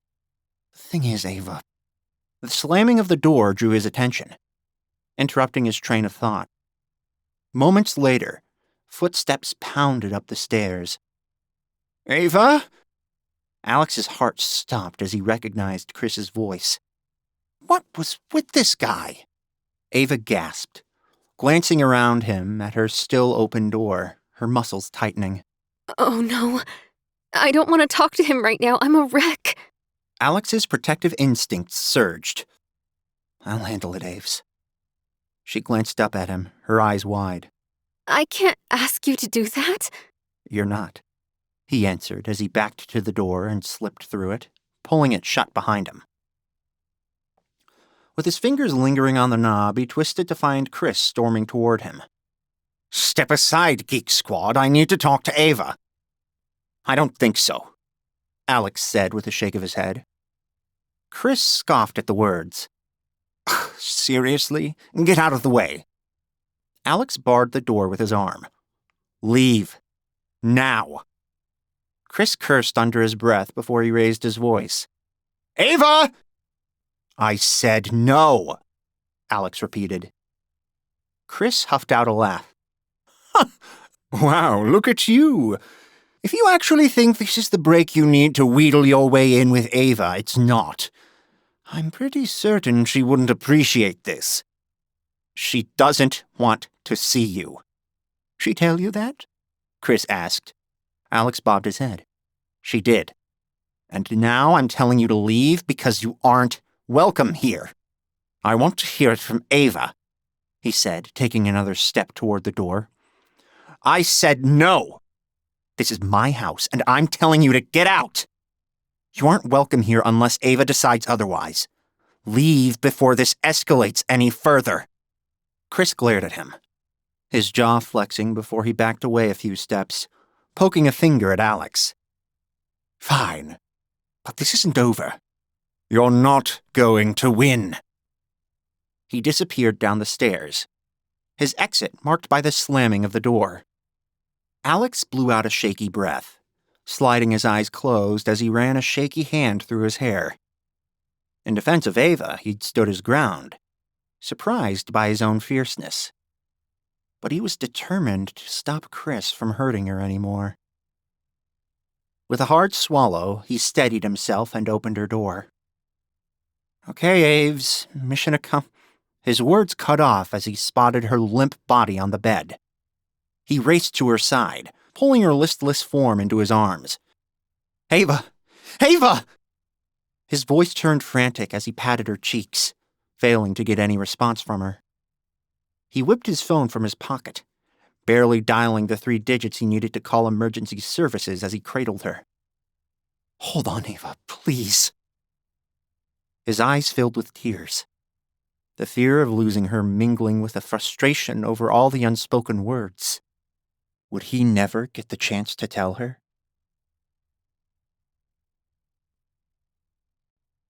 Chapter 14. Ava. The tang of antiseptic filled her nostrils as she slowly came out of a haze she didn't understand. A distant beeping echoed in her ears. She groaned, her features twisting as she tried to determine what was happening in the first few moments of consciousness. Aves. Alex's voice sounded so far away. Alex? She murmured, before struggling to open her eyes. The dimly lit room was unfamiliar. The beeping sped up as she shifted on the uncomfortable mattress. Alex? Her voice took on a more panicked tone before details started to fill in. She lay in a hospital bed, but why? Hey, Alex said, his features pinched with worry, though he forced a smile that didn't quite reach his eyes. there are those beautiful green eyes. What happened? Why am I in the hospital? Her groggy voice sounded raspy to her. And why is my mouth so dry? That's probably the medication. Here, I'll get you some water. Alex hurried across the room to pour water into a plastic cup and dunk a straw in it, holding it out to her. Thanks, she answered, trying to sit up. Easy, Aves. He pressed a gentle but firm hand against her shoulder. You've been through it. Her confusion made her head hurt. Through what? You had a subdural hematoma. Not severe, just needed some medication to take care of it. You're all good now. Despite his reassurance, she heard the strain in his voice. And what about you? I'm not the one who was in a car accident. No, but you're the one who must have dealt with all of this. She reached for his hand. He avoided her gaze as their fingers laced together. It's okay. She watched his careful movements, the concern etched deep in his features. Each gentle touch spoke volumes, stirring a warmth that Chris's recent coldness had failed to extinguish. Why, she wondered, did Alex's presence soothe her so profoundly when Chris's absence left a hollow echo? It's not. That must have been scary for you. He huffed out a laugh. It was. I found you just lying there. I panicked. She squeezed his hand. I'll bet. Oh, Alex, I'm so sorry. It was a really bad night for you, wasn't it? First the accident, then the kiss, then Chris showing up, and now this. Something flashed in his eyes that she couldn't read as she listed the issues he'd faced. Speaking of Chris, did you tell him I'm in the hospital? Alex nodded. I did, yes. I called him when they were assessing you. I couldn't stand waiting alone. Aw, Alex, I'm so sorry. I hope at least he behaved himself. He wasn't so bad, I guess. Alex shrugged nonchalantly. Ava glanced around the room, wondering where her fiancé was. Did you ask him to wait in the waiting room? Alex slid his gaze sideways to Ava. No, he, got hungry and decided to go eat. Ava glanced at the clock on the wall, noting the time. Oh, wow, it's been hours. You must be hungry too. I couldn't even think about eating right now.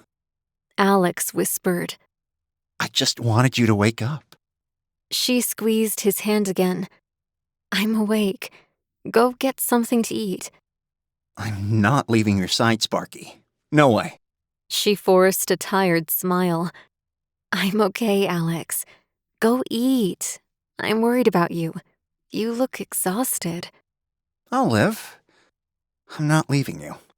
She shimmied sideways in the bed. This bed is awful, but lay down next to me.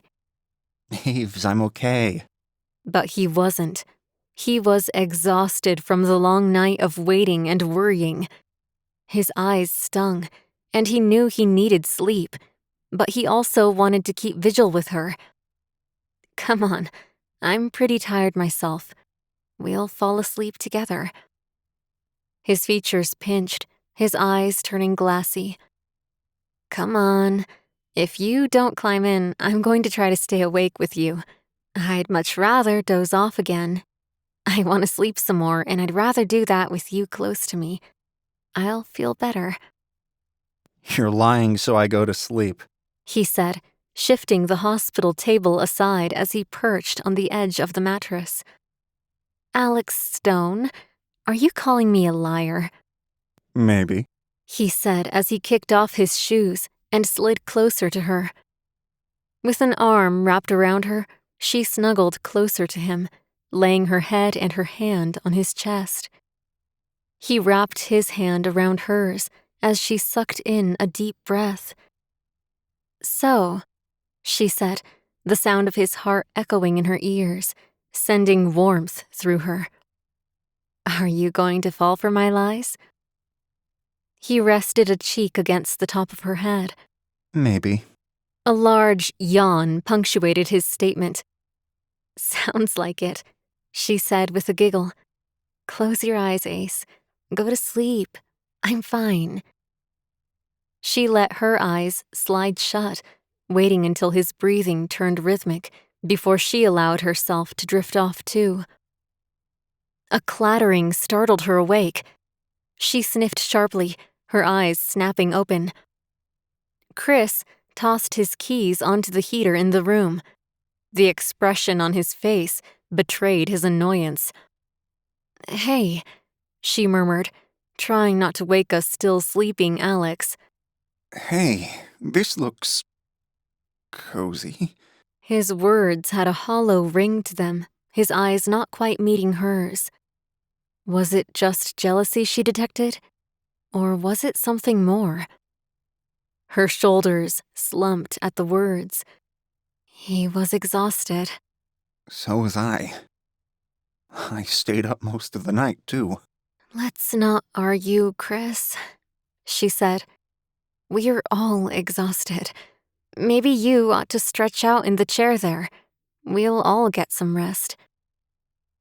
Chris stared at her with an unimpressed expression etched into his features. No, I'll be fine. I did get some sleep earlier when you were asleep. And some breakfast, she murmured.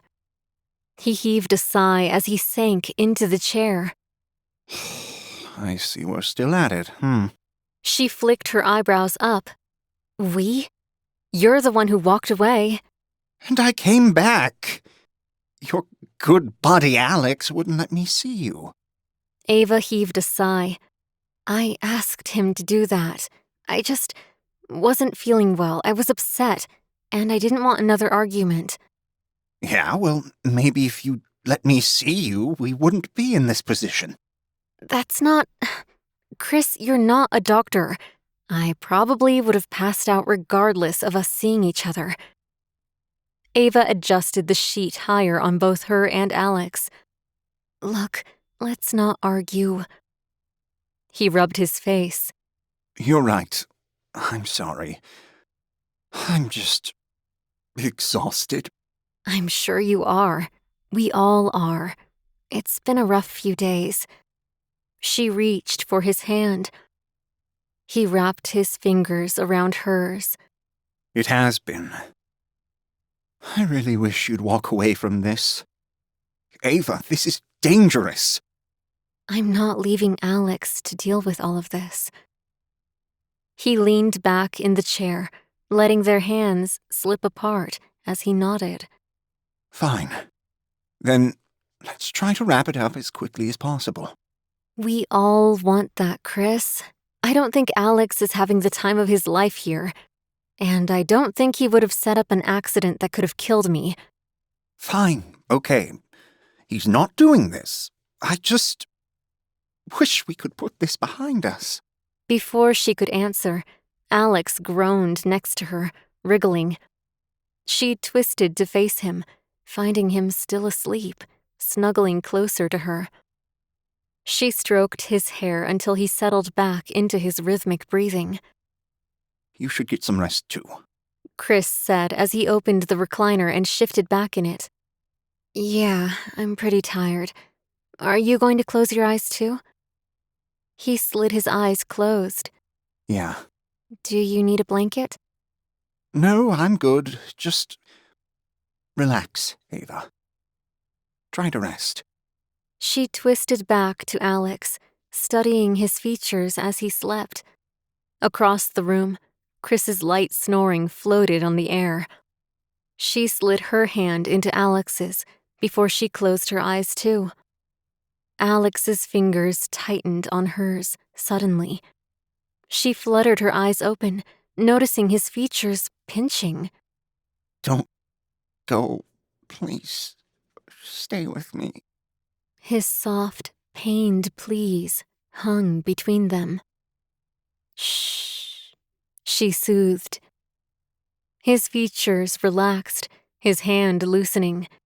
She let her eyes close again, but the words played on her mind. What was he afraid of losing? When she woke again, she found everyone else awake and a nurse checking her vitals. Hey, she said with a sleepy smile. Any chance I can break out of here? Things are looking good. We'll probably be sending you home today, the nurse answered. Yay, she cheered with a grin. The nurse smiled at her before shuffling from the room, making a few notes on her chart. Give me my clothes. I want to be ready when they cut me loose, Ava said, waving a finger at the bag of clothes on the heater. Chris rose from his seat in the recliner. Ava, I think we need to talk about what's going to happen next. What do you mean? What's going to happen next is we're going home to look at those files. They're our best lead right now, Whoa, you are not going home to work. Chris said. Yeah, Alex said, shoving his hands into his pockets. for once I agree with Krispy Kreme. Aves, you need to rest when we get home. I can rest and look at a piece of paper at the same time, she argued. I think you need to really rest. Chris answered. I don't think you should rush your recovery. I actually think we need professional help. Alex screwed up his face. Professional help? Yeah, for what? Your care, Ava. You probably should be resting in bed until your ribs, wrist, and concussion heal. Okay, so? Alex asked. I mean, I'll do whatever Ava needs, but someone needs to keep an eye on her, take her meals, that sort of thing. Yeah. Alex said with wide eyes. Us. Us? Chris asked. I'm not a nurse. Alex rolled his eyes at the man. I can be the nurse. It'll be fine. Are you two finished? Ava asked, annoyance lacing her voice. I don't need a nurse. I don't need to be waited on. I may not run any marathons in the next few days, but I can sit on a couch. I may even be able to play video games. Chris clicked his tongue. I don't know how good of an idea that is.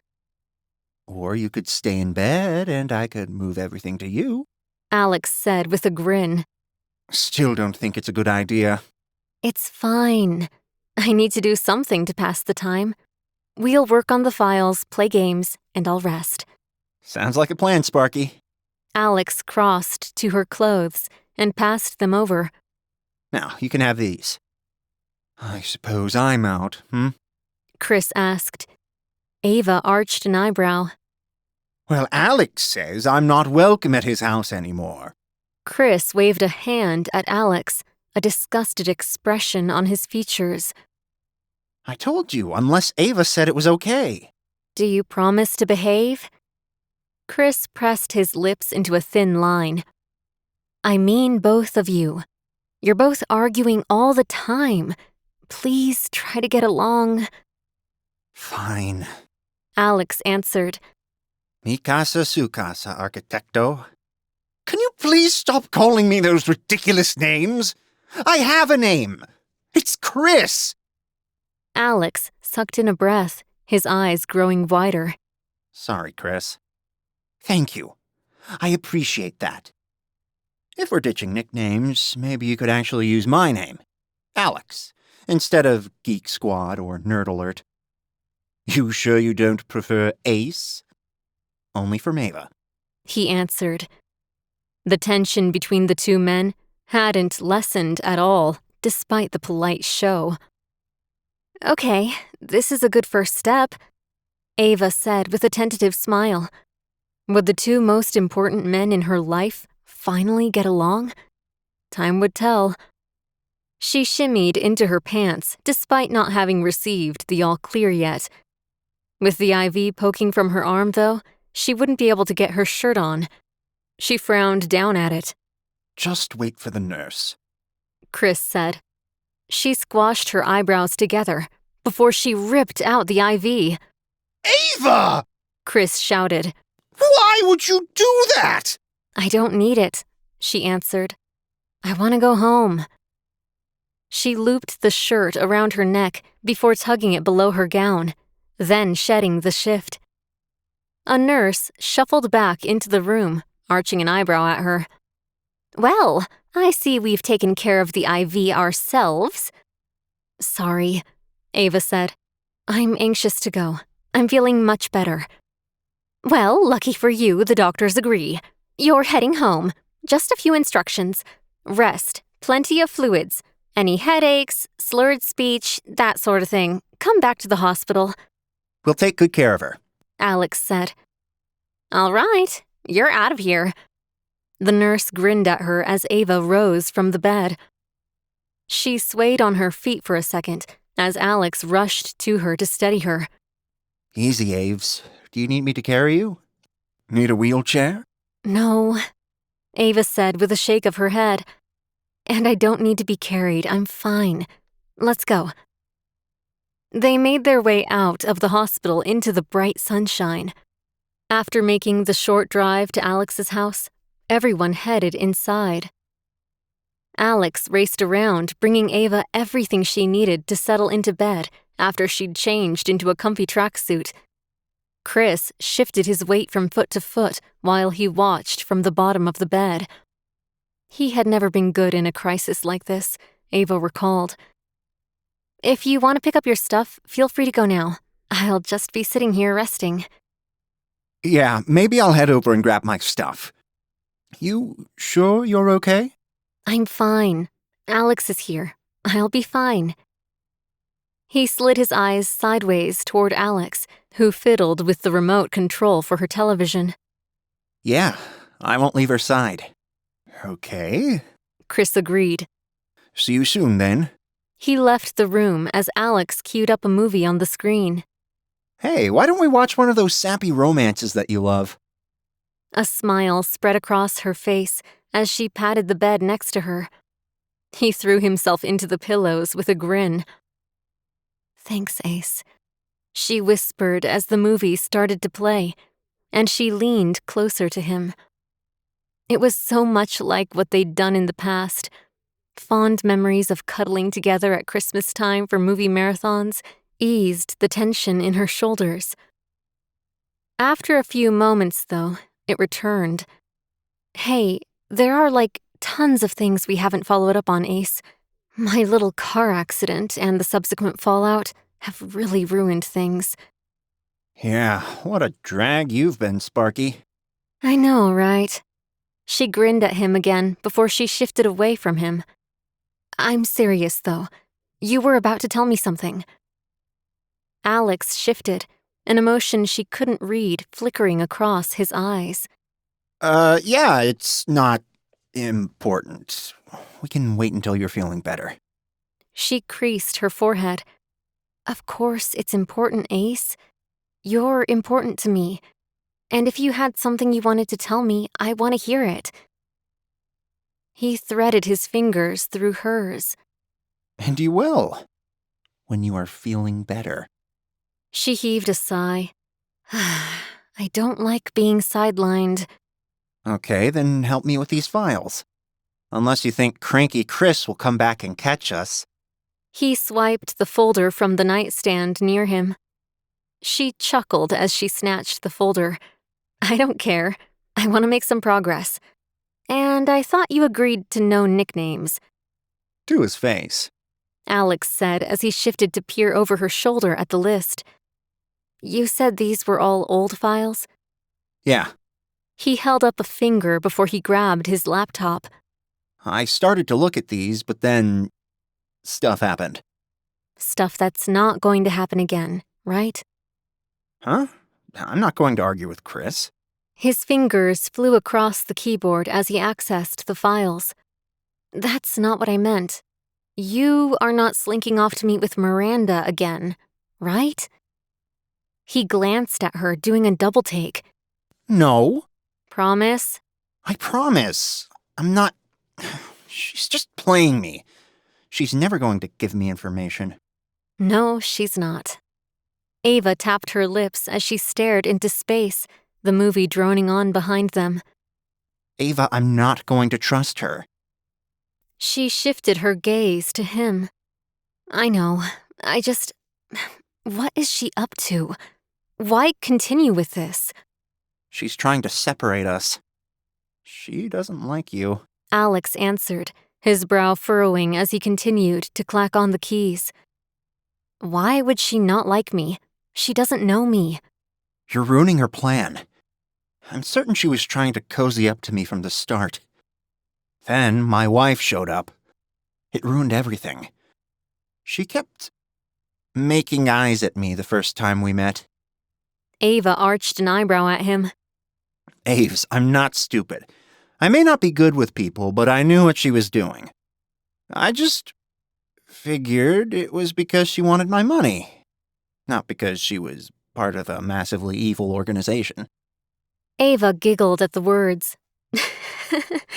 "Well, she can't have you no matter what reason she wants you for." He grinned at that, his eyes still fixed on the screen. But then he leaned closer, his brows furrowing. Wait. What is it? What did you find? Ava leaned closer, her pulse quickening. Every file that I've checked has been modified as of yesterday. What were the modifications? He held up a finger as he opened a code window and typed. We'll find out in just a second. I'm writing a program to compare the file versions. She rubbed his shoulders as he worked, her stomach nodding as she waited to see what this showed them, if anything. Okay, done. Alex said with an emphatic slap of his enter key. Just let it run for a second here. This is more than a second, she said. You're slipping. Oh, am I? He shot her a playful glance. It's a good thing you're on the mend, or I would let you have it. She stuck her tongue out at him as his program chimed completion. There, He said. happy now? Very. What are the differences in the files? Letters. He answered. Each one is off by a single letter. They stared at the alphabetical soup on the screen. A single letter? Ava's brows furrowed. Wait, are these in order? Like alphabetically? I had them pulled from the files in alphabetical order. She leaned over the laptop, her finger tracing the data. Change it to date. Pull them from the files oldest to newest. He bobbed his head and turned back to his screen, his fingers flying across the keys to modify his program.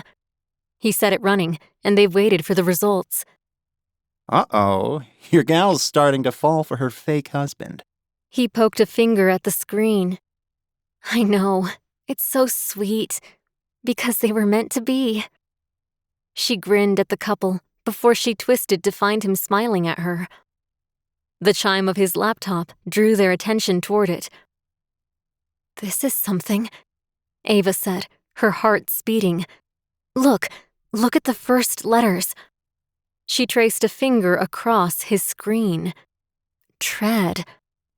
Yeah, just a second. I'll write a program to make breaks where it sees words. Alex toggled into his program and typed away. Faster, Ace, faster. No pressure, huh, Sparky? She grinned at his concentration face as he pounded on the keys. Done. He said with a big inhale. And here are the results. They leaned closer to the screen, both of them reading the words together.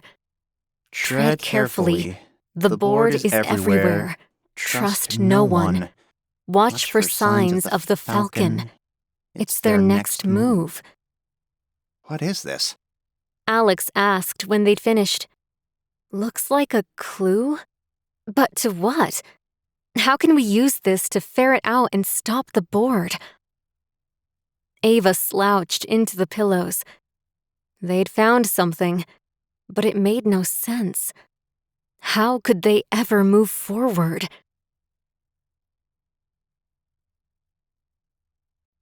Chapter 15. Alex.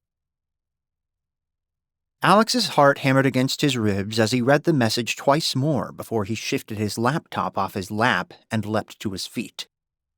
Running a shaky hand through his hair, he paced back and forth. The threat didn't bode well with him.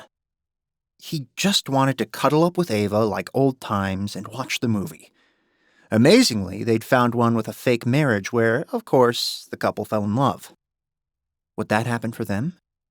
He'd hoped so, as long as they both lived through this. Ava paused the movie, tossing the remote onto the duvet as she shot him a concerned glance. Alex, sit down. She patted the bed next to her. He glanced sideways, the room's dim light casting long shadows that seemed to dance mockingly around him. He shook his head, biting his thumbnail as he spun on his heel and ambled in the opposite direction. His movements restless, almost echoing the stormy tumult he felt within. Alex?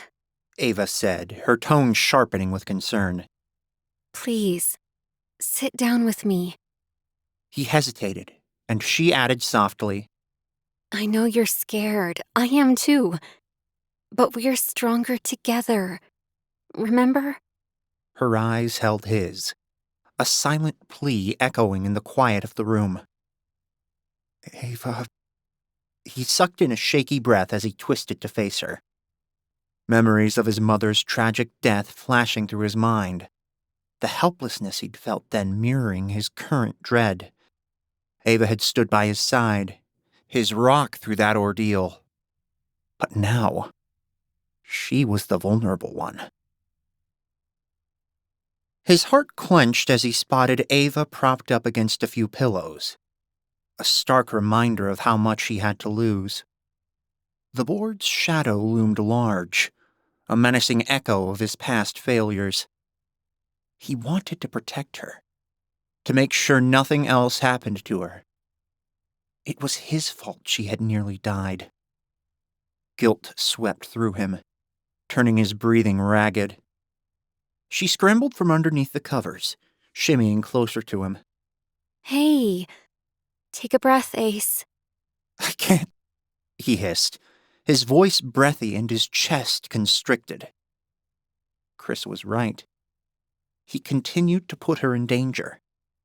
How could he claim to love her and continue to throw her into the path of danger over and over?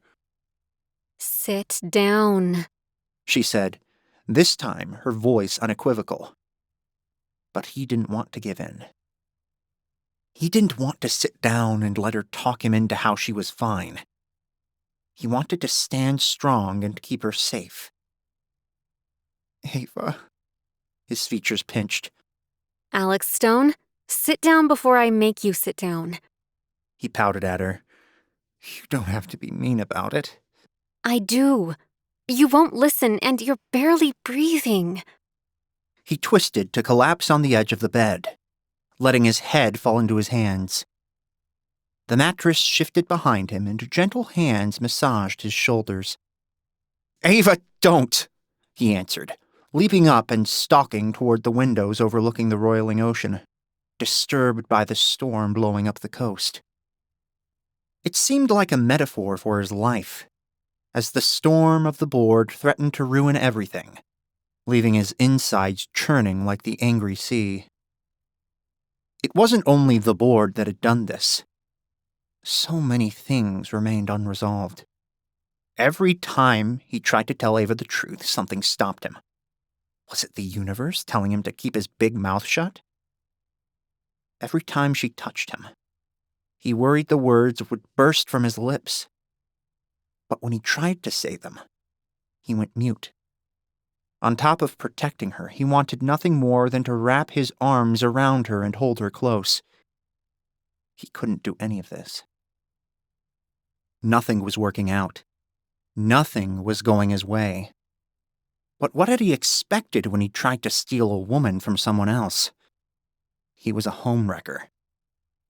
He clapped his hands on top of his head as the tension boiled over.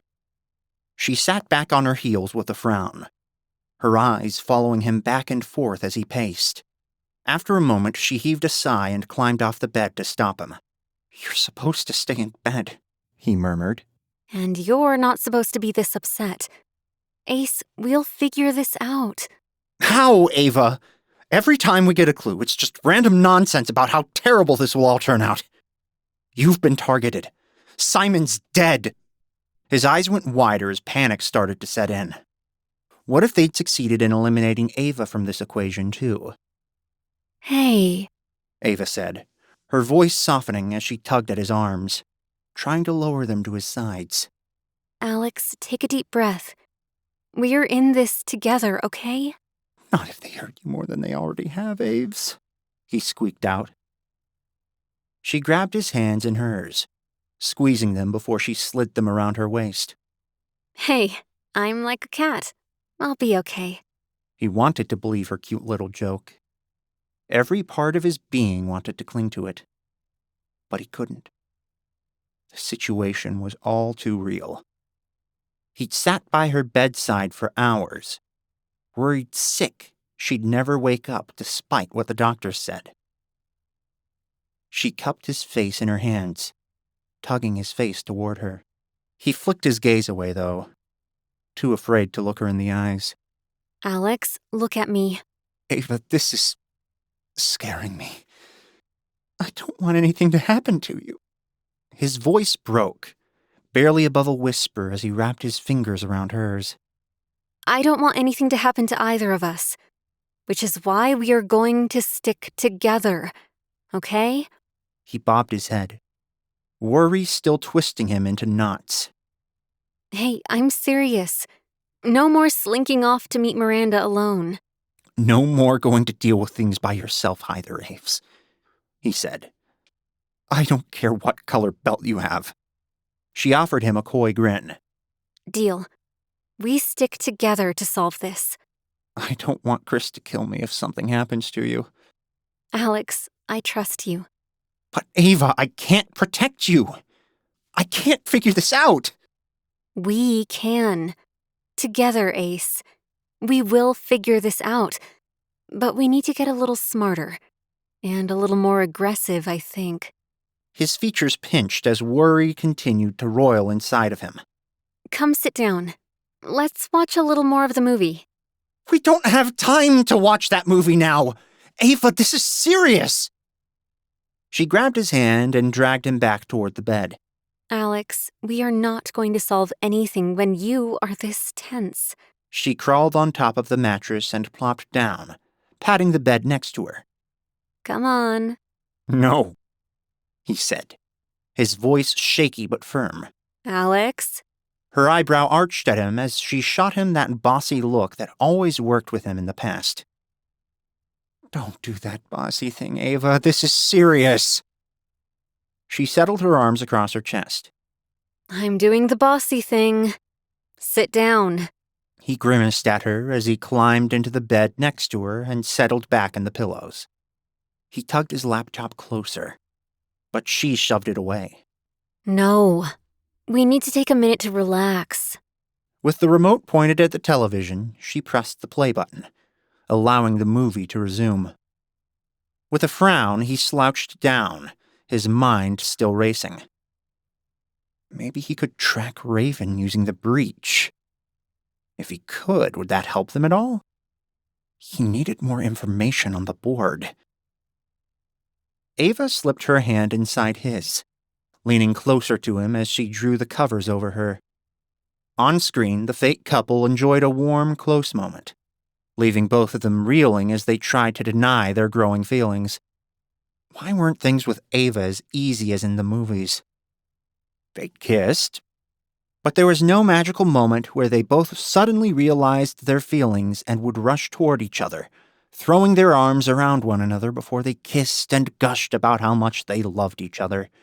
Next to him, Ava slouched down further, nestling closer to him, as a montage of fake married life played before the next scene began. On screen, something minor happened, leading the couple into an argument. Alex tensed as the fake couple argued, shouting nasty things at each other before someone went too far. The woman drew her chin back to her chest, her eyes teary before she calmly brushed away a tear and bobbed her head. Who am I trying to kid? We're not real. Somewhere I lost track of that. But don't worry. I remember now. No, wait, the man said, but she pushed past him, her features stony. No, there's nothing to wait for. We're not a real couple. I'll call the attorney in the morning. We should handle this divorce. He swallowed hard at the words, imagining Ava saying the same. His heart broke as he stared at the screen with a deep frown. You okay? Ava asked. He twisted to find her staring at him. After a deep breath, he cleared his throat. Yeah, just stupid. That fight was stupid. Why do they always do that? Because it's more satisfying at the end if they've had a third act breakup, Ace. Everyone knows that. She gave him a cheeky grin. Well, I didn't like it. If they really love each other, why are they fighting? Because they really love each other. He didn't like it. He imagined their third act breakup and how heart-wrenching it would be. Would they get their happily ever after like movie couples, or would they just break up? On screen, the couple continued through their breakup, sitting across from each other at the divorce attorney's office. One tiny note from one counselor about splitting their assets cleanly sent a tear rolling down the woman's cheek. Wait, the man said. Ava leaned across Alex, tugging a tissue from the box on the nightstand as a matching tear rolled down her own cheek. On screen, the male main character rambled on and on about how he loved everything about his fake wife, from the way she salted her fries to the goofy way she danced, to how she insisted on squirting whipped cream into her Coke. Tears streamed freely down the woman's cheek before she raced to him, throwing her arms around his neck and planting a kiss on him. Are we proceeding? One of the attorneys asked. The man waved him away as they continued to kiss. Ava sniffled, wiping at her nose and tear that had fallen. He glanced down at her, wishing he could pull her closer and kiss the top of her head. Why had he wasted all of this time? She blew her nose and shifted away from him before he could do anything. Do you feel better? Huh? He asked. Do you feel better? Do you?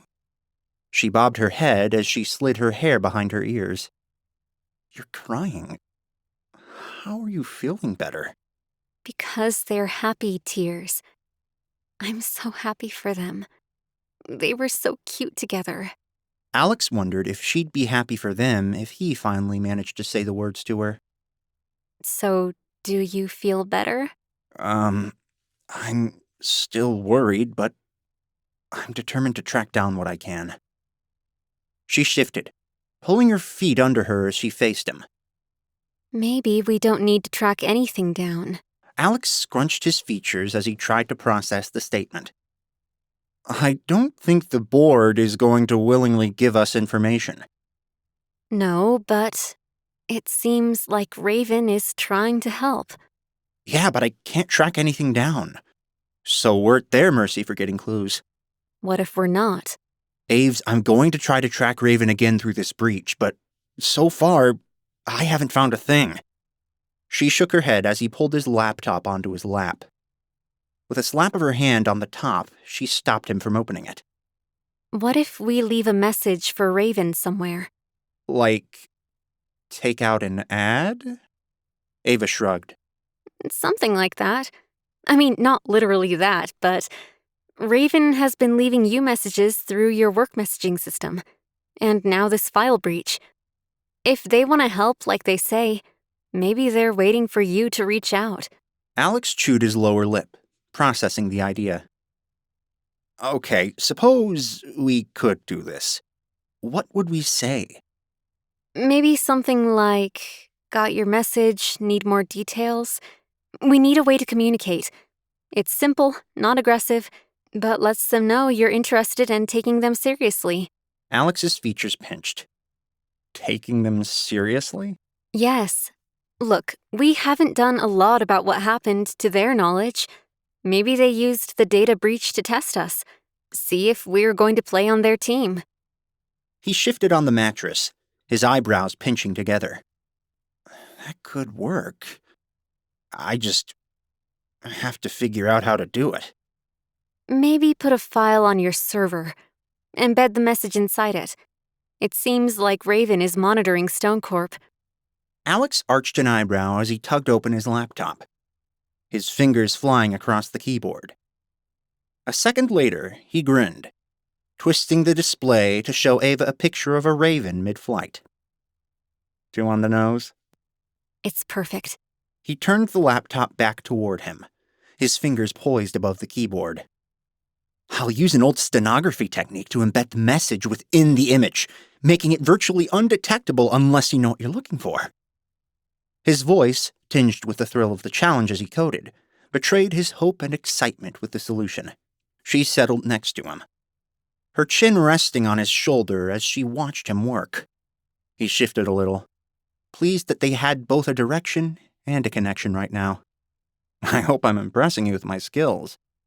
Your skills always impress me, Ace. She squeezed his shoulder as she grinned at him. His chest swelled with pride. maybe he could win her over. And there we go. The message is out there. He closed the lid of his laptop. And now, we wait, She said as she settled against him, her head on his shoulder. He laid his head on hers, his eyes sliding close as he relaxed against her. They made a great team. He had to make sure she stayed with him. And he would. He made a silent vow to himself not to lose her. For a brief moment, a peaceful silence enveloped them. A rare pause in the storm of their current lives. Ava's steady breathing and the distant sound of the ocean outside providing a soothing backdrop. Just as Alex began to relax, the sudden chiming of his phone shattered the tranquility, slicing through the quiet like a warning bell. His heart leaped into his throat as he snatched it from the bed. Was this Raven? Would this finally give them the answers they needed? Chapter 16. Ava. Ava snuggled closer to Alex, determined to settle his nerves. From her first night back in the Hamptons, Alex's usual calm demeanor had been replaced by a restless energy that seemed to spike with each new twist in their complex situation. This was the worst she'd seen him, though. Physically unable to relax, he paced the floor. Not even one of her famous shoulder rubs had helped. In fact, it seemed to have hurt. He'd leapt away from her, issuing a firm order for her to stop.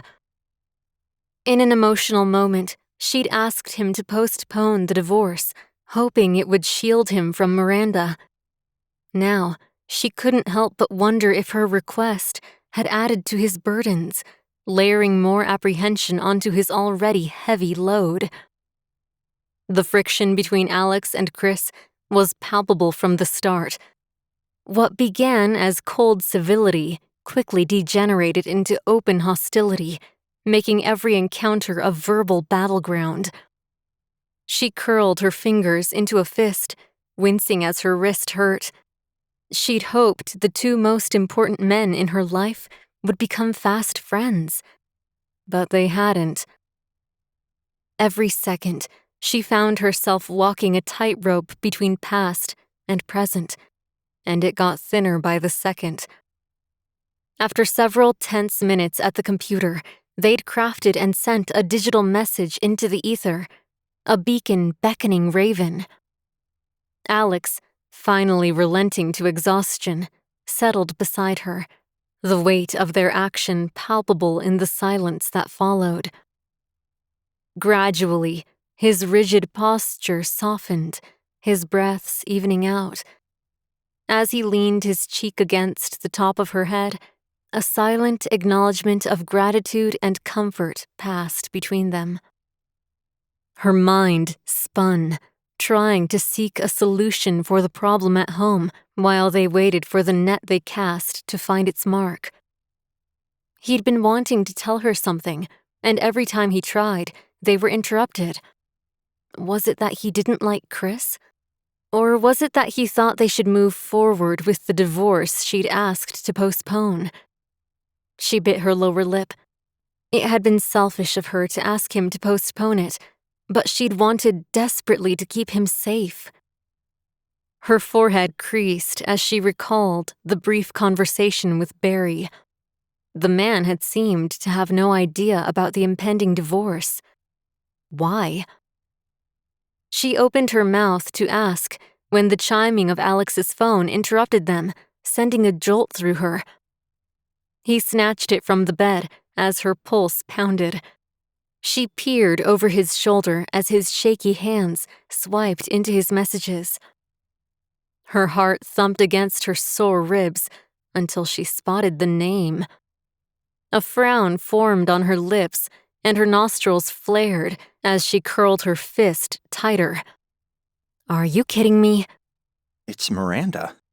Alex said as he swiped into the message. Her insides twisted at his eagerness to read whatever nonsense she'd sent. She'd been right to postpone their divorce to save him from this vulture. She clicked her tongue, slumping back against her pillows. False alarm. Maybe not. What if Miranda is Raven? She glared at him. I hope not. Aves, she could be. She's the one who alerted us to the financial problems at Stone Corp. And she has a rook tattooed on her wrist, Alex. She's bored. Her irritation built. Why do you always want to believe her? His features twisted as he glanced at her. Don't get upset, Sparky. I'm just throwing it out there. I'm not upset. He raised his eyebrows at her. I know you better than that. You, Ava Collins, are lying. She pouted as she stared at him. Okay, I'm upset. There's no reason to be upset, Sparky. Her brows squashed together as she tried to process her feelings. This gut reaction that came up every time she thought of Alex and this woman together twisted her insides into a tight knot. You know what? I won't even read the message if you don't want me to. He said, his voice softening. She flicked her gaze up to his, a slight smile curling her lips as she read the concern in his eyes. You should read it. No. He lifted his chin and tossed the phone away. I won't read it. You don't need to be upset after everything you've been through. Come on, let's find another movie to watch. He held his arm out, a silent invitation for her to curl up next to him. She relented, only so he didn't toss his phone across the room in a show of support. With the remote in hand, he selected the next movie on the list. What if she is Raven, though? Ava said, craning her neck to glance up at him. He clicked his tongue at her, a chuckle escaping him. Ava. Alex, I don't like her, but... I know, and that matters to me, Ava. If you don't like her, then I don't like her. The words sliced at her, her lips tugging into a frown again. Alex didn't like Chris, and she just kept throwing them together and expecting them to get along. But you shouldn't dislike her just because I don't like her. She felt horrible dictating his friends to him. He rubbed her shoulder. I don't like her because she has no respect for my wife. She chuckled at the sentiment. That sounds kind of ridiculous, Ace. It doesn't. She pulled back, searching his eyes. It does, because... Because what? She thinks we're married. Well, we are married. And she has zero respect for that. No matter how many times I tell her, she just ignores you and what I've said about you. She's not a good person, Ava. I can see that. You don't need to worry, okay? Sorry, she said with a wrinkled nose. But I do worry about you. He smiled down at her. I worry about you too. Which is why I'm not going to read her message, because you have been through enough. You need to be resting and letting me take care of you. Thank you for that, but I think you should read it. With me monitoring it, of course. He laughed as he retrieved his phone. Of course, Aves. I don't keep any secrets from my wife. His grin faltered for a second before he plastered it back onto his face. Her brows furrowed, wondering what had just shot through his mind. With a sigh, he let the phone fall away from him for a moment. What did she say? Ava asked, grabbing his wrist to tilt the display back to her. She clicked her tongue, shooting Alex an unimpressed stare before she read it aloud. Hey, how is your wife? I hope she's okay for a very selfish reason. We need to finish our conversation. Ugh. Ava huffed. She never quits. I told you that. I can't believe she's still pushing this agenda. Or the board is making her. Ava shifted on the mattress, hugging a pillow to her chest. Maybe that's her purpose. She was supposed to get close to you. Why? I don't know. Lure you into the fold? Make it easier for them to do whatever they were planning with Stone Corp? Well, neither of those are happening. No, but... She chewed her lower lip as her mind vetted through possibilities. But what, Aves? She's not going to get to me. He promised. She shot him a glance. I know, but maybe you should. Huh? He shifted to face her. Sparky, do I need to take you back to the hospital? You're talking nonsense. I have no desire to have her lure me anywhere. I'm not saying you should join the board, but maybe you should meet with her and see what her endgame is. His features pinched, and she quickly added, with me monitoring you, of course.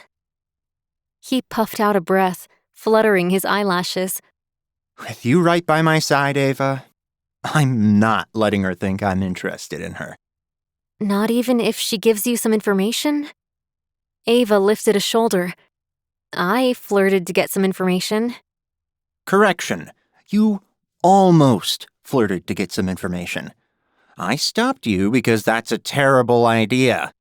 And I'm not going to do it. I don't even know how to flirt. Ava burst into laughter, holding her ribs. Ow! Don't make me laugh. You do so know how to flirt. I don't, He said. so that's not even an option. You always flirt with me, Ace. Pretend she's me. I'm not flirting with Miranda for information. And my imagination isn't that good. I don't like her at all, so I couldn't be that fake. If I meet with her, you're going to be standing right next to me. She's not going to say anything with me there. Then she's not going to say anything. Here are the choices, Aves. I don't meet with her at all, or we both go. You pick. She swallowed hard, considering both options.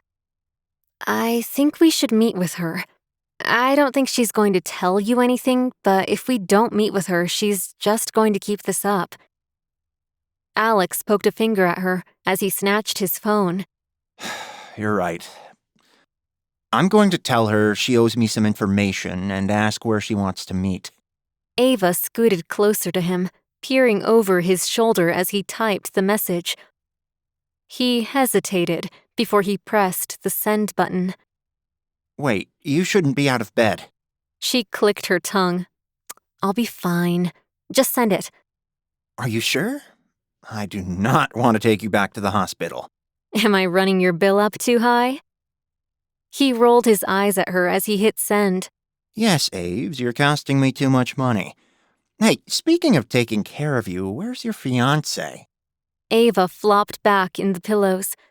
Oh, probably taking his time packing. I told you, he's not into playing nursemaid. Alex raised his eyebrows, his expression unimpressed. I'm fine, though. I don't need anyone to take care of me. Alex draped an arm around her gently. It's not about what you need. It's about what you deserve.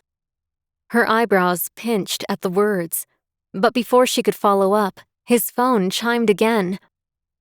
He swiped into it and read her response. Our last conversation didn't go as planned. I can meet you whenever and wherever you'd like. Name a time and place. Ava huffed out a disgusted sigh. Ugh. Can she be even more transparent? Make it somewhere open with easy exit points. I don't trust her. He wrinkled his nose. What, like you think she's going to try and take us out? I don't put it past her or her employer. How about the library? No one will kill us in the library, right? Ava lifted a shoulder. Sure, plenty of places to hide. Alex tugged his lips into a grimace. Aves, I don't like the sound of this. Well, I don't trust her, but I don't think they're trying to take you out. How do you figure that? I think it's me they're trying to get rid of to make it easier to get to you, she answered. He wrapped an arm around her, pulling her close. Well, that's not going to happen. He typed with one hand, sending the message to Miranda about the meeting spot. They waited in tense silence for only seconds until she responded with an affirmative. We have a meeting place.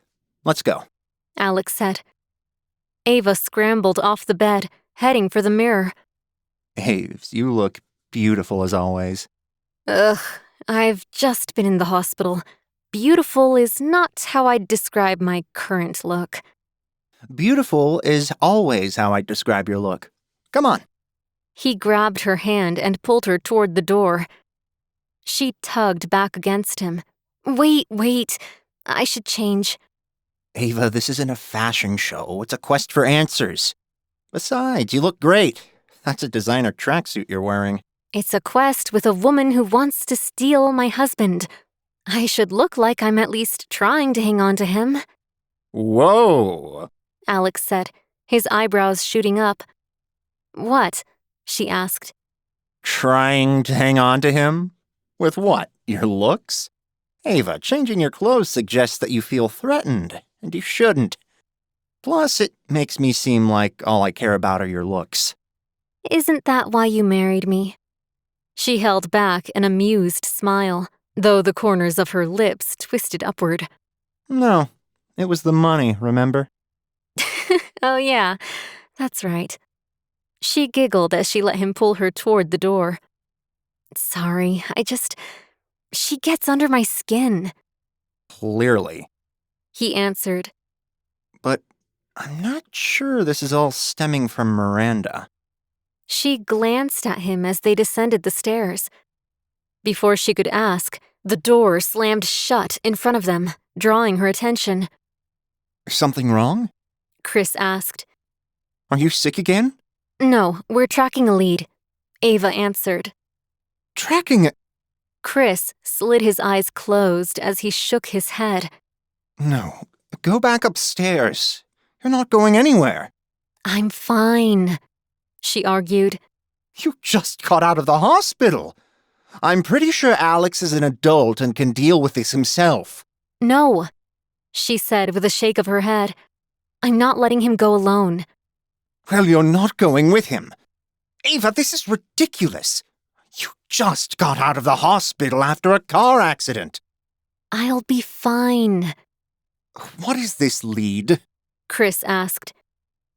Ava shifted her weight, glancing up at Alex. It's Miranda. Oh, what's the matter, pal? Can't visit your side piece without Ava? She's not my side piece. Alex said through clenched teeth. Stop. Ava said with a shake of her head. Stop arguing. You know Miranda is part of the board. She has the tattoo. We need to follow up on this. Ava. Ava pushed past him to the door. Oh, save it, Chris. Like you were so concerned when it took you over 4 hours to pack your stuff and get back here. I could have been dead for all you knew. That's ridiculous, Chris said. Obviously you were here resting. Alex was watching you. It was fine. Alex stepped around him, grabbing his keys. And Alex will be watching her when we're following up on this lead. Still fine. Ava, don't walk out that door. Go unpack, Chris. I'll be back as soon as we deal with Miranda. Ava! He called as they stepped outside and slammed the door behind them. Alex helped her into the car before he hurried to climb behind the wheel. Bean Buddy was kind of mad. Ava sucked in a breath, her mind going over the conversation. Yeah, well, so am I. Alex fired the engine. Really? Yeah, I mean, he's gone for hours, then comes back in demanding I go back to bed. I could have been running all over the state for all he knew. Not gonna lie, Aves. I kind of feel about him the way you feel about Miranda. Ava snapped her gaze to him, the words unsurprising but still cutting. But she let her head thud against the headrest. Hey. He said, reaching out to take her hand. We don't need to discuss it now. Aves, I really think... What? she prompted as his voice trailed off. He stared at the road ahead. I don't like the way he treats you, Ava. She slouched in her seat. Chris's behavior hadn't been wonderful while he'd been here, but things were stressful. Well, I think that you're not really seeing— The real him? I understand he doesn't like me or the situation, but Ava, does he always make rude comments about how you look? He doesn't— Ava tried to contradict his statement, but couldn't. He doesn't? Because I've counted a lot of them so far. Your hair, your tracksuits, the pink business suit, and that's just some of it. Alex, please, she said, her temples suddenly throbbing. Okay, sorry. I'll drop it. His opinion crushed her. The stark contrast with how he treated her and how Chris treated her had been growing more and more obvious by the day. While Alex had stayed by her side in the hospital, didn't care how she wore her hair, and didn't mind when she was a hot mess, Chris liked her pulled together. He didn't like life's messiness, but Alex didn't mind because he was just her friend. It was when feelings got involved that things got complicated. Right?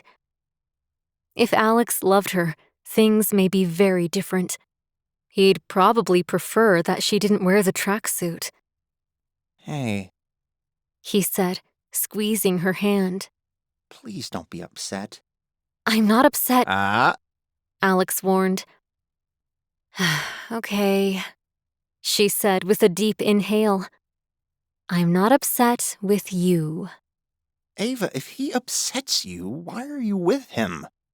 She stared down at her lap, tracing the white piping on the light pink velvet tracksuit. Can we please talk about this another time? He flicked his gaze to her, his fingers tightening around hers. Of course, Aves. Her mind twisted in 1,000 directions as she tried to piece together everything with the board, while also sorting out the answer to Alex's question. She thought she loved Chris, but she wasn't certain of anything anymore. Thanks, Ace, she whispered. It's okay. It'll be okay. Let's just focus on Miranda. Right. Neither of us likes her, so that makes it easy. Alex swung into the parking lot near the library and killed the engine. You ready? Yeah, she said, raising her chin. Let's do this. He nodded and grinned at her before he slipped out of the car. He met her on the passenger side, taking her hand to help her from the car. He intertwined his fingers with hers. We're a team. United front, right? Right. They strode hand in hand toward the library, pushing into the cool, quiet space. Alex slid his hand from hers and slipped his arm around her waist, guiding her toward the thriller section. They rounded a corner, spotting Miranda pacing the floor between two stacks. She twisted as they approached her, the smile when she focused on Alex slipping as her eyes flicked to Ava. With a knitted brow, she shot her gaze back to Alex. You brought Ava? Alex pulled Ava closer. Of course I brought Ava. She's my wife. And what you're doing needs to stop. Miranda huffed out a breath, her eyes going sideways as she shook her head. Yeah, she's your wife. In name only. With a scoff, she stared at him. I know, Alex. I know all about how this marriage is fake. Ava's heart skipped a beat as her eyes widened, her chest constricted, her ribs aching as she struggled to breathe. How had Miranda gotten hold of this information? And what would she do with it? Chapter 17. Alex. After a sideways glance at Ava, Alex focused on the road ahead of them, his mind racing. With everything going on, turmoil brewed on every front. His message to Raven sat waiting for a response. Each minute that passed without information put them in more and more danger. Simon was dead, and Ava had nearly been after her car accident. Chris's presence was like a wedge, steadily driving a divide not just between him and Ava, but unsettling every moment they shared, making their already complex situation even more volatile. The words had almost escaped him twice, confessions of his deeper feelings for Ava. Each interruption like a sign from fate, urging caution.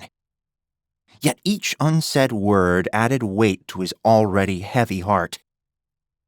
Maybe that was for the best. He slid his eyes sideways again to view her.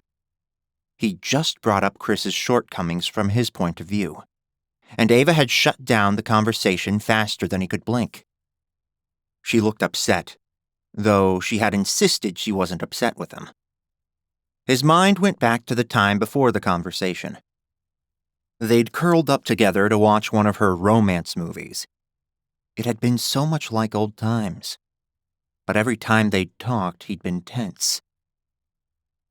His fear over her being harmed, coupled with his nervousness over their situation, had stopped him from really enjoying their time together.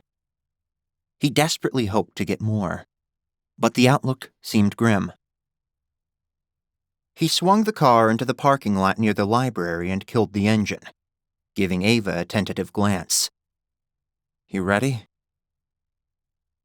She raised her chin, seeming to shove away the turmoil she'd displayed earlier. Yeah, let's do this. After a grin, he slipped out of the car and hurried to the passenger side to help her. He laced his fingers through hers. His heart pounded as he did it. "We're a team. United front, right?" Right. she said with a nod. He sucked in a breath, pleased she hadn't pulled her hand from his. Every tiny win felt huge to him at this moment. He wanted things to always remain this way, but he worried it wouldn't. The library's cool, hushed atmosphere wrapped around them, a stark contrast to the storm of emotions roiling inside Alex. Each step was measured, his mind racing as they approached the thriller section, the weight of their situation settling like a heavy cloak around his shoulders. He pulled Ava closer, wrapping a protective arm around her. Miranda paced between two shelves, twisting as they approached her. She grinned at Alex, the smile quickly slipping as she spotted Ava. Her features pinched, her eyes going back to Alex's, betrayal shining in them. Her voice dripped with disdain. You brought Ava? The comment grated on him. Ava had been right not to like this woman. "Of course I brought Ava. She's my wife, and what you're doing needs to stop." Miranda scoffed, her eyes flicking sideways as a mocking grin slid across her face. Yeah, she's your wife. In name only. Her eyes returned to his. I know, Alex. I know all about how this marriage is fake. Alex tightened his grip around Ava's waist, the words startling him. How could she have known? His eyes slid to Ava, his features pinching. Would she admit it? They were about to get divorced anyway. Instead, she flicked her eyes to him, her features confused. Emboldened by her quietness, Alex shook his head. "That's crazy. I don't know when you're going to get it, but I'm married to Ava." Miranda settled her arms across her chest. Yes, I understand that. I get that you two actually tied the knot, but that doesn't mean this marriage is real. Alex has told you in no uncertain terms that it is. Ava answered. Miranda ignored her, her eyes set on Alex only. Are you really going to stand here and tell me that you two have a real marriage? She came out of nowhere. I did not. Ava objected, earning a shush from a nearby patron. Sorry. Ava's right. Alex said in a hushed tone. "We've been together since college." Her eyebrow arched. Alex, I'd really like to speak with you alone. I can't believe this. Ava squealed, keeping her voice low. "Anything you have to say can be said in front of Ava. She is my wife, for real, whether you believe it or not." Miranda's lips formed a pout. Alex heaved a sigh, ready to tell her where she could stick her information when Ava spoke. Fine. Have your private conversation. "No, Aves," Alex began, his eyes going wide. Why was she doing this? Did she still think there was something going on between him and Miranda? She patted his chest. Ace, it's fine. She twisted to eye Miranda, her features morphing from understanding to unimpressed, a finger wagging at her. I have a black belt in jujitsu. You lay a finger on my husband, and you'll wish you hadn't. As Ava moved a step away, Alex's instincts screamed. He reached out, grabbing her hand with a gentle yet firm grip. The simple touch was a plea for her to stay, a silent testament to the fear racing through him. "Hey." Their eyes met, filled with unspoken words. She leaned closer to brush his lips with hers. It's okay. He twisted to follow her as she stalked to the end of the aisle and turned back, crossing her arms and arching an eyebrow at Miranda. He slid his eyes closed, huffing out a breath before he turned back to face his CFO. "Okay, you got your way. Only because Ava is amazing. Now, say what you have to say." Oh, please, stop with this wife worship. If Ava is so amazing, where has she been for all these years, huh? Ava's whereabouts aren't any of your business. And I am getting really tired of explaining to you that she is my wife, and I am not interested in anything with you or anyone else. I love Ava. I am in love with Ava. Period. Her eyes searched his, narrowing slightly before she spoke again. Wow, I really think you may be. Do you care at all that she's not at all into you? He swallowed hard, trying to keep his composure as the comment threatened to send him spiraling. Was Miranda correct, or merely trying to throw him off? Our relationship is none of your business. Wow, so you don't care. I always thought you were this really smart guy, but you're completely duped by the blonde bimbo. His features twisted, heat entering his voice. Ava is not a bimbo, and this conversation is over. I wouldn't do that if I were you. Alex huffed out a sigh. You keep saying that, but you never have any information. This is over, Miranda. Why? Because I hit at what's actually going on? That your wife isn't in love with you no matter how much you love her? He gritted his teeth, his nostrils flaring as he tried to shove the comment aside. You have no idea what is going on between us, and no right to say anything. Unless you have something else to say, this is finished. I do know what's going on, Alex. She's engaged to another man, which is really for the best. You need to get rid of her. The words sent heat racing through him. How would Miranda have learned that information? She must have read the confusion on his face. I'm serious, Alex. Maybe you honestly love Ava. And if you do, you'll get rid of her. His fingers curled into fists as he glared at her. Or what? She leaned closer to him, her voice an ominous hiss. Or we'll finish what we started with that car accident. His heart hammered against his ribs as blood rushed through his ears. Dizziness made his head spin, the threat sinking in and worry consuming him. Leave Ava alone, and leave me alone. You're fired. Clear your stuff out and get out by the end of day tomorrow. She shook her head. You're making a huge mistake. What do you want from me, Miranda? Or should I ask, what does your organization want? She stiffened, her jaw tightening. You've lost your chance to be a part of this. Good luck, Alex. I actually liked you. I really wanted to work with you. She flicked her gaze to Ava at the end of the aisle. Have fun with your choice. When she leaves you, don't call me. This door is closed. After one final glare at him, she spun on a heel and stormed away.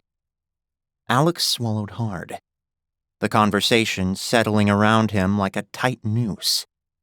He ran a shaky hand through his hair as he paced back and forth. A warm hand wrapped around his, drawing his attention. He snapped his gaze to Ava's concerned face. What happened? She asked. His features pinched, worry coursing through him. Suddenly, he wanted to take her straight home and hire a security team to protect her. Alex? We need to go, he murmured, sliding an arm around her shoulders and striding toward the exit. Hey, Alex, slow down. No, Ava, we need to get out of here. She grabbed his hand on her shoulder. Hey, what happened? His chest constricted as Miranda's words echoed in his mind. We'll finish what we started. His stomach twisted, bile rising in his throat. He couldn't lose Ava. Not like that. If he had to send her home with Chris, it would rip his heart to shreds, but he'd do it to save her life. He couldn't handle it if anything happened to her. They pushed into the waning sunshine, and he crossed straight to the car, helping her inside and racing to the driver's side, sliding behind the wheel. With a trembling hand, he poked at the start button and threw it into gear.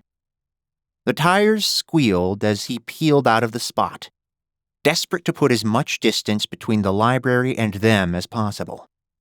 Whoa, Alex, what is going on? Ava asked, her voice filled with concern. His knuckles turned white as he gripped the wheel, unable to voice his concerns. He remained quiet for the rest of the short trip home. After he slammed the car to a stop in the driveway, he hurried to retrieve her, half dragging her into the house and slamming the door shut. With all the locks engaged, he turned on the alarm system, sucking in heavy breaths. Her hand gently slid onto his shoulder. Alex? Hey, you need to take a breath. He twisted toward her, wrapping a hand around hers. His breathing still labored. Oh, good, you're back, Chris's voice interrupted. We need to talk, Ava. Not now, Chris. She answered, her focus on Alex. Chris scoffed, shaking his head. Ava! I said not now. She shouted at him. Come on, Alex. You need to sit down. She tugged him toward the stairs, bypassing a stunned Chris as she led him up to her room.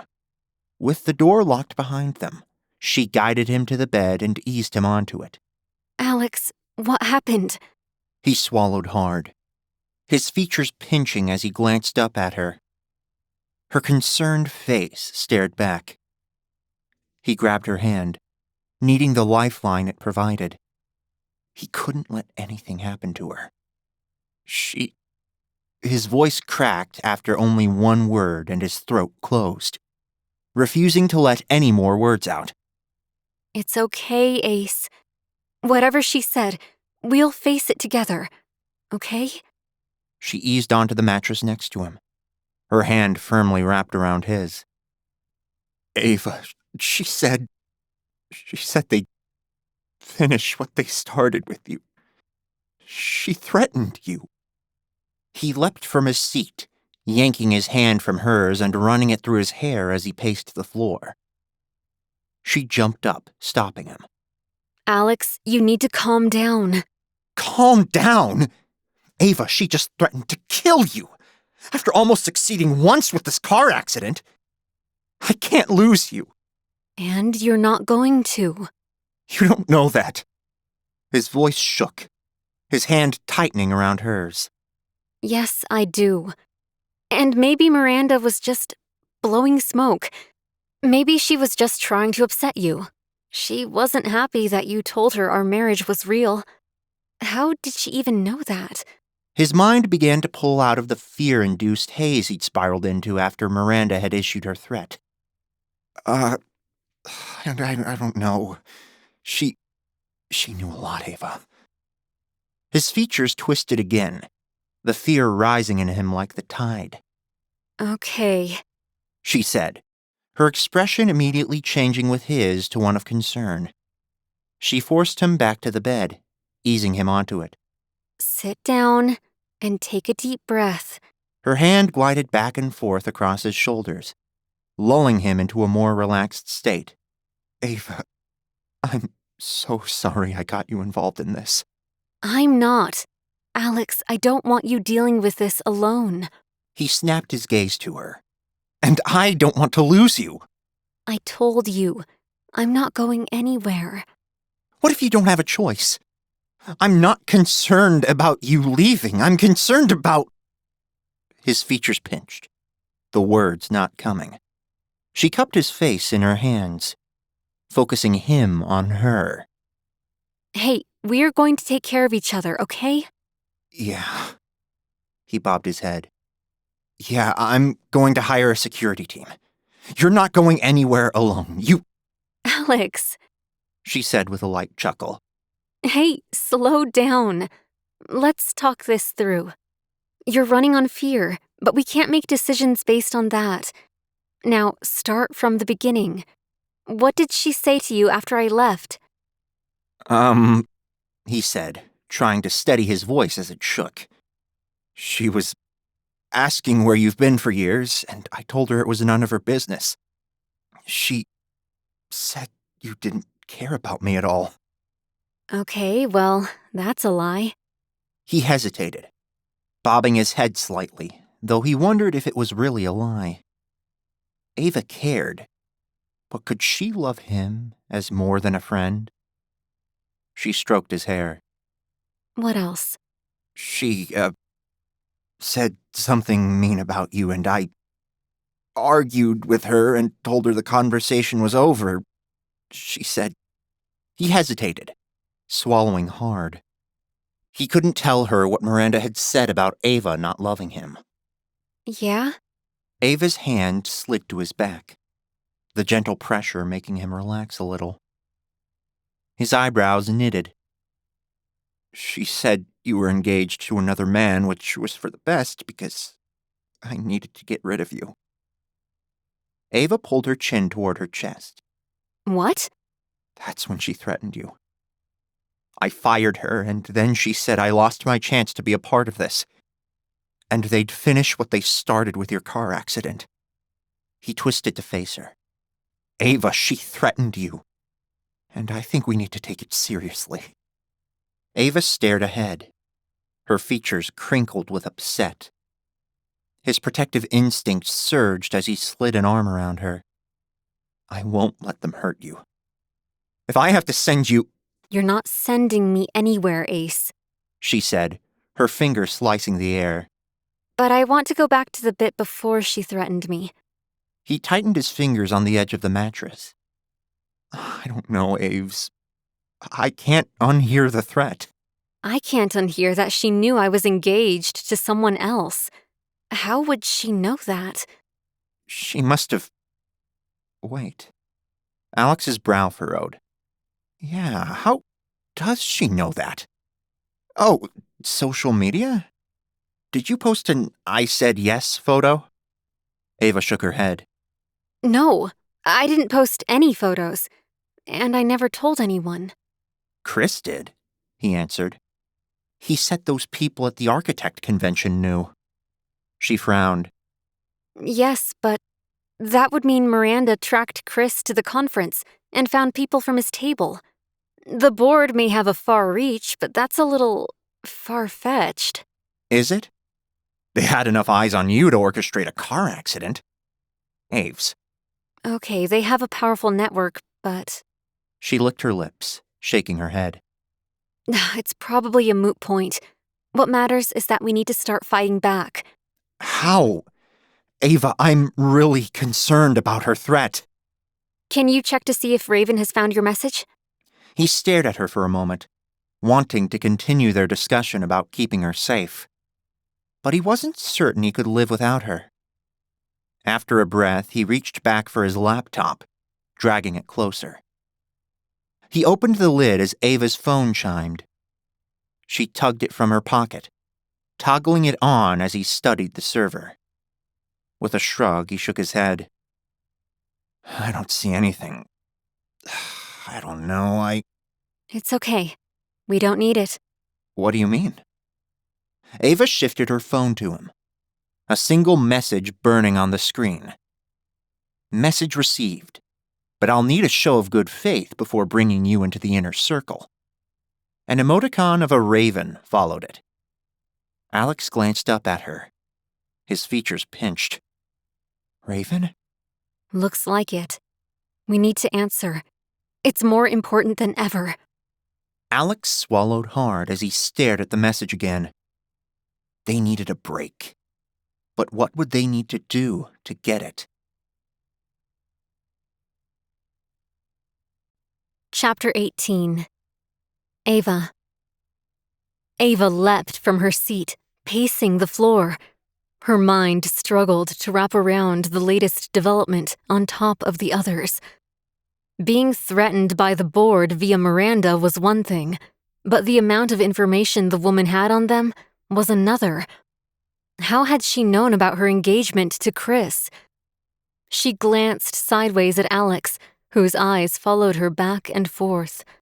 His anxious behavior could be attributed to the stressful situation, but there was something more going on with him.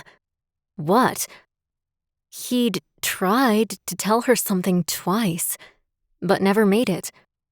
There were too many loose threads. She pressed a hand against her forehead, trying to steady her wild thoughts. Aves? Alex said, his trembling voice just above a whisper. She glanced at him as he grabbed her hand. Something hovered in his eyes, but she couldn't read what. When had she gotten so bad at reading him? We need to answer. I'm just trying to think of what to say. He kept a tight hold of her hand. Ava, I'm still worried about this threat. I don't want anything to happen to you. She collapsed onto the mattress next to him. I don't want anything to happen to me either. She shot him a coy grin. The unimpressed expression on his features told her he didn't appreciate the joke. Sorry, bad joke. I don't want anything to happen to you either, though. I'm not leaving you alone. So if that look you're giving me is an I'm going to send you on a long vacation, you can just get that out of your mind right now. She wagged a finger at him, her tone scolding. But Ava! Don't but Ava me, Alex. I'm not leaving. You can't make me leave. I'm staying here with you, so don't even go there. She cocked her head, her eyebrows arching high. His shoulders slumped a little. I just want to protect you. I don't want anything to happen to you, Sparky. I know, she said, cupping his face in her hands. I know you don't, and I trust you to keep me safe, Alex. He offered her a tentative grin, still filled with worry. Listen to me. We are a team. She laced her fingers through his. United, remember? We fight together, not with me hiding somewhere. He bobbed his head, biting his lower lip as silence stretched between them. You okay? She prodded. Actually, Ava. His shaky voice matched his pinched features. She raised her eyebrows when a knock sounded at her door. With a sigh, she let go of his hand and crossed to the door. What? Ava, we need to talk. Later, Chris, we have something going on. Something I'm supposed to know about, remember? I'm in on this too. She glared at the door, not wanting to deal with her fiancé at the moment. She twisted to glance at Alex, who offered her another worry-filled look. I'm going to let him in, unless you'd rather I didn't. His features pinched a little more, though he nodded. It's fine. He looked anything but fine, but she tugged open the door. Chris strode into the room, glancing between the two of them. Just going to say it's sort of annoying when your fiancée is locked in her bedroom with her husband. Ava crossed her arms, cocking a hip. Tough crowd. Chris answered, tugging at his collar. Look, Ava, in all seriousness, do you know how frustrating this is? You two are in a world I am locked out of. No one will tell me a thing. Won't they? She stared at her fiancé, her mind whirling as she studied him. Well, I wasn't certain if you'd want to talk about it while I'm wearing my tracksuit. He rolled his eyes, letting his head fall back between his shoulders. Seriously? I'm not going to apologize for not wanting you to look like a bum. She doesn't look like a bum. Alex countered, leaping from his seat, his fingers curled into fists. Says the guy who wears lobster print jammies. You aren't exactly a paragon of style. Ava's perfect the way she is. Alex shot back. The fact that you can't see that means nothing. Chris answered. She's engaged to me, and she's married to me. For now. Ava stepped between the two men as the battle blazed on. Okay, that's enough. I didn't open the door so you two could fight. Good, because I'd like some answers. So would I, Ava said. Chris scoffed, spreading his arms to the sides. Answers on what? I don't know anything here. Ava crossed her arms, wondering how she possibly fell in love with him. What I would like to know is, what's got you two with your heads stuck together? Again? And no one will tell me what's going on. We need to answer. Alex began when Ava pressed a hand against his chest, signaling him to stop. What's going on is that we have just been summoned by Miranda again, who threatened to take me out. What? Chris's eyes went wide, concern etching into his face. Okay, this needs to stop. He flicked his gaze to Alex. Surely you agree she should leave. Go home with me, right? Alex opened his mouth to speak, but Ava stopped him. Don't answer that. No, I think he should answer it, Ava. Or is your good pal Alex selfish enough to put your life in danger just so he has you here to help him? That's not true. Alex shouted. Ava shook her head as she grabbed his hand. Alex, we both know that's not true. No, we don't. Chris said with a shake of his head. Hey, Ava yelled. Don't badger him. Chris's shoulders slumped as he sighed. Oh, come on, Ava. Please stop with this constant protection of Alex Stone. I'm sick of it, quite frankly. You just told me that you went to meet Miranda again, and this time she threatened your life. This needs to stop. I agree, Ava said with a nod. And I plan on working with Alex to make sure it does. But there are a few things I'd like to ask you about. Ask away, Ava. I'm an open book. Chris thrust his arms out to the sides. Miranda seemed to know a lot of things about Alex and I. No surprise there. Doesn't she work for some shady organization that seems to be able to pull things off like murder someone in prison? I mean, they've taken out how many people now? And yet the Geek Squad needs you to stay here even though you're in the crossfire. Ava shook her head, the explanation falling short for her. They may know a lot, but how would they know I was engaged? A half laugh bubbled out of Chris's lips as he furrowed his brow. What? How would the board know I was engaged? We didn't make an announcement. No social media posts. I didn't tell anyone. Well, I told some people. Chris said with a shrug. And they happened to be part of the board or told someone who was? That doesn't make sense, Chris. He fluttered his eyelashes. Okay, what does? She held his gaze, waiting for him to speak again. When he didn't, she said, "That's it. That's all you have to say?" What do you want from me, Ava? He asked, his voice incredulous.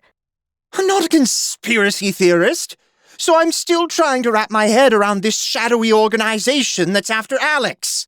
She snorted a laugh, shaking her head. "You want to know what I think?" I would love to. He answered, his sarcasm obvious. What is it that you think? "I think you told her." Ava set her jaw, studying his reaction. Alex shifted his gaze to her, shock on his face. Chris huffed out a laugh before he furrowed his brow, his focus on her. Oh, you're serious. Dead serious. There is no way she could have known that our marriage was fake, or that I was engaged. Maybe you're just not as great of an actress as you think you are, Ava. Bull. It has nothing to do with that. She heard this from somewhere. Did you tell her? Chris chewed the inside of his cheek, setting his hands on his hips. I want an answer, Chris. Did you tell Miranda Vale that my marriage to Alex is fake? Yes, okay. Yes, I told her. He shouted. And I'd do it again. Her fingers curled into fists at the words as she pressed her lips together, her nostrils flaring. His actions were like a punch to the gut, and betrayal surged inside her. The surprise on Alex's features magnified. What? You did what? Why would you do that? Now Ava has a target on her back. I was trying to take the target off her back. Chris answered. I want this to end. I want my life back. I want my fiancé back. Ava scrubbed her face before she paced the floor. I can't believe this. I can't believe you would do this. Are you kidding me? In the last week, I have gotten engaged to what I thought was a wonderful woman who I would spend the rest of my life with, only to find out that she's actually married to someone else. And that person is the neediest person on the planet who just happens to be involved in a crisis of epic proportions. On top of that, my fiancée has suddenly regressed to her college days, acts nothing like she did when we dated, and seems oddly attached to the husband she doesn't love. At least he didn't sell me out to the enemy. She growled through clenched teeth. I didn't sell you out.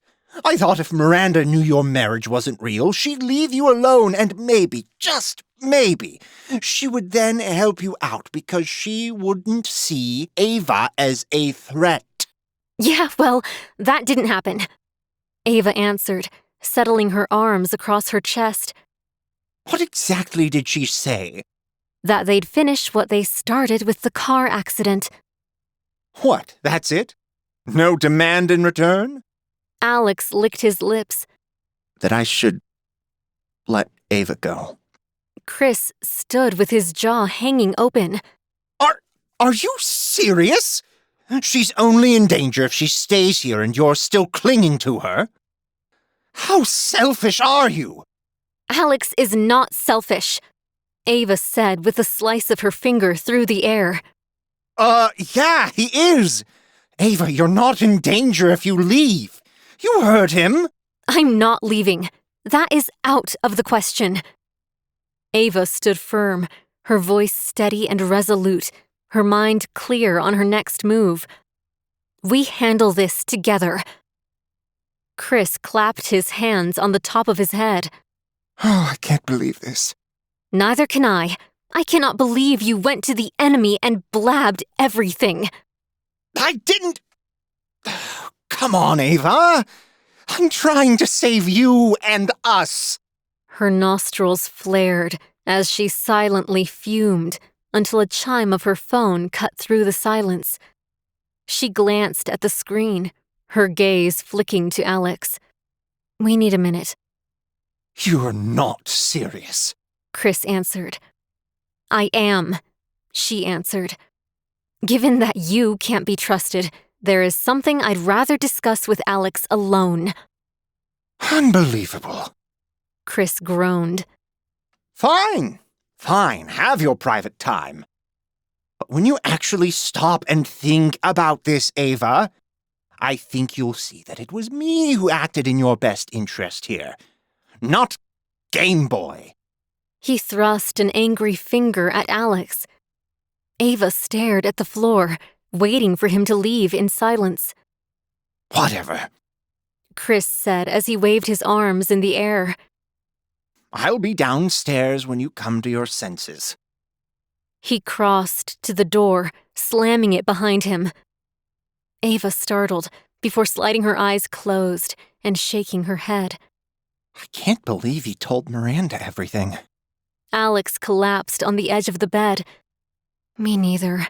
But we need to deal with that later. Raven wants an answer. She twisted her phone toward him to showcase the message she'd just received. Time's running out. Are you in or not? Alex's features pinched. What should we answer? Well, first, Ava said, twisting the phone back to her as she typed. I want some confirmation that this is Raven. I'm sending a message that asks for a show of good faith on their end. With the message sent, she collapsed on the bed next to him. Ava, I'm so sorry about what happened with Chris. Don't be. I don't even want to talk about it right now. Let's just focus on the crisis. He slid an arm around her, squeezing her shoulder. I'm glad you're here with me. She patted his thigh. I'm glad we're in this together. With a shared smile, their eyes lingered on each other longer than they should have, before the phone chimed. You figured out my message about the Falcon, left me a message in a Raven photo, and I responded in kind. Don't trust Miranda Vale. The CFO is not your friend. Ava scoffed as she typed back. Tell us something we don't know. And why text me? This affects Alex's company. This time, the return message came quickly. And you are his wife. And just as deeply involved. Now, are you in or not? Last chance. Ava flicked her gaze to him. What do you want to do? Alex hesitated, sucking in a sharp breath. We have to take the chance, right? I agree, she answered as she typed her response. We're in. What do you need us to do? The answer came back in seconds. You are about to engage with one of the most powerful organizations in the world. I need to know you have what it takes. Retrieve a set of blueprints housed in a safe deposit box belonging to Miranda Vale. Drop them off in locker 167 at the bus station. Bank location to follow. Fail and you are at the mercy of the board. A second text arrived with a lone address. Ava's heart skipped a beat at the seemingly impossible task. She twisted to stare at Alex. How in the world would they pull this off? Chapter 19. Alex. His mind spun in 1,000 directions as he stared at the demand. A show of good faith. It was more like an impossible task. As Alex glanced at Ava, his brow furrowed. The recent revelations about her fiancé gnawed at him, mingling with the persistent ache in his heart. Each memory of their past, laughter shared under starlit skies, heated debates over cold coffee, now reigned by the bitter taste of current truths. The man had told Miranda, a suspected member of the board, that their marriage was a sham. Not only did hearing that break his heart all over again, but it also reminded him of his place in Ava's world. Non-existent. He was nothing to her. Their only association was on paper. Her life was with her fiancé, a man desperately trying to take her away from him. Had Chris acted in Ava's best interest? Was he right to say Alex hadn't by wanting to keep her close? He had no claim to her, no right to ask her to stay. And his request was putting her in serious danger. Okay, this is like an impossible request. Ava said with a shake of her head before she flicked her gaze up to Alex. Right? He raised his eyebrows, trying to focus his mind on that, not on his relationship or lack thereof with Ava. Alex, are you okay? Ava's voice softened, her hand gently touching his arm, a gesture laden with unspoken concern. He did a double take, finding her concerned face staring back at him. Yeah, just thinking. Yeah, we really need to think. We need so much. Miranda's key, which we have no idea where she keeps it, and then we need to convince the bank we're Miranda. Alex studied the message for a second again before he shook his head. That bank has crazy security. They'll likely have a picture of her. You don't look enough like her to pull that off, even with a wig. So, what? Ava asked. This is impossible, right? Raven is setting us up. Alex collapsed on the bed, flipping open his laptop. His fingers poised above the keyboard as he settled next to Ava. We need information. No, we need a miracle, Alex. We need 2 keys, neither of which we can get. And one slip, and it's not just this task that fails, but it may be us, too. Alex tapped on the keys, pulling up information on the bank and using it to comb servers for information that could help them. We're going to have to get Miranda's. I'll handle the bank key. Her eyes went wide. You'll handle the bank key? Ace, no offense, but I don't think you're going to pass for Miranda either. He clacked at the keys, navigating through layers of digital security, chuckling at her words. Did you forget I'm a tech genius, Sparky? No, I didn't. But how is that going to help us convince the bank that one of us is Miranda? It's not, he answered as he shifted the screen toward her. I hacked the company that provides the keys. I'll 3D print one. Alex, She said, a grin crossing her features that made him swell with pride. I love you. His grin faltered a little as the words spilled from her mouth. If only she meant them in the way he wanted. She plopped onto the bed next to him. So, can you grab her key too? Sadly, no. This bank uses keys with a microchip embedded. I can't 3D print that. We need her key. Ava cursed under her breath as her shoulders slumped. How are we going to get that? Alex continued to clack on the keys. Even if we get that and I 3D print a key, we need to get into the bank, get to the boxes, open one without authorization, steal the contents, and escape. Ava let her forehead fall onto his shoulder. How are we supposed to pull this off? He sat motionless for a moment, a helpless feeling coming over him. As the panic began to swirl, compounding by the second, Ava pulled her head up. Okay, we can do this. We are smart and savvy. We just need to think. She bounced off the bed and paced the floor. Okay, let's think. Miranda has this safe deposit key somewhere. Maybe on her keychain? Maybe in her house. Maybe on a chain around her neck? Alex proposed. Does she always wear the same necklace? How would I know? I barely know the woman. I don't know. I thought maybe she coyly pulled it out of her blouse or something to impress you. You, Alex said, screwing up his face.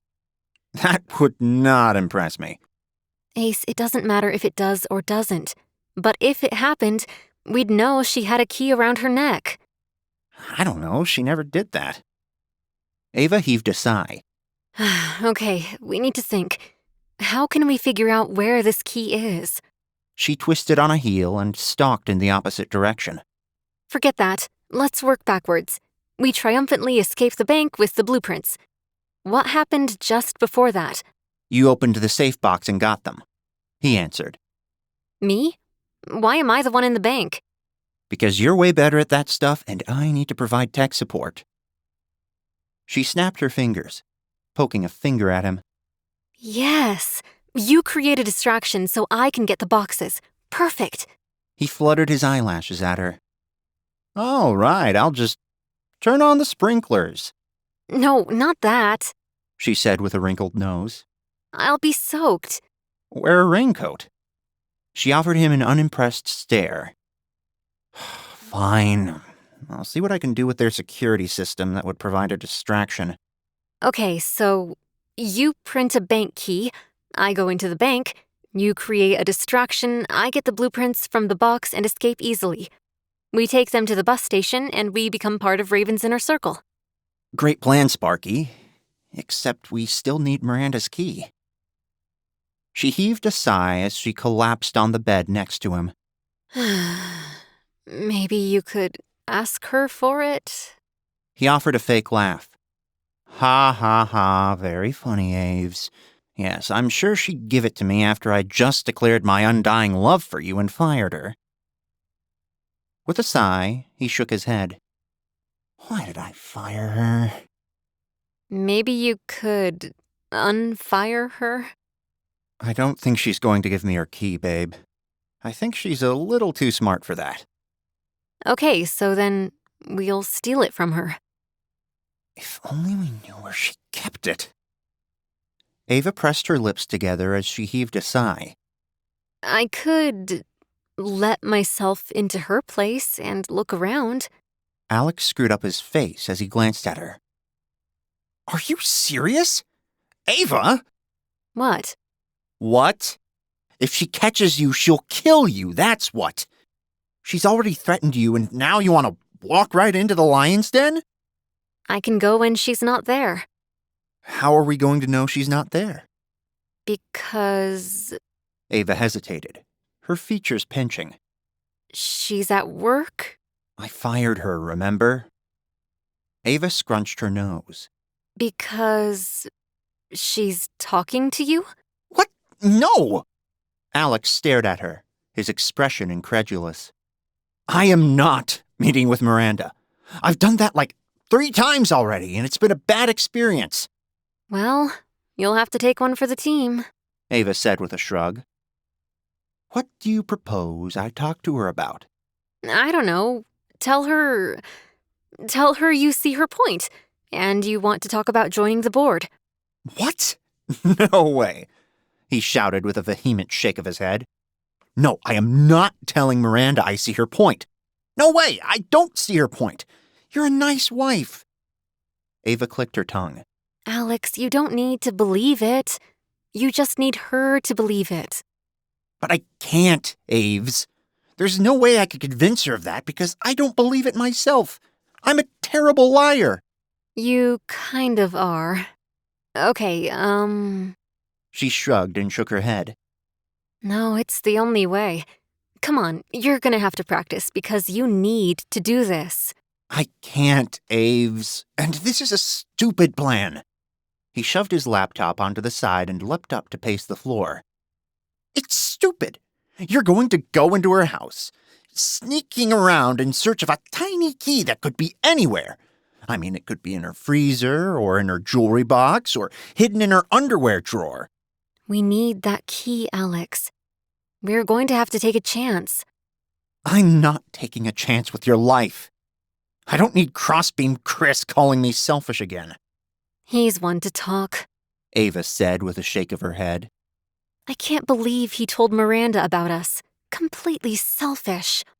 Alex eased onto the bed next to her. You think so?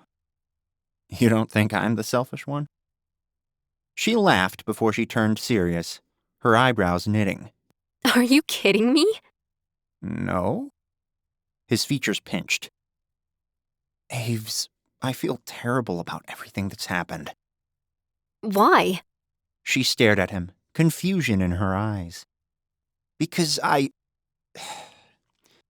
You asked for a divorce.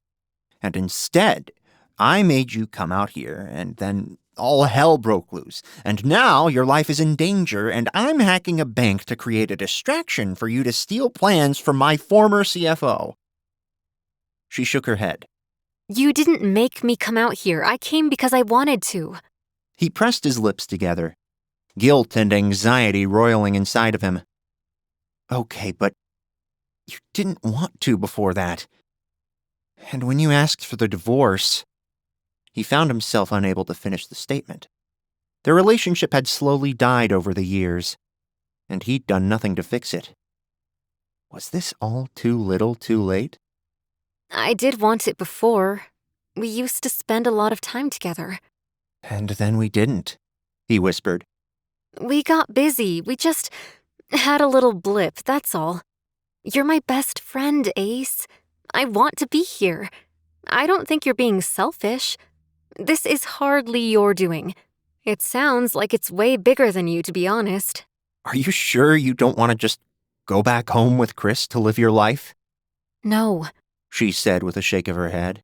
Wait, yes. Oh, no, I don't want to go home. Yes, I'm sure. They both laughed at her answer before Alex bobbed his head. He grinned at her, wanting to reach out and caress her soft skin before he pulled her into a kiss. But he held back. That could make the situation so much worse. Okay, yeah, okay. I just felt really bad when he said that. Chris's pride is hurt. He's saying things just to get to us. Don't listen to him. Right, Alex said with a nod. Okay, we need to think. We need a plan for Miranda that doesn't involve me meeting with her because I don't like her. Face it, Alex. That's the best plan. You need to woo her. I'm incapable of wooing. I am not able to woo. She giggled at him. You only need to sort of woo her. It doesn't matter what you say, really. Just keep her out of the house for a little bit so I can look around. This is stupid. He grabbed his laptop and furiously typed, bringing up an image of a house. Her house isn't small.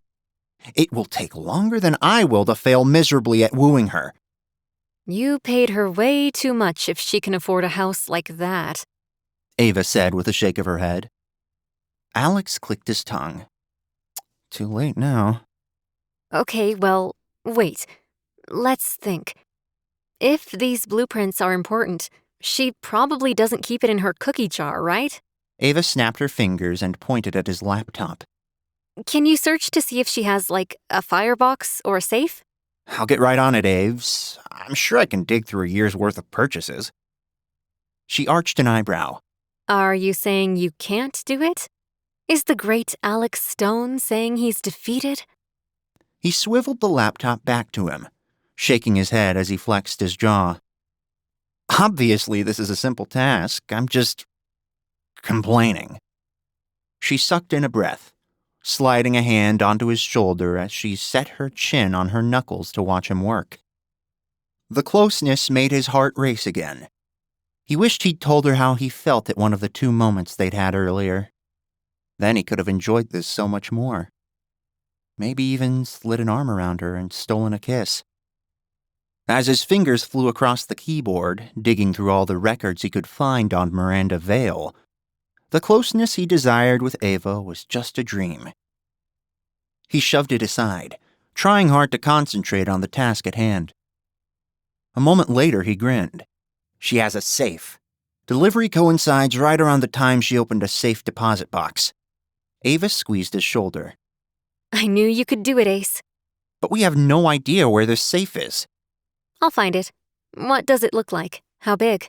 Small, enough to hold a few things, but nothing huge. Ava, that could be anywhere in the house. I'll find it, Ace. I just need to figure out how I'll open it. Alex poked a finger in the air. That I can help you with. Really? She grinned at him. Are you gonna give me a safe cracker? Yes, but no. His shoulders slumped as the smile slid from her face. Why not? This is a highly complex algorithm due to the safe settings. A handheld device is never going to cut it. So what? I need a laptop or what? No, you'll need that and a phone or something with an image of her retina. Wait, what? Ava asked, her voice incredulous. How are we gonna get that? Well, I have a pair of smart glasses that can take an image with a high enough resolution to grab the image we need. But I'll need to be relatively close to you to send it fast enough. How close? He answered with a wrinkle of his nose. Like, close? Like, if I was in her house. Are you kidding me? Ava squeezed her eyes closed. So, you need to go to her house, and I need to sneak in while you're there. Essentially, yes, which I am fine with. I'd rather be there with you than you there alone.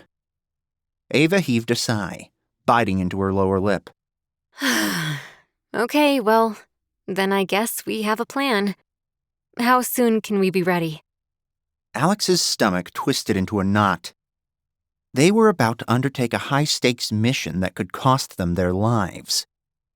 When would they ever be ready? Chapter 20. Ava. Ava adjusted the waistband on her black leggings before she tugged on her hoodie and zipped it. Her heart already thudded hard against her ribs as she considered the task that lay ahead of them. She blew out a long breath as she flicked her green eyes to the mirror. She swallowed hard, pulling her hair back into a tight ponytail before she let her hands fall to her sides, her gaze still boring into the mirror. As she stared at her reflection, the weight of her choices etched deep lines of worry across her forehead.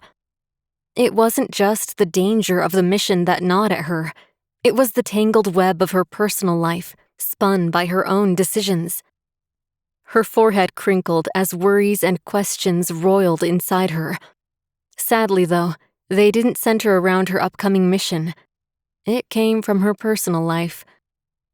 The tension between Alex and Chris was reaching a head.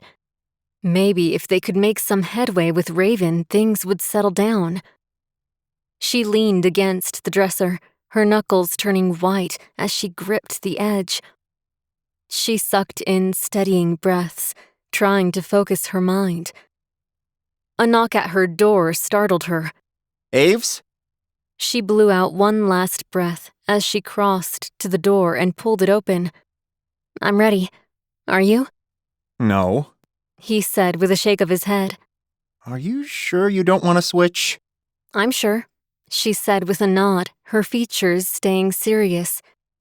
"I really don't think I can woo Miranda." Alex shot her a wry grin, his voice tinged with humor and admiration. I don't know, Sparky. You can be pretty persuasive. She cracked a smile. "Very funny, Ace. Is everything ready?" 3D printer is crafting the bank's key as we speak. Alex answered, handing her a set of compact earpieces. I have your safecracker here. He said, waving a device in the air before he lifted a pair of glasses. And I've got my very sexy specs here that will transmit an image of her retina to your phone for the biometrics. We're set. Just make it fast. Every second counts, and charming Miranda is not exactly my forte. Okay, then we're set. Have you sent the message to her? I sent the message, though every part of me resisted. Alex said, his hands shaking as he pulled his phone from his pocket. Just like you told me. Said I'd maybe been hasty and wanting to talk more with her. Even typing those words seemed wrong. Perfect, Ava said. Any response? Yes, she just sent it as I knocked. She says, He swiped into the phone. I told you not to make that mistake when you chose her in the library. Alex glanced up at her, his eyes filled with panic. Oh no, Aves. It didn't work. His features twisted as he twisted on a heel and stalked across the room, heaving heavy breaths.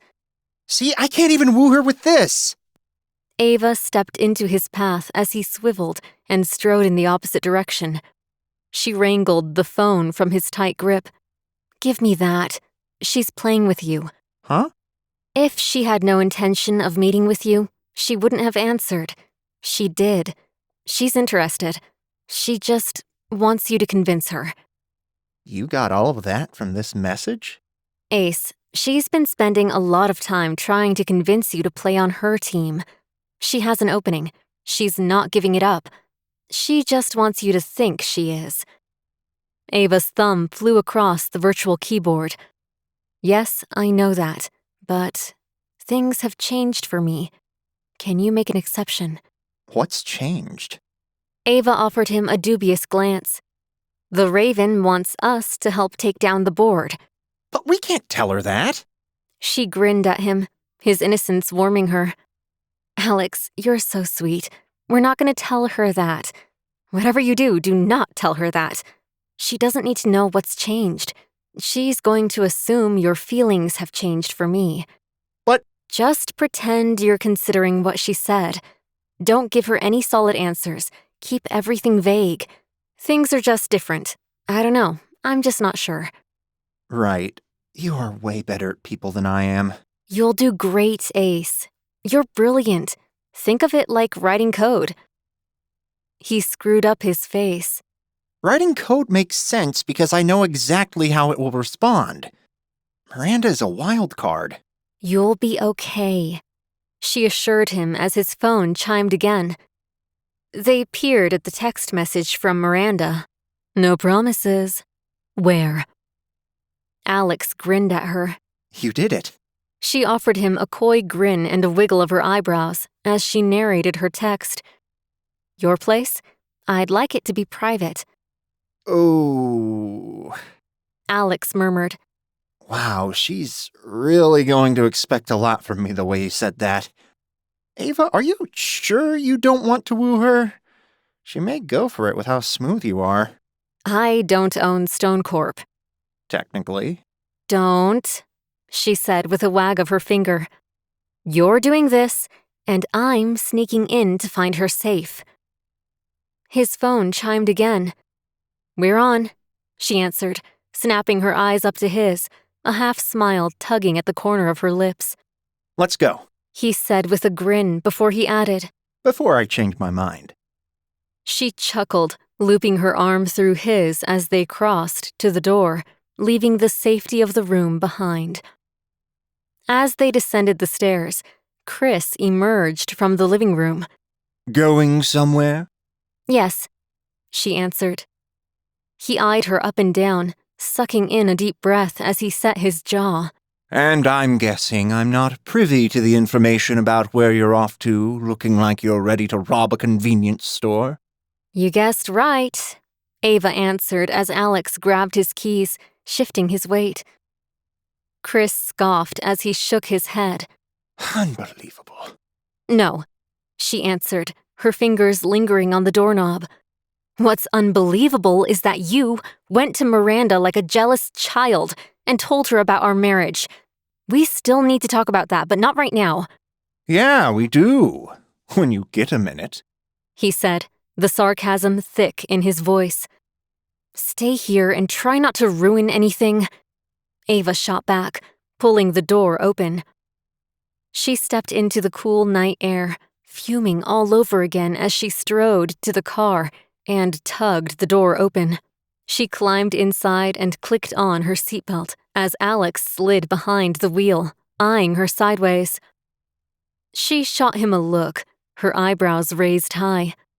Well, let's go. Are you sure? Chris is not off the hook for what he did. Let's go. We need to do this. Okay, he said with a nod and a slight smile, firing the engine. Drop me off a block from her place, Ava said. Alex pulled onto the road, aiming for Miranda's house. Ava, no way! Well, I'm not going to chance her seeing me in your car. Yeah, but... I'll be fine, Alex. Just drop me off before her house. I'll jog it. It'll be fine. I won't be long. Alex heaved a sigh, shaking his head. I still don't like this. I'm not happy about you making nice with Miranda either, but we need to do this if we want to have any chance at getting information from Raven. Do you think Raven knows anything, though? Maybe we jumped too quickly to do this. Raven knew about what was happening at Stone Corp. Raven left a pretty elaborate message for you by hacking your system. And Raven seems to know about these blueprints. Raven seems to be in the know about a lot of things. Alex chewed his lower lip, turning onto Miranda's road. I guess. Okay, well, He slowed the car to a stop. see you soon? Very soon, she answered as she popped the door open. Before she could slide out, he grabbed her wrist. Aves? She waited as he stared at her, his breathing shaky. His lower lip trembled for a moment before he whispered, Be careful. You too, she said with a nod. She slid onto the pavement and tapped her earpiece. Give me a signal if you need help, Okay. he answered. She swung the door shut and stepped back onto the sidewalk, pulling her hood over her head as she watched him pull away. She shoved her hands into her pockets, shifting her weight until she couldn't see the glow of his brake lights anymore. Sparky, you read me? His voice crackled in her ear. Loud and clear, Ace. I'm right here with you, Good. he answered. I'm nearly at her place. Just don't dally. I'm not dallying, she said with a chuckle. Well, you're not running, He shot back. 'cause you're not breathing hard. Very funny, Ace. I'll run as soon as you're in there. Pulling into her driveway now and shutting off the engine. Hesitating with my hand on the door handle because I don't know if I can do this. You've got this, Ace. Take a deep breath and just remember the mission. Be vague, no straightforward answers, stall her. Oh, and get a really good look at her eyes, I'll try. he said as the car door clicked open, then slammed shut. Whew, feeling nervous. I'm right here with you. If you need me, I'll be right there, okay? Yeah, He breathed out as he cleared his throat. my knees are going to buckle. Deep breath, Ace, she said as she strode down the sidewalk. I believe in you.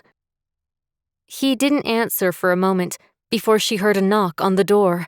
Here we go. The click of the door crackled in her ear as she continued closer to the house. Oh, Alex said. Hello, Alex, Miranda answered, her voice husky. Ava tugged her phone from her pocket, toggling into the app connected to his glasses. She clicked her tongue as she studied the image of Miranda in a slinky nightgown, barely covered by a mostly open robe. You've got to be kidding me. Come in, Miranda said. Ava rolled her eyes, shoving the phone back into her pocket as she took off in a full run toward the house. She needed to make certain Alex got out of there as quickly as possible before Miranda assaulted him.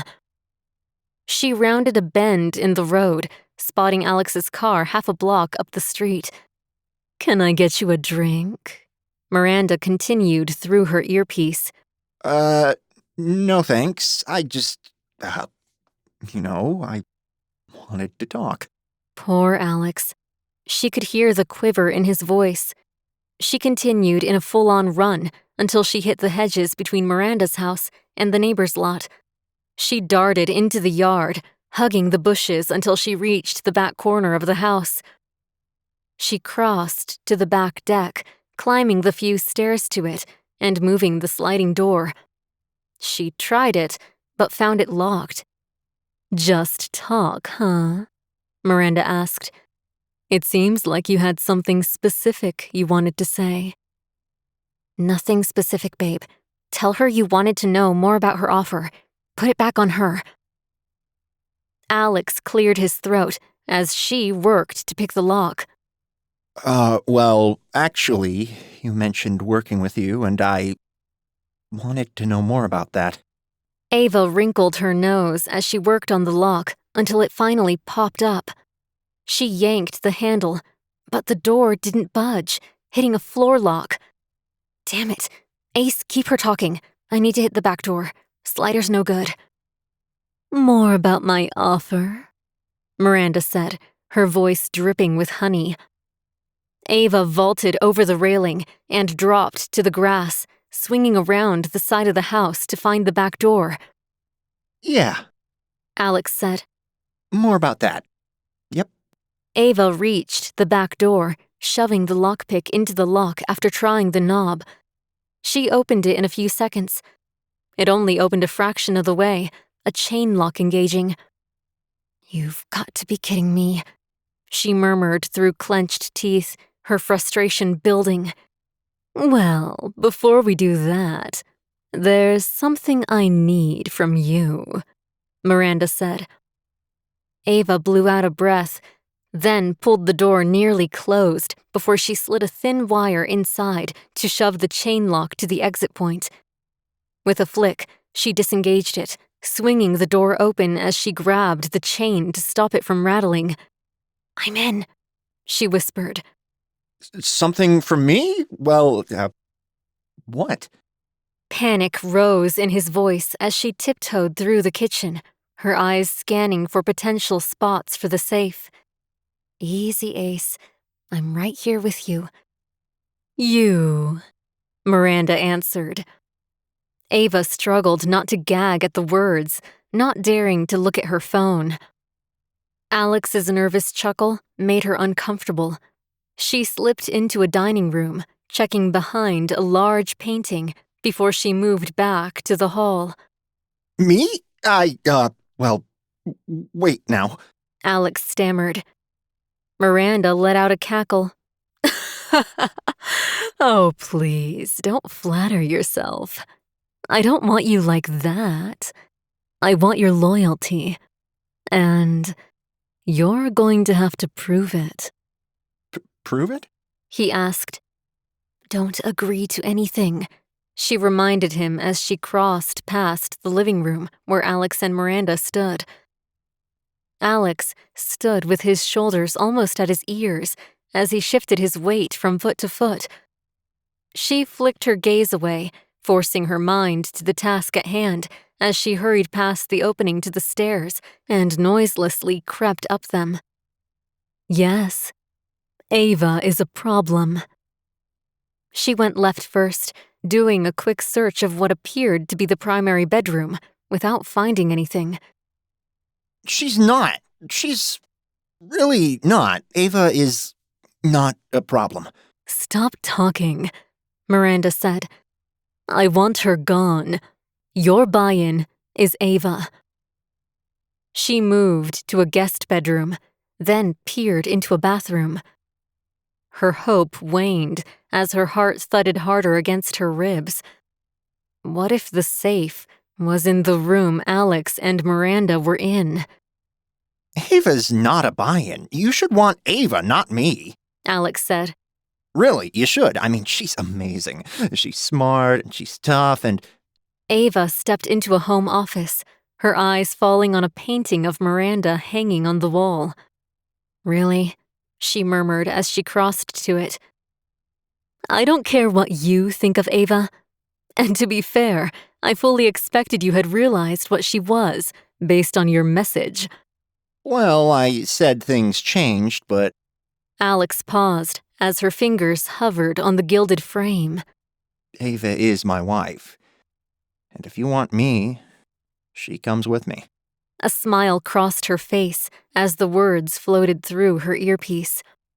She pushed herself to tug on the painting. It swung away from the wall, easily revealing a safe. "Ace, I found the safe. I'm using the cracker now." "Out of the question," Miranda answered as Ava stuck the magnetic strip on the safe's front and turned on the codebreaker. "Ava is not part of the plan." Well, she should be, because I'm not part of the plan without her. "You're not in a position to make demands here, Alex. We can ruin you, and we can take her out. Now I'm giving you an option. You can save her life, or we can kill her." Red digits popped up on the reader. "Almost there. It's halfway through." I don't understand why it has to be that way. Alex shot back. "2 more," Ava reported, chewing her lower lip as she waited. "Because we said so." You do as we say, not as you say.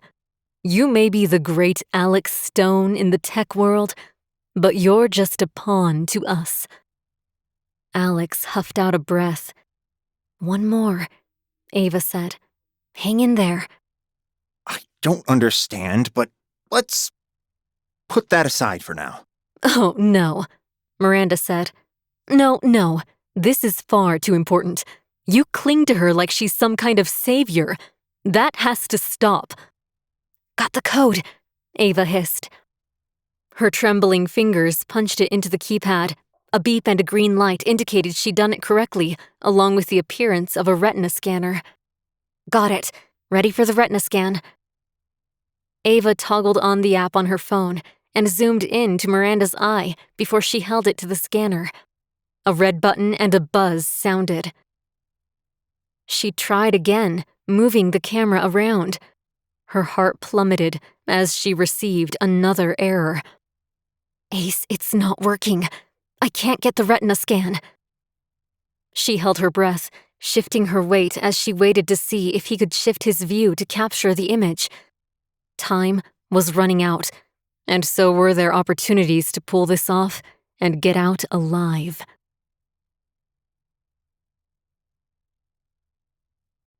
Chapter 21. Alex.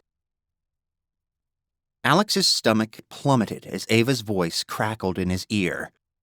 Ace, it's not working. I can't get the retina scan.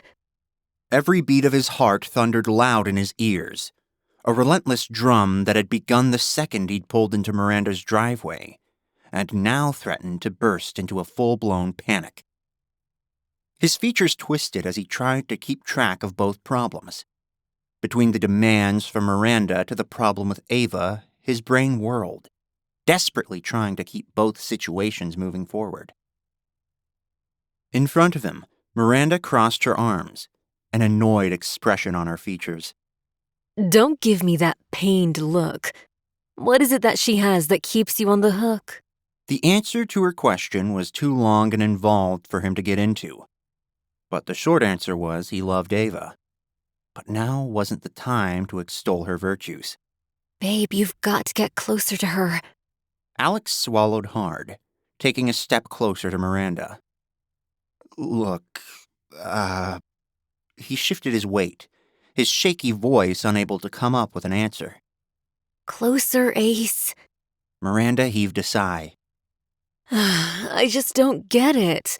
I mean, she's pretty, yes, but she's clearly not into you. I mean, didn't the sudden appearance of another man clue you in? Alex tried to rein in his panicked breathing as he lunged forward and grabbed Miranda by the shoulders, bringing his face within inches of hers. How many times do I have to tell you not to talk about Ava that way? Her eyes went wide as she stared at him for a moment, appearing to be shocked. I got it. The scan worked. Ava's voice crackled with a mix of relief and urgency through the earpiece, her success sending a wave of relief over Alex. He blew out a sigh of relief, dropping hold of her and taking a step back, wiping away the sweat on his brow. He shook his head. Sorry, Ava is part of the package. You're an idiot, Miranda said with a scoff. You are passing on the opportunity of a lifetime for a woman who visits you, once every 2 years? That's not fair, Miranda. You know as well as I do how valuable Ava could be. Her intelligence, her insight. Why would you exclude someone who brings so much to the table unless you're threatened? We don't want your smart, savvy wife. We want your genius tech and your code. But Ava— Save it. If you're that stuck on her, then this opportunity isn't for you. You've just screwed it up for a woman who couldn't care less about you. Alex cocked his head. That's not— True. It's absolutely true. What part of she's engaged to someone else did you not understand? An expression of understanding crossed Miranda's features. Oh. Or do you not know Chris is her fiancé? Oh. She threw her head back with a laugh. Tell me she's got him under your roof and you have no idea. Alex's jaw tensed as he searched for a response while he waited for Ava to find the key. No answer, Alex. Miranda said. That's what I figured. Get out of my house. You're too stupid for the board. But we will have fun dismantling your life after your refusal to work with us. I'm not. Get out, Miranda said with a sharp poke toward the front door. He stumbled backward toward the entrance when Ava's voice whispered in his ear. I found the key. Miranda, wait! Alex gasped at words. Anything to delay her. To buy Ava those crucial seconds needed to erase her presence from the room and slip away unnoticed. Out, Miranda said. You do nothing but waste my time. She stepped around him to whip the door open and, with a deep frown, she shoved him out the door. He stumbled onto the porch, the door slamming shut in his face with a resounding thud that echoed the finality of his dismissal. His heart continued to race as he stood staring at it. Aves, he whispered. Yeah, I heard. I'm being careful. Get in the car. Go to where you dropped me off. I don't want to leave you here, he breathed, his stomach twisting into knots. It's okay, Ace. I'll be there soon. His lower lip trembled as he stared at the door, considering if he should listen to her or try to break down the door and find her. He ripped off his glasses, his fingers tightening around them. I don't hear you walking. Ava, I don't like this. Every time I have to tell you to get in the car, you're putting me in more danger. He ran a shaky hand through his hair as he spun to face his car. She was right. The longer he hung around, the more suspicious Miranda could become. He needed to walk away, but it felt so terribly wrong. He took a few steps toward the stairs leading to the sidewalk, the guilt of walking away with Ava still inside gnawing at him. I'm going, he answered her as he bounced down the stairs and hurried to the car. But you'd better be right behind me. I'm trying, Ace. Do more than try, Sparky. I want you back with me 5 minutes ago. He climbed into the car and fired his engine. She clicked her tongue at him. There you go, being bossy again, Ace. You know me, he said as he backed from the driveway. Someone's got to steer the ship while you play superhero. He shifted into drive and pulled away from the house, his heart breaking into 1,000 pieces as it faded in his rearview mirror. He felt like he was abandoning Ava to a pack of wolves. Ava, please tell me you are out of that house, he said as he slowed to a stop where he'd dropped her off. She didn't answer. He drummed his fingers against the steering wheel as he chewed his thumbnail. Ava, come on, answer me. Still no answer. He held his breath, his features pinching. Damn it, Ava, answer me! Another few seconds passed, seeming like an eternity. He cursed under his breath, kicking himself for walking away from her when she needed him. No wonder she looked for another fiancé. That's it, I'm coming back for you. He shifted the car into drive, but before he could whip it around to return to Miranda's, the passenger door popped open. He snapped his gaze toward it, his breath coming in tight gasps. Ava slid into the seat, slamming the door behind her. He threw the shifter into park as he reached for her, pulling her into his arms. Oh, Ava, thank goodness! She wrapped her arms around him, her hand rubbing his back. I'm okay. Yeah? He pulled back from her, studying her up and down. Are you sure? Where were you? Being quiet because Miranda nearly caught me. She's suspicious after I removed that chain lock. Hopefully she chalks it up to being forgetful. Oh, he groaned, blowing out a sigh of relief as he pulled her close again. Ava, we are never doing that again. I'm okay. She assured him again. It's okay, Alex. She gave him a few more seconds of closeness before she tapped his shoulder. We should probably go. Right, he said, his voice still shaky.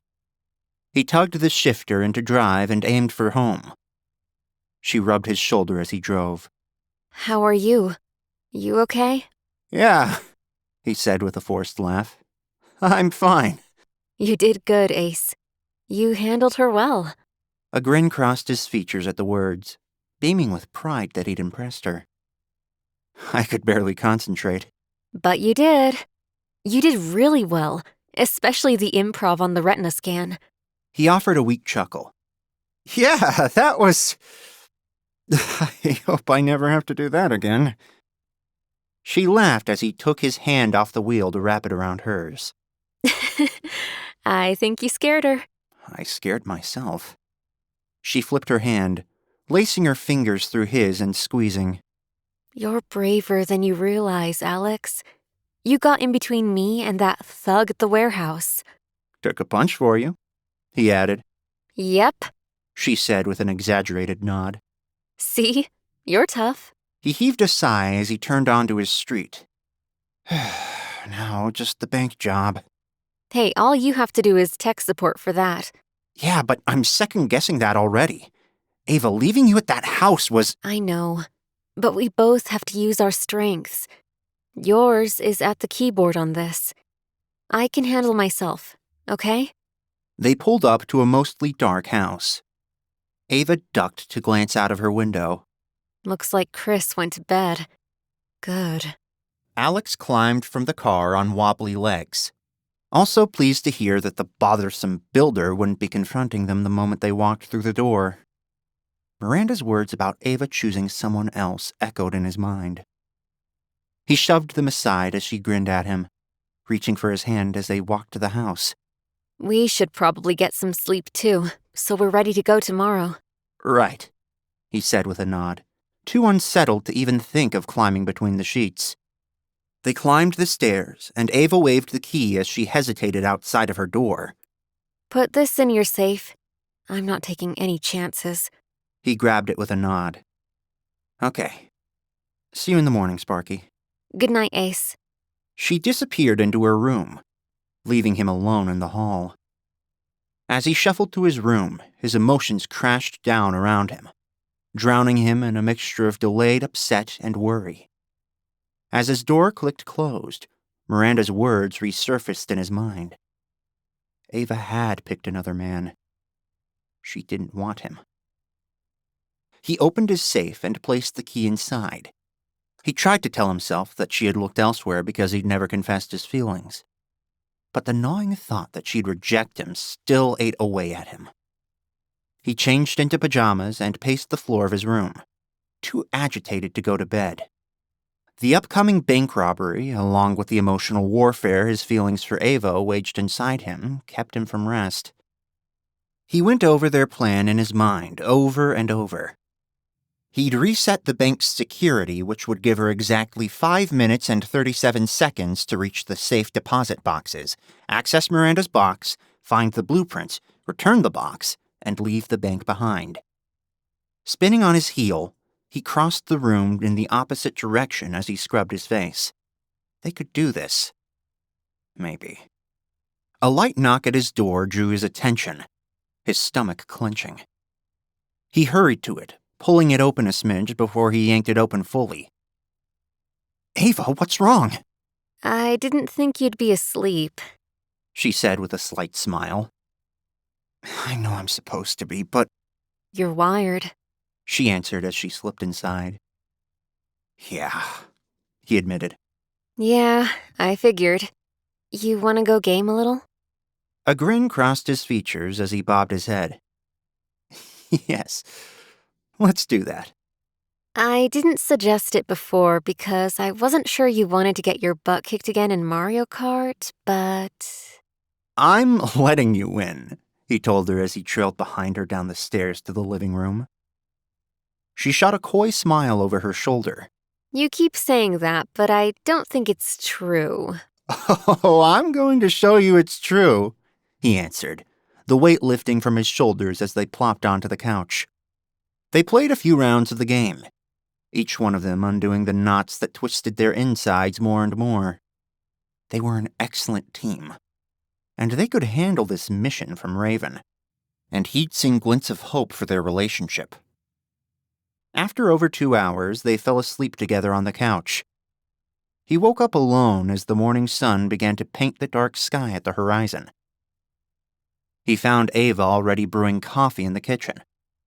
She poured him a cup and delivered it before she leaned across the counter, sipping her own drink. Well, you ready? Yes, he said. You know you have... Just over 5 minutes. She answered. I know, Ace. I'll be quick. And this time, no radio silence, he warned. Got it? I got it. I was only quiet because I could not talk when Miranda was literally a room away. He wagged a finger at her. We are never going back to her house again like that. I hope we never have to deal with her again. But I wouldn't get my hopes up. She seems to have it out for you, now that you rejected her in favor of your cheating wife. You're not my cheating wife, Alex answered. The words meant as much for him as for her. She reached for his hand, squeezing it before she pulled away to nurse more of her coffee. We're going at noon, right? Yep. Busy time at the bank. It'll be chaos. Perfect. Well, I'd better get ready. I have a long drive. Oh, speaking of, your new car should be here just in time, Sparky. Her brow furrowed as she set her mug in the sink and twisted to shoot him a confused glance. You bought me another car? I did. This time I bought you an SUV with all the safety features. No more tiny sports cars for you. What color? She asked as she skirted around the island. Pink, Sparky. It's your color. She laughed, shooting him a grin before they parted ways. Within an hour, she was ready to head to the New York-based bank in her brand-new vehicle. I'm surprised Chris isn't up. She said as she slid into the seat, keys in hand and a communication device already in her ear. Maybe he'll just stay in his room and leave you alone. Hey, remember, I can't see you once I start the reset, so no radio silence. I know, She said as she cupped his face in her hand. I'll talk to you the entire time. You'd better. He finally stepped back, allowing her to swing the door shut. With a wave and a smile, she pulled down the drive, taking a piece of his heart with her. He shuffled into the house to wait for her to arrive. The tension would be unbearable until she was home. Or at least out of the bank. He drummed his fingers on the arm of the couch as he watched the little dot representing her vehicle move along the map. She finally arrived at the bank, announcing her arrival in the calm as she entered. I'm here, heading for the elevator. Okay, Sparky, I'm heading in to shut down the security system. Okay, Ace. As he set his fingers on the keyboard, snaking his way into the bank's security system, the sliding door rolled open. He glanced up to find Chris entering. Where's Ava? The man asked. Busy, Alex said, his fingers flying across the keyboard. Busy where? Upstairs? Outside? Where? She's in New York, Alex mumbled as he accessed the security panel. Chris rounded the sofa, peering at his screen. Wait, is that Ava on the screen? Where is she? You don't need to know. What is about to happen? Chris asked. On screen, Ava stepped into the elevator. Okay, Sparky, lights out. See you on the flip side, Ace. With a lick of his lips, he tapped the button to start the reset. After verifying the choice, the bank's system went into a full reset, with lights and cameras all cycling off before they started into their reboot cycle. What just happened? Chris asked. The bank's security system had a little glitch, Alex answered. Are you kidding me? Is Ava robbing a bank? No, he answered. Is that Chris? Ava asked. Yep. Yep what? Chris asked. Yep, she's robbing a bank? I'm not talking to you, Alex answered. Then who are you? Chris's eyes went wide as he spotted the communication device in Alex's ear.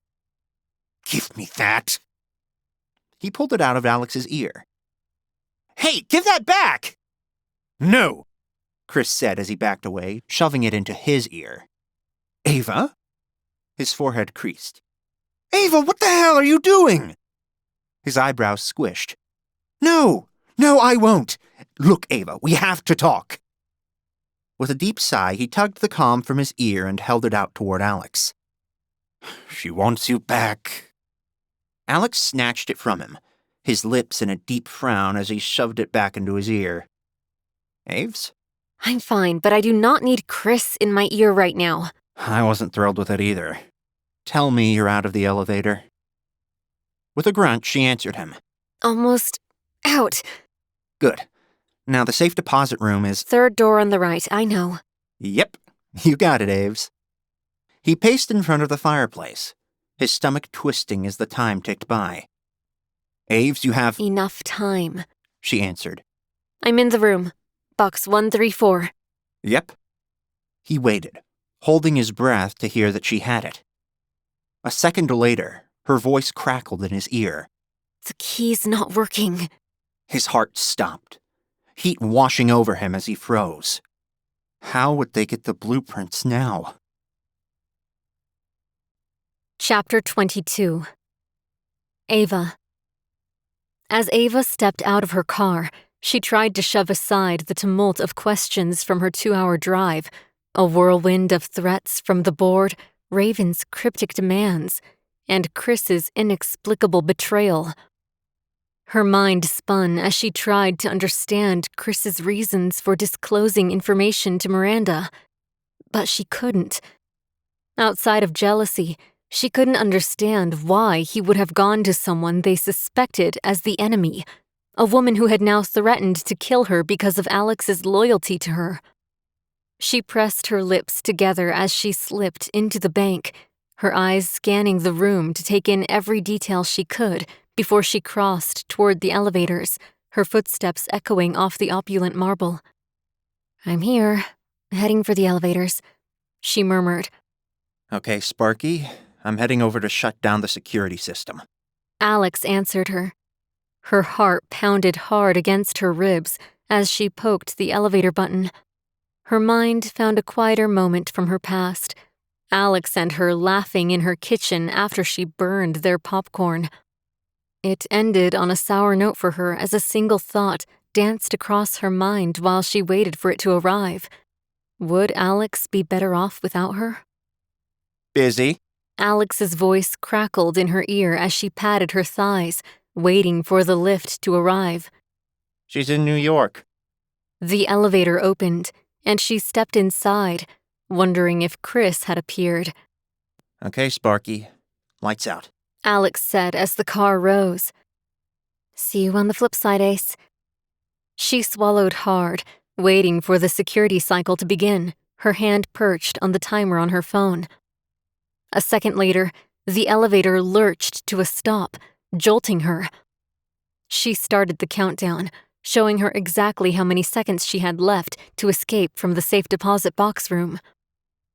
Another obscure voice sounded in her ear as she slid her phone into her pocket and raised her eyes to search for the access panel in the car's ceiling. Is that Chris? Yep.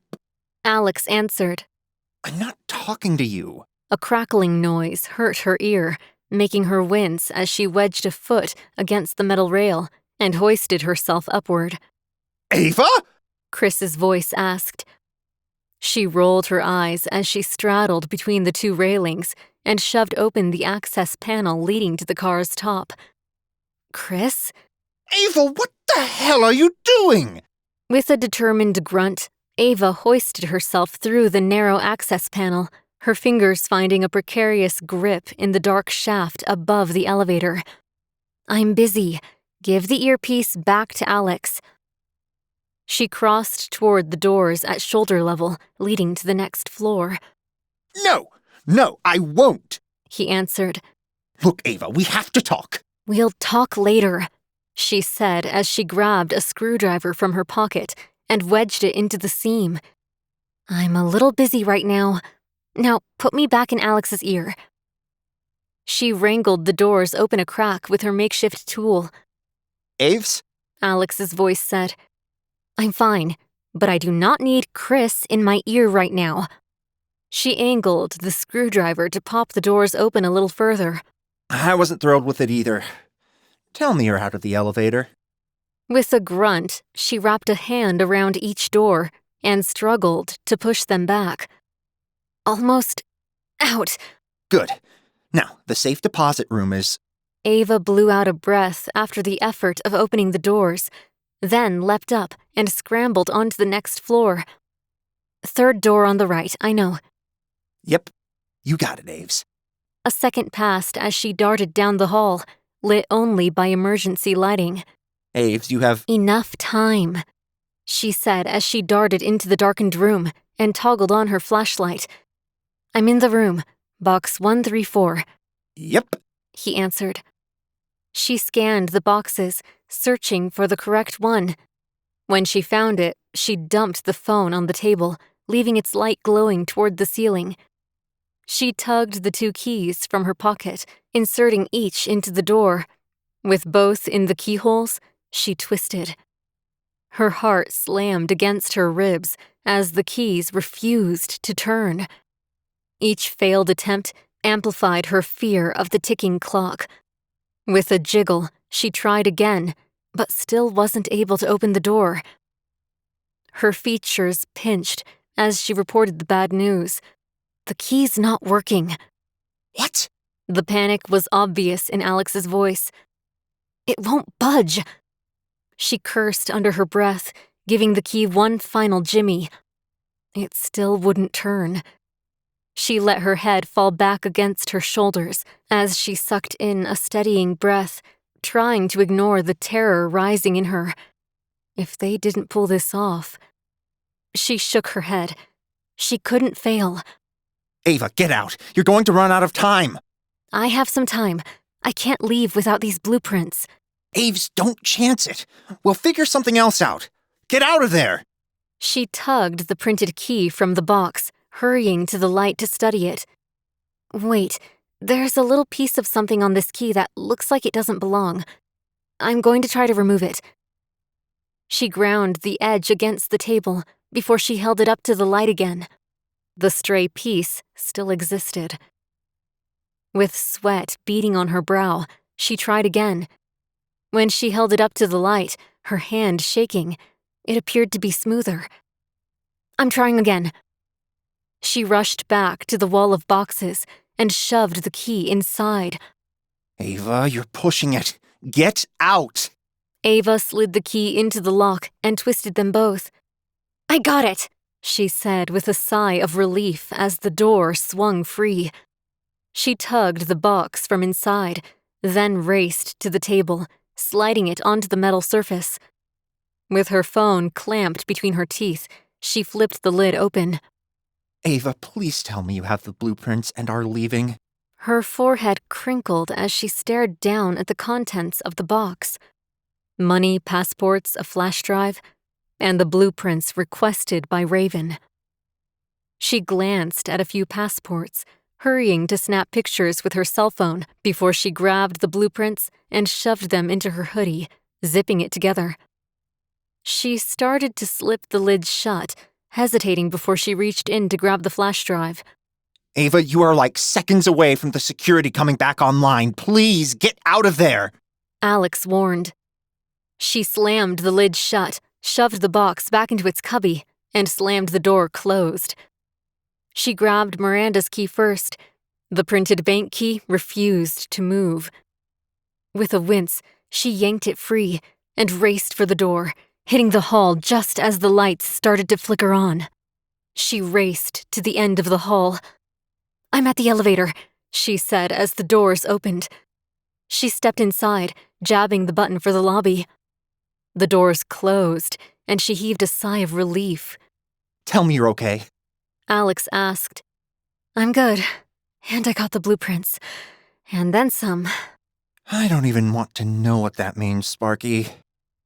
I'm just glad you're okay. The elevator dinged as she reached the lobby level, and the doors slid open. She stepped out, rubbing her forehead as she pretended to be rattled by the experience of being trapped in the elevator. Ma'am, are you okay? a guard asked. Yeah, I think so, she said, her voice breathy.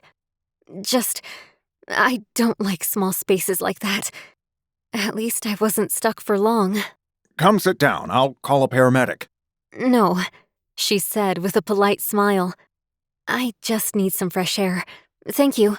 If you change your mind. He began as she shook her head. I'm fine, thank you.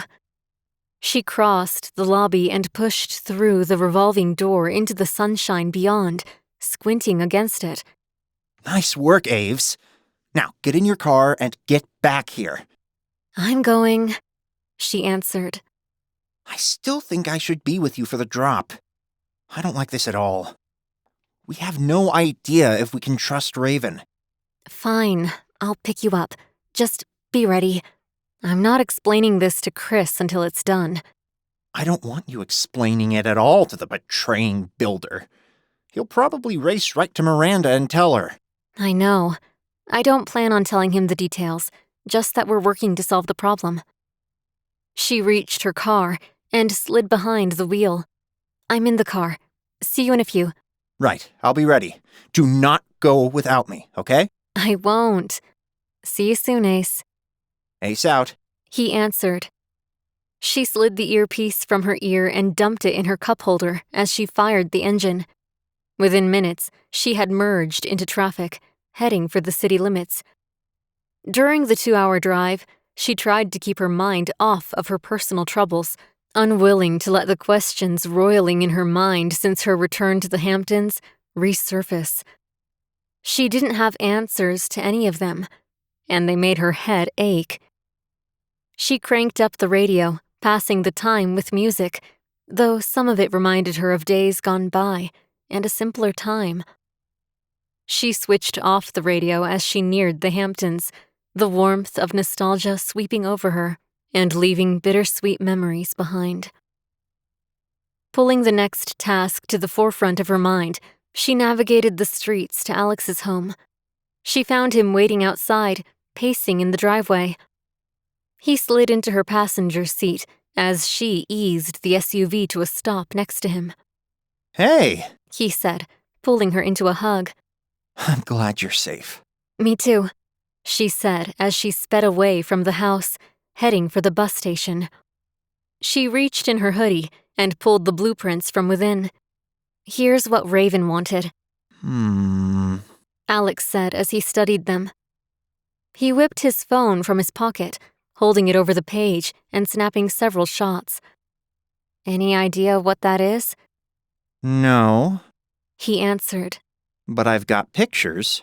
We can look at it later. Right, she said as she swung a left. Hey, what did you mean when you said you got this and then some?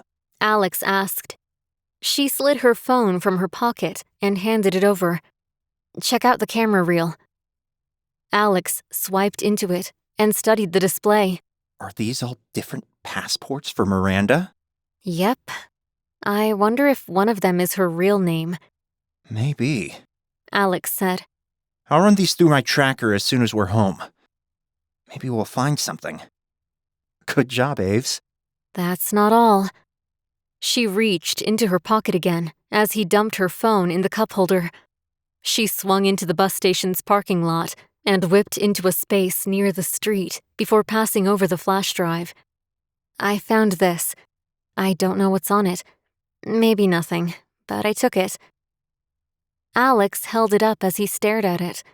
If it was in her safe deposit box, it's probably not nothing. Good job, Sparky. We'll see if this can lead us anywhere. But first, let's drop these plans for Raven. Alex nodded, and they slid out of the car, making their way to the terminal. Ava's gaze darted around again, studying every person in the place as they made their way to the lockers. Do you think Raven's here? She whispered, sliding into the aisle between 2 rows of storage units. Seriously? Alex's eyes went wide, and he glanced over his shoulder. I don't know. It makes sense that he or she would be watching this place, but they didn't know when we were executing our plan, so maybe not. No, but We should watch this locker. See who comes for this. Definitely. She located the correct locker, opened it, and placed the blueprints inside. With the door slammed closed, she twisted the key and removed it. Okay, let's tell Raven we've completed our mission. With a sigh, she grabbed her phone and sent off a message. Mission complete. Now what? She chewed on her lower lip, waiting for a response. Alex shifted to stand behind her, his hands wrapping around her arms as he peered over her shoulder. Finally, a message appeared. The blueprints are in the locker? Ava answered immediately, yes. A response came seconds later. Good work. I'll need to verify. Leave the key from the locker with the ticket agent at the third window. Tell her it's a package bound for Eastgate. Ava craned her neck to glance at Alex. He sucked in a breath and shrugged. I don't think we have a choice. She bobbed her head, and they left the lockers behind as they made their way to the ticketing queue. Ava patted Alex on the chest. Watch those lockers while I drop this off. Okay. He answered, shifting his gaze to the bank of orange storage units, while she snaked her way through the line and approached the third window. Destination? The woman asked. I have a package bound for Eastgate. Ava answered as she slid the key into the well under the glass. Got it. The woman fished the key from inside, grabbed an envelope, and slid it inside, stamping the white paper with a red mark reading Eastgate. Thank you. Ava nodded, lingering for a second as the woman tossed the envelope into a basket at her side. She swallowed hard, leaving the window behind as she crossed back to Alex. Anything? I haven't seen anyone. Should we wait here? She shrugged as she texted Raven to let them know she'd dropped off the key. The key's sitting in a bin. I don't know when Raven will be here. We can hang around, I guess. Her phone chimed, and she checked it. Go home and await further instructions. We're being told to go home. Which means we shouldn't. Alex answered, his gaze darting around the bus station. My thoughts exactly. But we should split up. No way. Alex said with a shake of his head. He slid his arm around her waist and tugged her close. We are not splitting up. I'm not letting you out of my sight, Aves. Not after Miranda threatened you. Alex, it's likely we have a long road ahead of us. I know you want to protect me, but... And I am going to. At least this close to the threat, okay? I'm still rattled by the entire thing, and I'm not willing to be that cavalier with your life. She stared up at him, emotions welling inside of her again. As they hesitated, the bright lights overhead flickered ominously. Ava's heart skipped a beat as the entire terminal plunged into darkness. The sudden blackout swallowed the bustling noise of the station, replacing it with anxious murmurs and the faint glow of emergency exit signs and the dim light that came in from the few windows. As darkness enveloped them, her mind raced. Was this Raven's doing?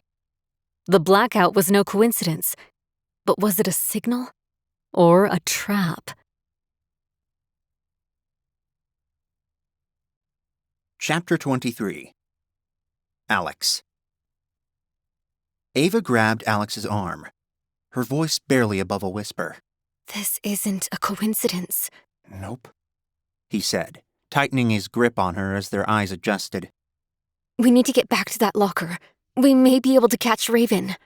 She pulled away from him, but he kept his grip on her firm. You're not going alone, Aves. Come on, she said, grabbing his hand as they tried to wade through the panicked crowd.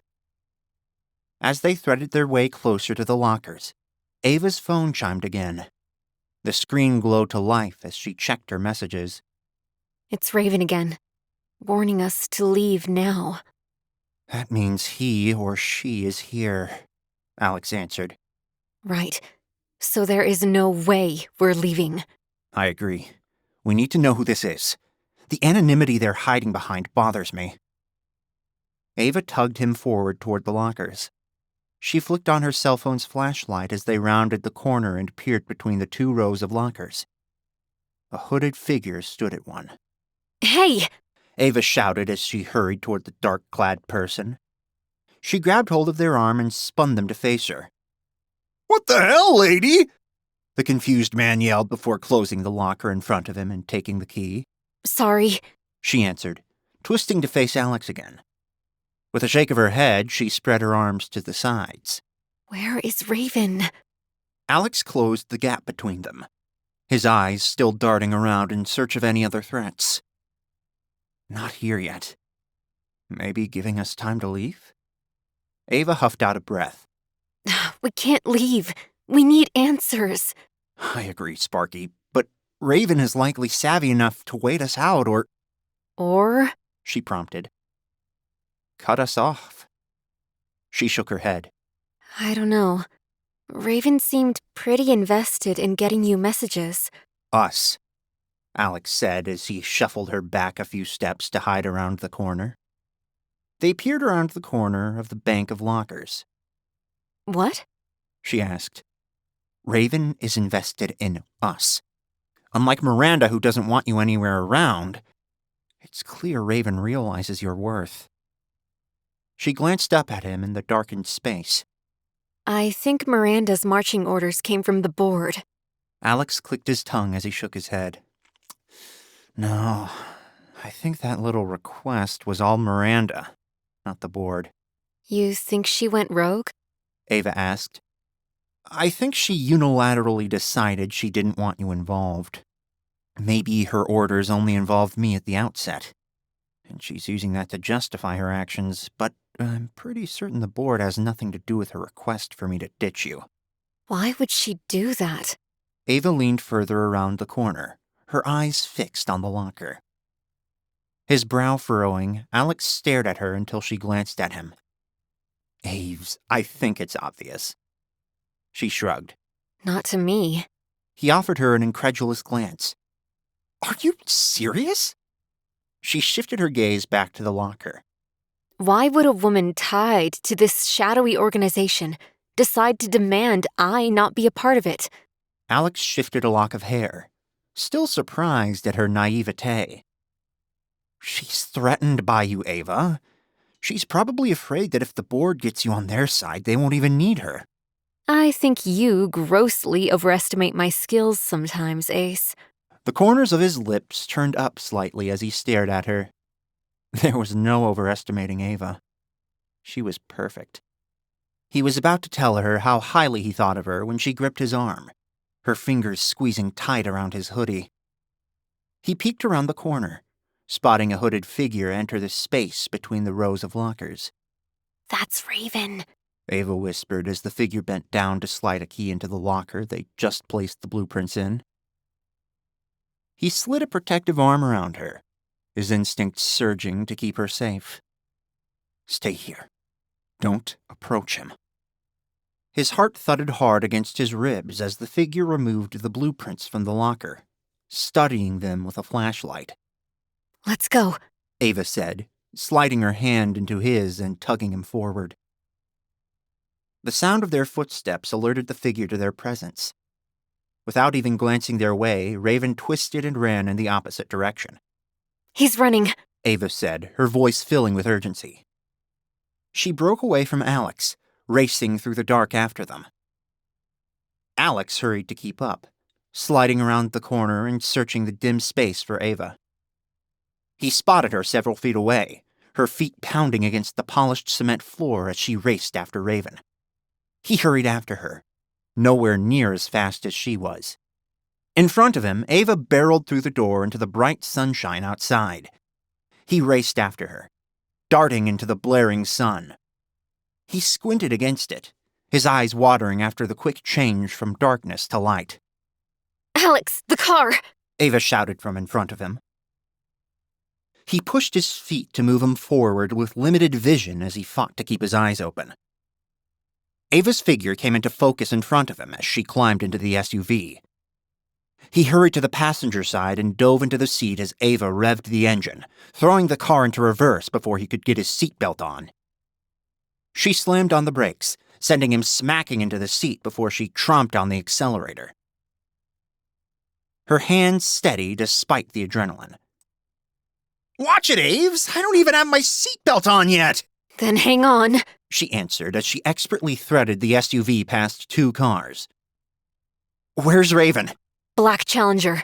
She poked a finger through the dash at the car already speeding away from the terminal. Seriously? Alex asked as Ava huffed at the snarl of cars trying to leave the terminal's lot. With a growl, she swiveled the wheel and sent the SUV climbing over the curb, onto the sidewalk, and bouncing down to the road below. Ava, this is a brand new car! You said you got all the bells and whistles. It should be able to off-road. She shot back, her voice determined. Put your seatbelt on. He grimaced as he clicked the belt around him, returning his arms to brace position as Ava flew down the road. Who the heck drives a Challenger? What kind of poser is this? Ava snorted another laugh as she swerved around another car, veering into oncoming traffic to do it. If I can get close enough, get the plates. Yeah, I'm right on top of that, Sparky. Alex said, his stomach twisting into a tight knot as he gasped, while Ava rocketed toward the rear end of the car in front of them. At the last minute, she swerved into the oncoming lane again, roaring past the other car and sliding into the lane just before a near collision. Alex swallowed hard, trying hard not to squeeze his eyes closed. Please tell me you took some sort of driving course for this. Sorry, Ace. I'm winging it. Oh, He moaned, slouching further down in the seat. It's okay, Ace. I've only been in one accident, and it wasn't my fault. Oh, that makes me feel so much better. He answered, sarcasm dripping from his words. Hang on. Raven's making a left. She swerved through the next intersection, causing 2 other cars to screech to a stop as they careened through at a high enough speed that he worried she'd topple the tall vehicle. You know, when I bought this, I did not expect to be using it for a high-speed chase. I'm pretty sure it has a high rollover rate, Aves. I'll keep it in mind, Ace. She answered, her concentration deepening the crease between her brows as she mashed the accelerator to the floor, sending the car springing forward after Raven's. Ava? The rest of his words didn't come as his throat closed when the whine of the engine pushed their speed to close to 100 miles per hour. I'm trying to get close enough to get that plate. Also try to keep us alive while doing that? He squeaked. I won't let you die, Alex. You're too important to me. He tried to take solace in the words, his eyes sliding sideways to her, a mix of admiration and anxiety roiling inside him. Yeah, well, I'd really like for you to be alive, too. Her response came in the form of a curse as Raven disappeared around a corner, shielded by a building. Ava took the bend on 2 wheels again, bursting forward as she straightened. Her eyes scanned the road ahead, her foot lifting slightly. Where did Raven go? Alex sat a little straighter, his eyes darting around the road in search of the Challenger. Ava slowed the car, her breathing turned ragged. Where is he? I don't see the car anywhere, Alex answered. Ava pulled to the side, easing the car to a stop as she slammed her hands against the steering wheel. How did we lose him? Alex glanced over his shoulder through the rear windshield, his features pinching. I don't know. Ava's phone chimed again, and she tugged it from her pocket, a sigh escaping her as she glanced at the display, then twisted it toward Alex. I appreciate your candor and your skills are impressive, but don't ever do that again, he read from the screen. Well, at least you impressed them. Big deal. I didn't catch him. Alex reached over to massage her shoulder. Hey, you did good, though. And you got that flash drive. We can work on that. Ava typed a response before she dumped her phone in the cup holder. What did you send? Alex asked. I said I wasn't trying to impress them. I want answers. She let her head fall back against the headrest, her eyes sliding closed. We'll get them, Aves. let's go home, okay? She opened her eyes and nodded. Okay. Sorry I lost him. It's okay, Alex answered, giving her shoulders another rub. This person is obviously a pro. Ava pulled into traffic again, aiming for the house. As her phone chimed, Alex snatched it from the cup holder. Is that Raven? Yeah, says, and you'll get them, but stop chasing me. I'm not the enemy. Says Raven. Ava answered. We have no idea who they are. We'll figure it out, Alex answered as he set the phone down. Together, okay? She nodded as she turned onto his street. And thanks to you, we have something to work on with the board. We may even be able to use it to trade for information on Raven. Unless it's her grandma's chocolate chip cookie recipe. That could be worth something, Alex said with a grin as she pulled into the driveway. She shot him an annoyed glance, though she couldn't stop the corners of her lips from tugging up. He loved her smile, especially when he was on the receiving end of it. Aves, cut yourself some slack. We'll figure it out. We're a great team. Look at everything we've done together so far. She slid her hand into his. We're unstoppable when we put our minds to something. He nodded, leaning closer to her. Yes, we are. He desperately wanted to comfort her, to pull her into his arms, kiss her forehead, and to promise her they'd face everything together. After everything they'd been through and what they'd still faced, he wanted the reassurance that they'd stick it out as a team. He cupped her face with a hand, his thumb rubbing her cheek when a knock at the window startled him. He twisted to find Chris glaring at him. Oh, good. You're back. This guy and his timing, Alex grumbled, unbuckling his seatbelt as Chris pulled his door open. I hadn't realized you stopped by to pick up your good buddy Alex after you robbed a bank. Did you two go for ice cream to celebrate? Ava slid from behind the wheel with a sigh. Not quite. He glanced at the tires, his features pinching. I thought this was a new car. It is, Alex answered, trying to steady his legs as he stood. Did you get a discount on the tires? I had a little trouble to deal with, Ava answered. Chris stared at her incredulously. Ava, how many cars are you going to go through? She crossed her arms, unhappy with the criticism. It's fine. I'll buy her as many as she needs, Alex said as he wrapped an arm around her. Hopefully she won't need any more. Ava, we need to talk. We're in the middle. Now! He answered, his voice firm. She shifted her weight next to Alex as he patted her shoulder. Go ahead. I'll see what's up with that thing. Chris rolled his eyes with the coded communication between them as he stalked back to the house. Don't go decoding the entire thing without me, Ace, she whispered. I wouldn't dream of it, he answered. Find me when you're finished. Okay, she said. They pushed into the house, finding Chris waiting in the living room. He motioned toward the outside. Alex grabbed his laptop as they disappeared into the late afternoon sunshine. He didn't like to see her go after everything she'd been through this morning already. He would have preferred them to relax on the couch together, playing a game or tackling the flash drive as a team. Instead, he'd been forced to watch her walk out with Chris, the angry architect.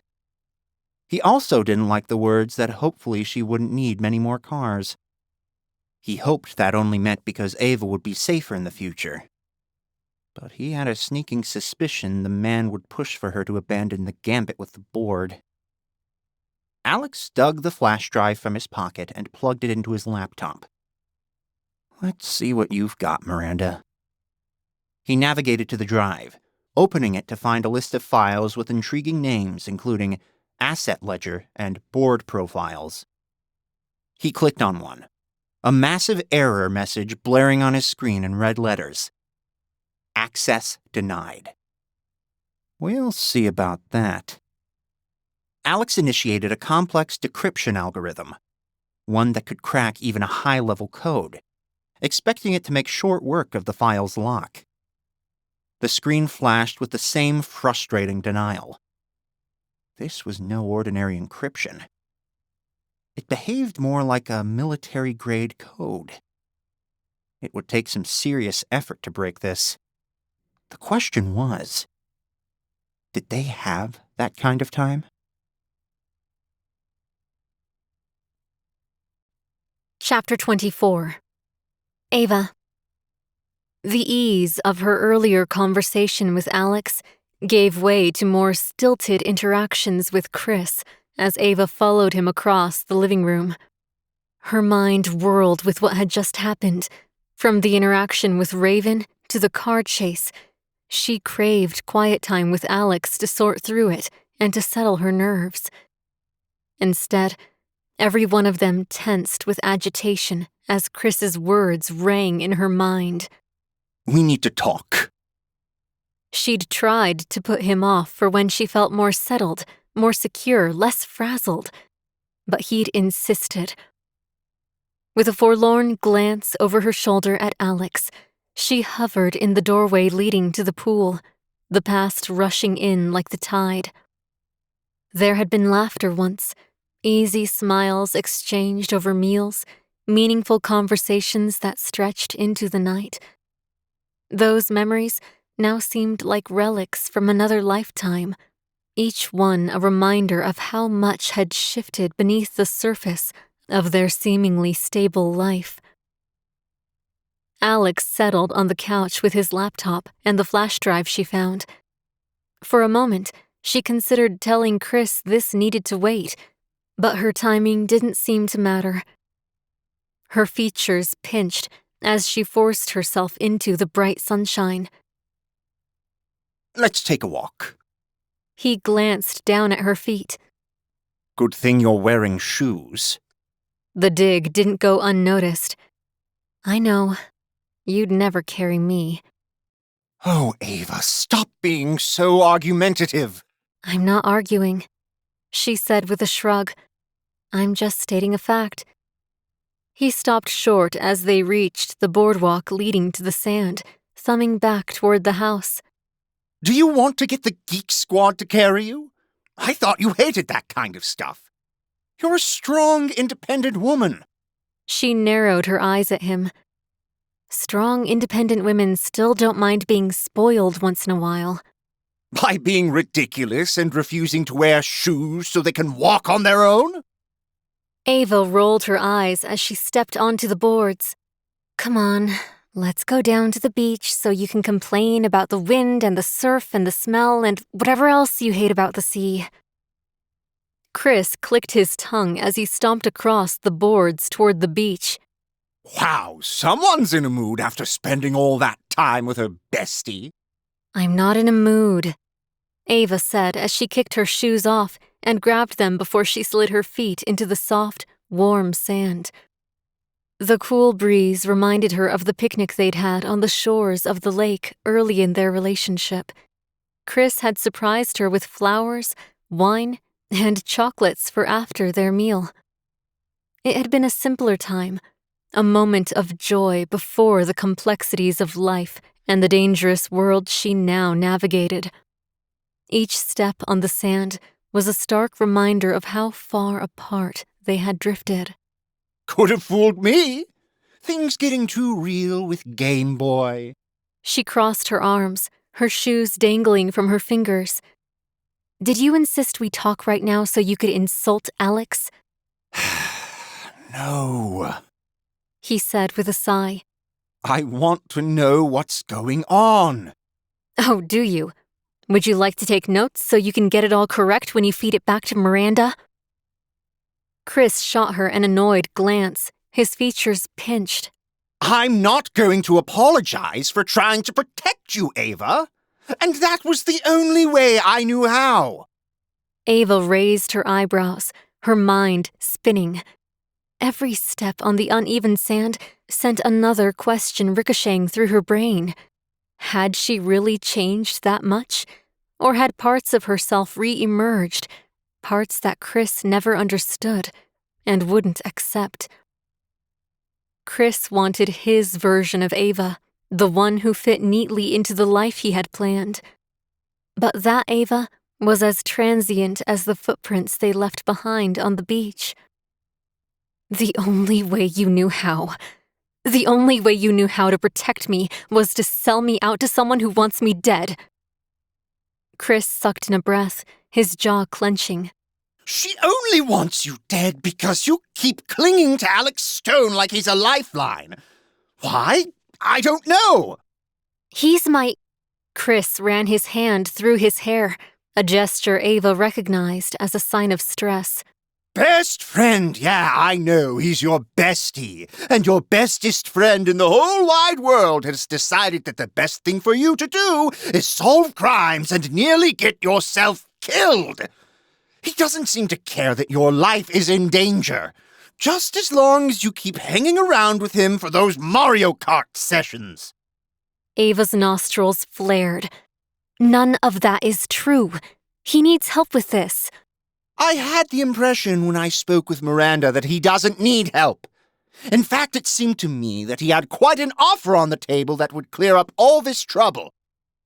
Ava's mind regressed to the conversation between Miranda and Alex. She had made him an offer, and he'd stayed loyal to her. So Alex should just join some shady organization because it's a good offer? Good to know that you'd sell out to the highest bidder. Oh, come on, Ava! Chris shot back, heat in his voice. That's hardly what I'm saying. Look, I'm just saying that Miranda seemed to think her employer didn't want to hurt him at all. They just wanted to work on some projects together. An organization that's willing to kill me if he doesn't ditch me. That's the organization you think Alex should work with. Chris heaved a sigh. You wouldn't be in any danger as long as you come home with me. You keep talking about protection, Chris. Ava said, her voice steady despite the churn of her heart. But whose vision of safety are we living for? Yours, where everything is sanitized and predictable? Or mine, where I actually get to make my own choices, even if they scare you? Chris stopped, turning to face her with the lowering sun painting his features in stark relief. It's not about control, Ava. It's about sanity. It's about not having to worry every time the phone rings that it's someone calling to say you're in the hospital. Or worse. And you want me to leave Alex alone to fight them? Chris kicked a seashell across the sand, sending it careening toward the water. Right. He needs you here to rob banks. I didn't rob a bank. Then what the hell were you doing this morning, Ava? Because it sure looked like you were robbing a bank on his screen. Oh, before he reset their security protocols. I assume using some illegal methods. We were doing what we had to do.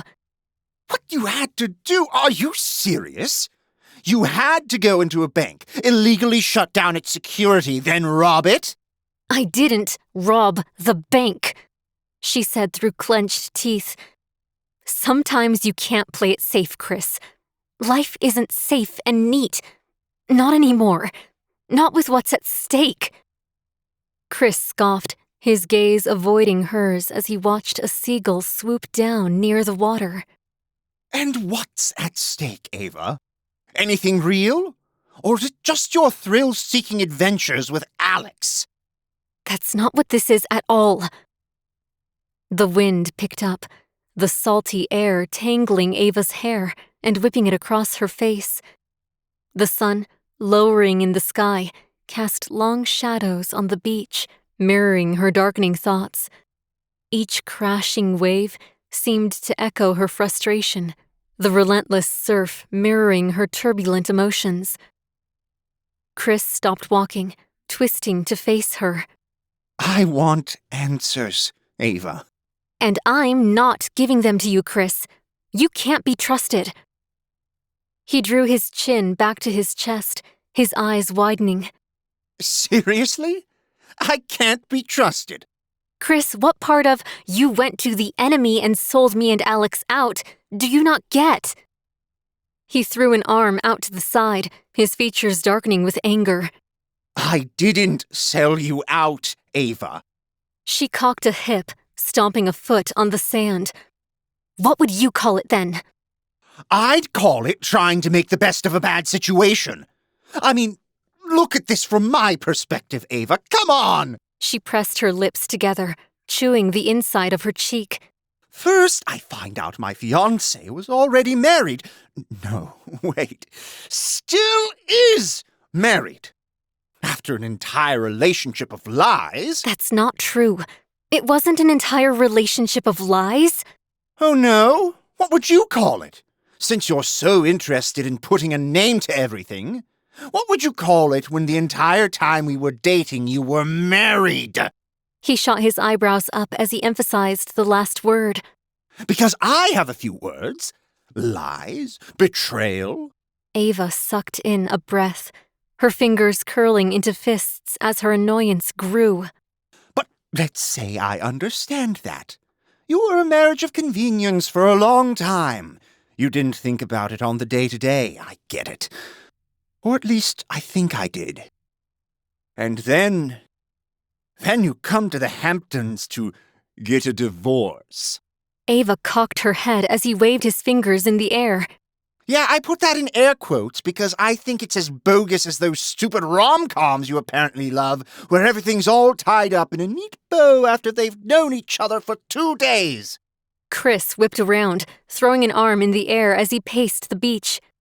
And then you start lying more. You don't tell me who he is, or how long you've been married, or that you've been staying at his house, cuddling up together under a blanket in front of the fire. Okay, that goes too far. We were not cuddling up together. Oh, come on, Ava. Chris spat, his voice as sharp as his features. You two are constantly pawing at each other. That's ridiculous. You've got this all wrong. Really? All the little shoulder rubs. You amaze me, Ace. You look so good, Sparky. Do you not even realize that you two flirt continuously? She creased her forehead, her eyebrows pinching. What? No, we don't. It's just friendly teasing, that's all. Chris shot a glance at the surf as it pounded the sand with a shake of his head. Right, okay. Let's say I believe all that. Suddenly, you're plunged into this bizarre game. This isn't a game, Chris. Okay, fine.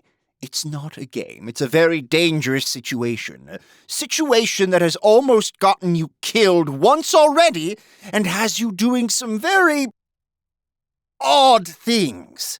We are doing the things we have to do, Chris. The things that will solve this. Chris shot his gaze skyward, his frustration building as evidenced by his fists tightening by his sides. What will solve this is for you to come home with me. I went to Miranda because things were spiraling out of control. You're doing dangerous things. Risking your life, and for what? Huh? For this guy who you've bailed out over and over again?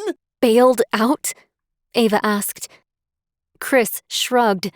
Didn't you marry him so he could get his inheritance? You bailed him out then, and he expects it now. Oh, that's ridiculous, Chris. He expects a friend. That's what I am. And yeah, it's been risky, but we've done what we had to do. Chris stared at her, crossing his arms. Oh, really? Does that include putting your lips on his? What? Her heart skipped a beat as she recalled the kiss, one that lingered far too long for an engaged woman. The kiss, Ava, he said, leaning closer, his voice cutting. Was that something you had to do? She turned away from him, her lips tugging into a frown as the moment stuck in her head again, constricting her chest. Look, Chris, I'm sorry. I was really upset and confused after you left. You said you needed time, and I just... Whoa, wait a second. He screwed up his face. After I left? She flicked her gaze to him, confusion pinching her features. Isn't that what you're talking about? No, I'm talking about how I told Miranda you and Alex were a fake marriage, and she informed me that you put on a pretty good show making out in Alex's office. Okay, we weren't making out. Yes, we kissed in his office to convince her that we were in a real relationship. She threw her hands into the air. That was before you spilled the beans about it to her. Gosh, I'm so sorry I told the truth. But I'm sort of glad I did, since it seems that the truth and you are strangers these days. He rubbed a hand across his forehead. So you kissed Alex how many times? That doesn't— How many times, Ava? He shouted. She licked her lips, shifting her weight. 3. Twice in the office for Miranda's benefit. And once the night you left. He rubbed his chin before he huffed out a harsh laugh.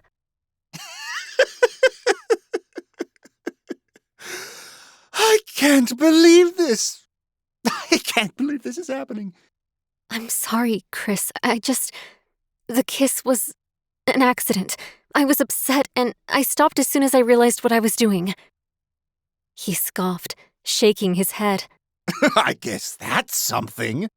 Ava flicked her gaze to the roiling ocean, her insides matching its energy. Look, we both feel betrayed here by something the other person did. So, where do we go from here? There's only one option I can see, Ava.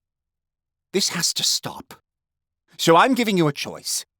Either you walk away from Alex Stone right now and come home with me, or we're finished. The words smacked her in the face. His words hung between them like a storm cloud ready to burst. His ultimatum was clear, but her feelings were not. Chris wanted a neat life, but Ava enjoyed the messiness of things with Alex. Could she live the rest of her life in the box Chris created for her? She set her jaw, her resolve firming, as she looked him squarely in the eyes, her voice steady and unwavering. No. He flicked his eyebrows up. What? Do you understand what you're choosing by staying here? Our relationship is over, Ava. I'm not a piece to be moved at your convenience, and I'm not going to be forced into making a choice by your ultimatum. My ultimatum?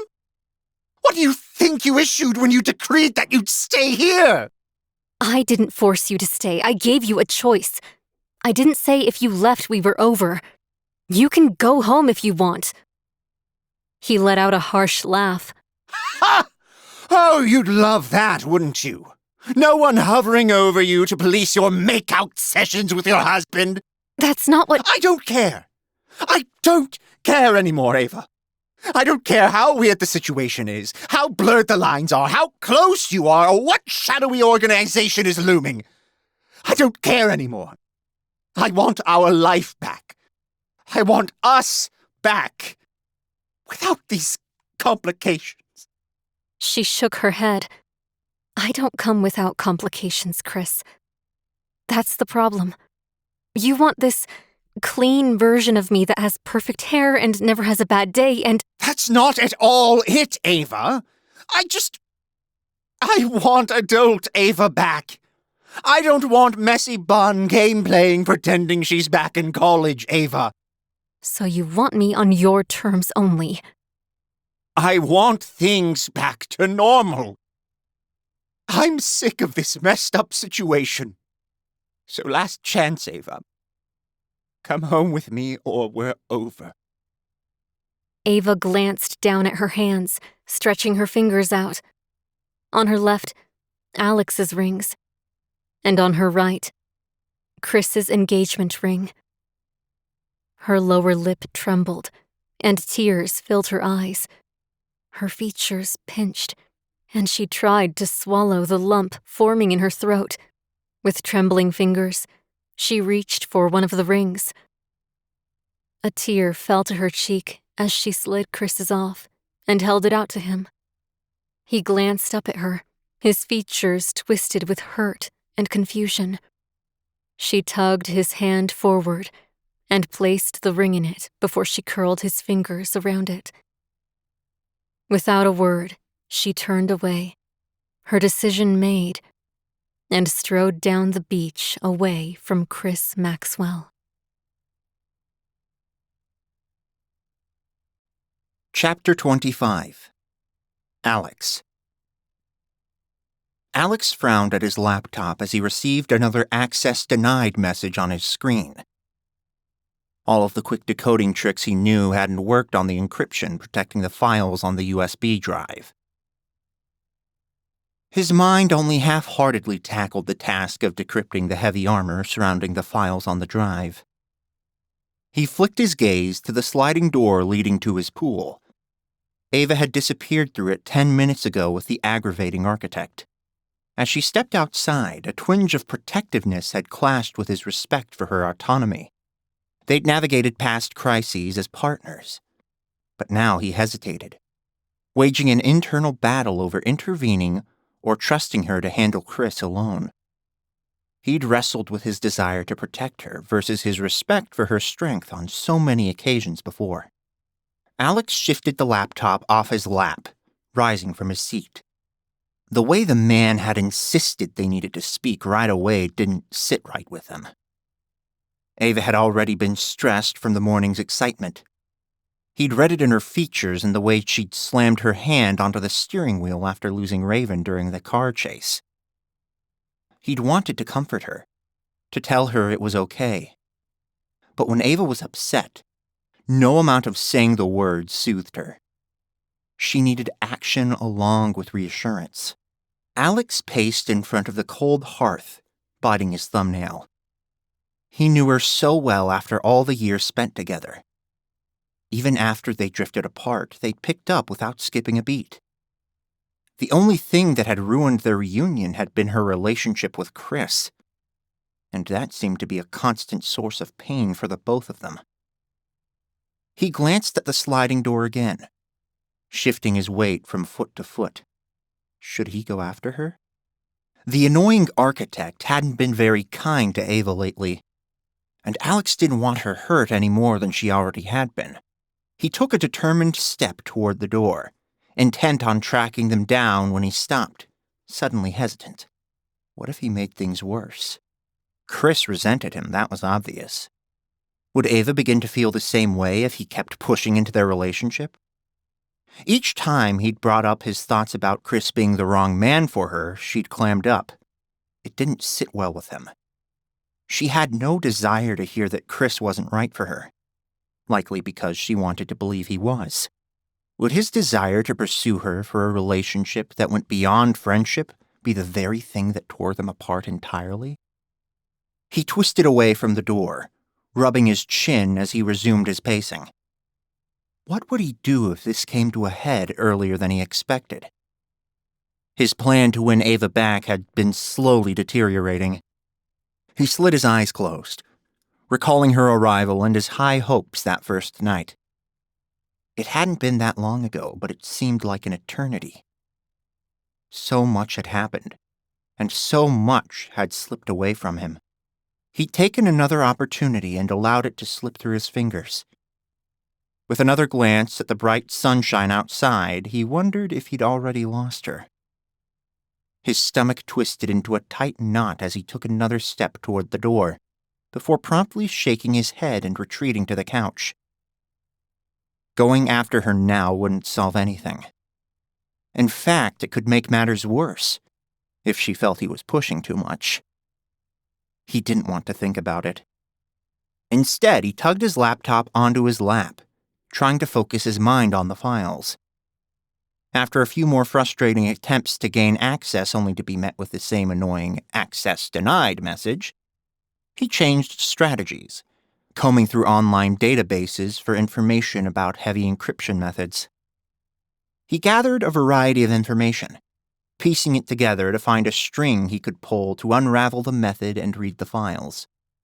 As he scanned the various suggestions, trying to select which he'd try first, the room darkened a bit. The sliding door rolled open, drawing his attention across the room. Chris, his expression set, stormed into the house, slamming the door shut behind him before he tore across the room, bypassing Alex without even a glance. Alex craned his neck, staring after the man as he disappeared. A moment later, footsteps pounded up the stairs. Alex returned his gaze forward, his lips tugging into a wince. Whatever had happened had seemed to leave Chris in a sour mood. Then again, almost everything that happened these days put the man in a bad mood. His eyebrows pinched as he tried to recall a time when he'd not seen Chris in a mood. He couldn't come up with one. He licked his lips, raising his gaze to the door.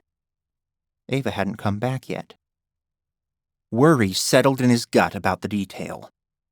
Chris had raced through the house and upstairs, banging around in his room, but Ava was nowhere to be found. Had something happened? His heart hammered in his chest as nightmare scenarios filled his mind. His chest tightened as he slammed the laptop closed and shifted the laptop to the cushion next to him. A loud bang overhead sent his gaze upward. What was Chris doing up there? And where was Ava? He rose from the couch, determined to seek out Ava. Before he could take a step, the door rolled open. A chilly burst of sea air sweeping past him as Ava stepped inside. In an instant, he read her features, pinched and tense. "Aves, are you okay?" Her eyes found his, and she shook her head before she cast her gaze to the floor. What happened? His heart seized. If Chris had laid a hand on her, he'd rip the man limb from limb.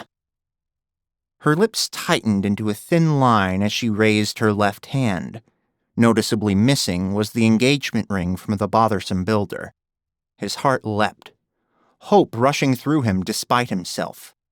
Guilt quickly chased any optimism away. Ava looked heartbroken, and he was ready to celebrate. He crossed to her and pulled her into his arms. "Oh, Ava, I'm sorry." She clung to him, wrapping her arms tightly around his waist as she buried her face in his chest. His features tightened as he stroked her hair. He had no idea what happened between them, but he could kill Chris for making her cry. But right now, she needed him, and he was determined to be there for her. He wanted to make all the pain go away. It wasn't the first time he'd nursed her through a breakup, but he hoped it would be the last. He couldn't let anyone else take her away from him. His mind spun in 1,000 directions as he gave her the time she needed to calm down. She pulled back, sniffling and wiping at her cheeks. "You want to talk about it?" he asked softly. Before she could answer, a persistent banging ricocheted through the tense silence. Chris appeared in the doorway to the foyer, his suitcase behind him. He scoffed as he studied the closeness between Alex and Ava. "Well, this is just the perfect way to end things, isn't it?" Alex's nostrils flared as he glared at the man. "I'm leaving. Maybe one day you'll realize what you've thrown away, but I'm not going to stick around while this disaster unfolds. You made your choice, Ava. I hope it's everything you've dreamed of." His biting words made it obvious how bitter he was over the breakup. Alex wondered how it had come about. But even without that information, he'd still defend Ava. "Don't let the door hit you on the way out," Alex growled. Chris huffed out another laugh. "That's typical. You going to hide behind your other boyfriend, Ava?" Her lips tightened as she flashed him an angry glance, her eyes still tear-filled. That's not fair. You didn't give me much choice, Chris. What did you expect me to do? Alex's forehead creased at the words, wondering how the breakup had unfolded. "I expected you to pick me. Is that so crazy? I wanted you to actually do what you said you were going to do. Divorce your husband and come home with me." She crossed her arms, shaking her head, a glint of defiance in her eyes. That's not what you demanded, and you know it. Whatever, he said, tossing his hands in the air. You want to keep excusing your bad behavior, you can do that. I'm sure he'll back you up, and you two could bond over something else. I will always back Ava up, Alex said. And since you can't seem to be bothered unless she's playing by your rules and being the Stepford wife you wanted, I would suggest you do what you threatened when you appeared here a minute ago and leave. Whoa, someone's aggressive suddenly. Think you've won? It's more than clear to me now where I stand in all of this. So maybe you have. You got what you wanted, Alex. Ava's staying with you. I hope you're happy. Though I wouldn't count on it lasting for long. Seems Ava's only out for Ava. Alex screwed up his face at the biting remark as the man grabbed hold of his suitcase handle and whipped it around toward the door. He paused, twisting back to face them, his eyes cold and calculating. Remember this day, Ava. You'll regret it. With that, he strode away, leaving an iciness in the air behind him. A second later, the door slammed shut, startling both of them and sending an air of finality on the bitter conversation. He slid his eyes sideways to Ava. She dropped her chin to her chest, pinching the bridge of her nose as another sob escaped her. Hey, he said as he slid an arm around her. He's just mad. None of what he said was true. She allowed him to guide her to the couch and ease her onto it as her tears continued to fall. He's right. Alex perched on the coffee table in front of her, taking her hands in his. No, he isn't. How did I make such a mess of everything? She set her chin in her palm as she avoided his gaze. His lower lip bobbed as he tried to come up with a suitable answer. Maybe you didn't. She finally snapped her gaze to his, those green eyes filled with pain and upset, breaking his heart. How do you figure that? Maybe it wasn't you who made a mess. Maybe life just turned out this way because Chris wasn't right for you. She lowered her eyes to their intertwined hands, her eyebrows pinching. That may have worked in my 20s, but now I'm not so sure it does. Why? He asked, unable to piece together what age had to do with anything. How does dating the wrong guy in your 20s differ from the wrong guy now? Ava, he wasn't right for you. She pulled her hands away from his, wiping at her cheeks. Wasn't he? Because I was ready to marry him, and then everything just fell apart. Her voice broke as fresh tears fell, and she slapped a palm against her forehead. He offered her a consoling smile as he leaned closer, grabbing her hand again. He didn't want to push too far, but he didn't want her this upset over a man who he thought was completely inappropriate. She sniffled again, puffing out a long breath with a groan. I'm gonna go upstairs and... No, he said with a shake of his head. Alex, She whined. don't argue with me. I just spent my afternoon arguing with Chris, and I can't take any more. I don't want to argue either, Aves, but I'm not going to leave you alone right now. You're upset and you're blaming yourself for the stuff that isn't your fault. She chewed her lower lip. It is my fault. It's not, he answered, his voice finding some strength. Ava, it's not. Chris was temperamental to begin with. He was always on edge. My fault. She answered. Okay, fine. He was always judgmental. Was that your fault? Her eyebrows knitted. He wasn't. He was, Alex insisted as her voice trailed off. Ava, within 5 minutes of walking into this house, he was commenting on your choice of sleepwear. And then he made the comment about hating your hair up. And then he complained about your choice of recreational activities. I don't do those things at home, so he wasn't used to it. Stop defending him. Alex said as he leapt to his feet, running his hand through his hair as annoyance crept over him. I'm sorry, Alex, you didn't know him. Like, you two met at the worst time and you didn't get along. No, I didn't get along with him, Ava. Not at all. And it had nothing to do with when we met. His voice became more heated than he had intended as he fought through his emotions. He desperately wanted her to know how much she meant to him, how right they were together. And in order to do that, he needed her to understand that Chris Maxwell was not the man for her. She rose from her seat and took a few steps toward the foyer. And this is why it's best if I go upstairs. I can't do this with you right now. I can't. Ava, please don't go, Alex said, his voice turning pleading. Alex, I'm sorry, she said, her voice barely above a whisper. but I can't talk about this right now. Not with you. We used to talk about everything. This isn't the first breakup we've been through together. When did I stop being the first person you came to? Her features pinched again. I can't keep relying on you, Alex.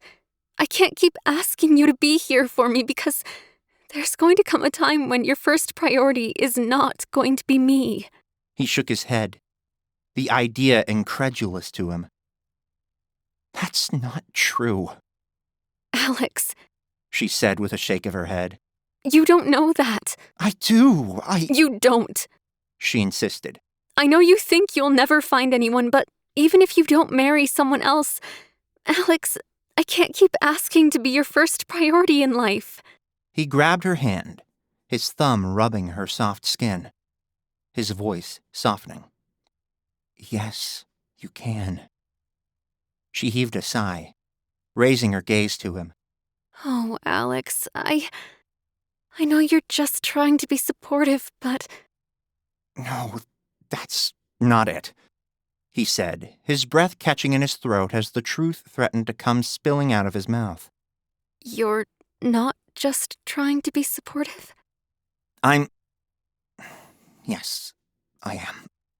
But not for the reason you think. He struggled to keep his voice steady, but a quiver crept in as his raw emotions spilled over. His features turned pleading as he tightened his grip on her hand, his other one trembling.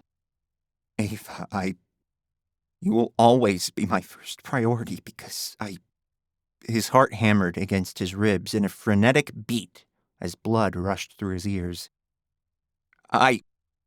Her features turned questioning as she leaned a little closer, waiting for him to finish his statement. I love you, Ava. A slight smile broke up the sadness on her face, and she squeezed his hand. I love you too, Ace. No, he said with a shake of his head, his chest tightening. No, Ava. I don't mean... This isn't a friendly, I love you. I'm in love with you. His voice caught as he recalled the moment he'd realized his love for her. The memory made his confession heavier, loaded with the weight of everything unsaid over the years and everything that might never be. Realizing he'd just said the words he'd been so eager and so terrified to say, his stomach tightened with fear. But now they were said, and there was no taking them back. The statement hung in the air, a fragile confession that could shatter everything. Ava stood still, her expression unreadable in the dimming light. He held his breath, the seconds stretching into eternity as he waited for her to speak or react in any way, to reject or embrace his admission. But she remained silent, her eyes a mirror of the turmoil he felt, leaving him to wonder if he'd just crossed a line that could never be redrawn. Chapter 26. Ava. Ava's breath hitched, her heart stuttering as Alex's words sank in. A confession of love, unexpected yet profound. Her knees weakened, a mix of shock and a fluttering of hope taking hold as she processed the weight of his revelation. Turmoil twisted her insides into a knot. Her mind, already whirling from the confrontations with Chris, failed to process this new plot twist to her life. What? Escaped her lips, her voice a fragile breath as a tumult of emotions churned within her, each heartbeat loud in the echoing silence that followed his confession. He shoved his hands into his pockets, his features pinching with terror and raw emotion. He licked his lips, his face falling. I'm in love with you, Ava, he confessed, his voice trembling with the weight of the admission. She tried to process the words again, but it was like living in a dream. When had this happened? Had he fallen for her since she returned to the Hamptons? Maybe it had been Chris's presence that drove him to the conclusion. Was this a reaction to her recent engagement? Ava's features pinched, her thoughts racing as fast as her heartbeat.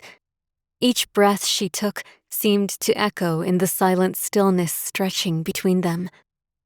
"How long?" she asked, her voice a quiet whisper. Her questions hung between them, a soft plea of understanding amidst the whirlwind of emotions. The simple query was laden with the weight of all their years of friendship coupled with their recent turmoil. Had it been the problems with the board that made him think he'd fallen for her? He swallowed hard, his gaze flicking to the rocky sea outside. Since junior year of college. Tears stung her eyes as her jaw fell open. "What? Alex?" He pressed his lips together as the words sank in. Decades of his feelings hidden from her. Their entire marriage he'd said nothing. He hadn't even told her after she'd asked for a divorce. Yet his actions fell into place in a sudden moment of clarity. The request to come to the Hamptons, the repeated attempts at nostalgia, the rings, the posted pictures, the jealousy at the tech conference, the suggestion of the date to Paris, the conclusion that Chris was wrong for her. All those moments that had been interrupted when he'd insisted he wanted to tell her something. It had all been leading to this moment, to this confession. She stared at his hazy form through the tears welling in her eyes. Their kisses floated through her mind, the genuine warmth she'd detected. It had all been because he harbored real feelings for her. Everything he'd said to Miranda had all been so easy for him to say because it was true. How had she never known? I'm sorry, he said quietly. I didn't want to mess things up between us. Her eyebrows pinched at the words. Mess things up? Alex, how could you not tell me? How could you wait this long? She smacked a palm against her forehead as fresh tears fell. Aves, He reached for her, sliding his arms around her waist as she remained sideways, her eyes focused on the cold hearth in front of her. I thought things would work out, you know? We got married. She twisted to face him. We literally said vows to each other, and you told me that was fake. Why would you do that? I didn't. You said that, and I just didn't correct you. She slid her eyes closed at the admission, frustration building. Ava, I'm sorry. I didn't want to mess things up between us, and I just thought eventually things would work out. I thought after we got married that we'd just... What? She prompted when his voice trailed off. That I'd magically realized you had feelings for me? That we'd just stay together and eventually it would come out. His features tightened again, a pained expression painting a picture of his upset.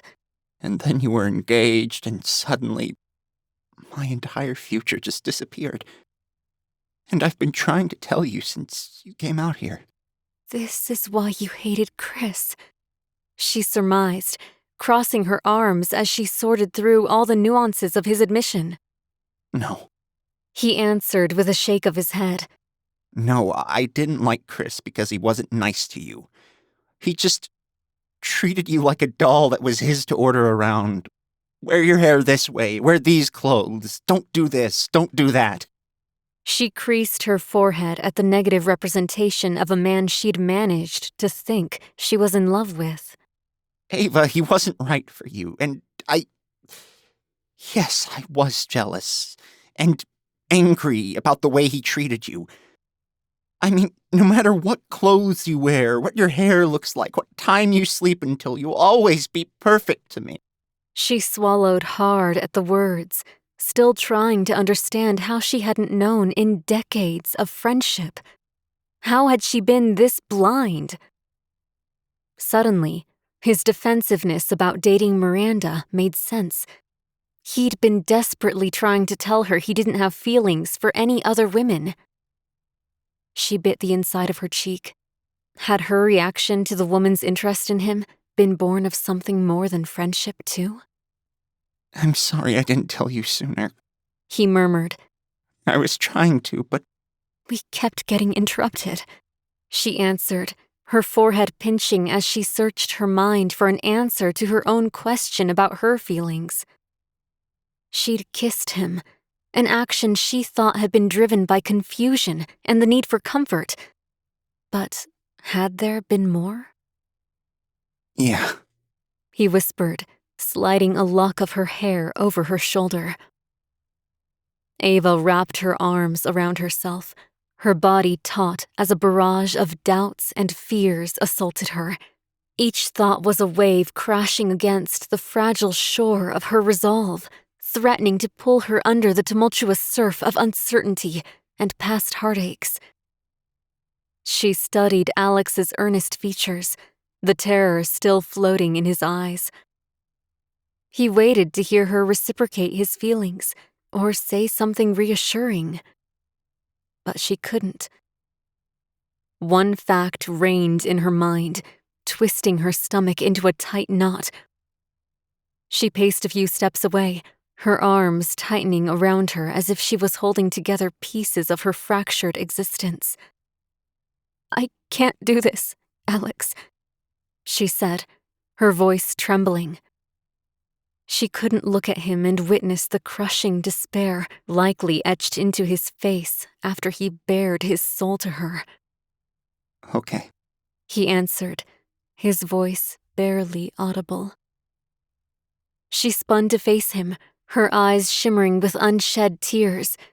She needed him to know it wasn't the rejection he thought it was. Look at everything that's happened. My relationship with Chris, the mess it became. I thought I knew what I was doing, but everything fell apart, like it always does. And now, suddenly, there's this between us. I can't. Her voice hiccuped as sobs broke through her words. She was a wreck, and she couldn't wreck things with Alex. He was all she had. She couldn't bear to lose him. His features pinched as he took a tentative step toward her, trying to bridge the gap physically and emotionally. Ava, I know things with Chris are still raw, but... He reached her, sliding his arms around her. What if they ended because he's not who you're supposed to be with? But what if that's not it? Her voice broke as more tears spilled to her cheeks. Alex, what if it's me? What if I'm the problem? You're not the problem, Ava. I have been in love with you for decades. You're not the problem. No, she said with a shake of her head. No, you've been in love with the idea of me. That's not true, Ava. I've seen you at your best and your worst and everything in between. I love all of it. I love how you're just as comfortable in that unicorn onesie as you are in your designer evening gown. And I love that you are smart and savvy. She chewed her lower lip as she stared at his chest, avoiding his gaze as he continued. I love how you always have my back no matter what, and how you unapologetically admit you can't cook, and the way you get this little crease right here when you concentrate. He gently poked at a spot between her eyebrows. I love your love for orange soda and how you cry at those stupid rom-coms. I love everything about you, Ava. I just love you. You can't say that. We've never been romantically involved. Things are different. They aren't that different. He countered. We've had plenty of arguments, and we always come through them. I understand you, Ava. She sniffled, unable to deny that being in his arms made her feel safe and comforted. When she'd been upset, she'd always sought him, and he'd always taken care of her. Even now, when she fought with Chris, she'd sought refuge with him, crying on his shoulder. But that was what made her so afraid. What if it is different? What if I'm just a mess in relationships? Alex, I can't lose you. He wiped a tear away with his thumb. You're never going to lose me, Ava. Never. Her features pinched at the reassuring words as she slid her arms around his neck, resting her head on his shoulder. His hand slowly slid up and down her back, another sign of comfort and security. Could she chance a relationship with the man who meant more to her than anyone else in the world? Her stomach fluttered with apprehension, worried that she'd make another mess of things with the only person who mattered to her.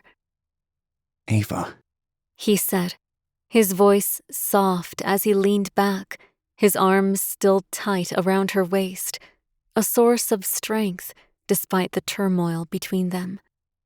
please just stay. Stay with me. That's all I'm asking. We can take things as slow as you want. I need the chance to show you every day how much I love you. I will spend every day showing you that we're going to be okay together. Just, please, don't leave. His words hung between them, a tender offer laden with hope and promises. Warmth spread through her, though it was tinged with doubt. He'd seen her through everything in life, and now he wanted a chance to be her everything. Could she take the risk when failure would cost her so much? She took a deep breath, swallowing the lump in her throat as her eyes locked onto his, filled with tentative resolve.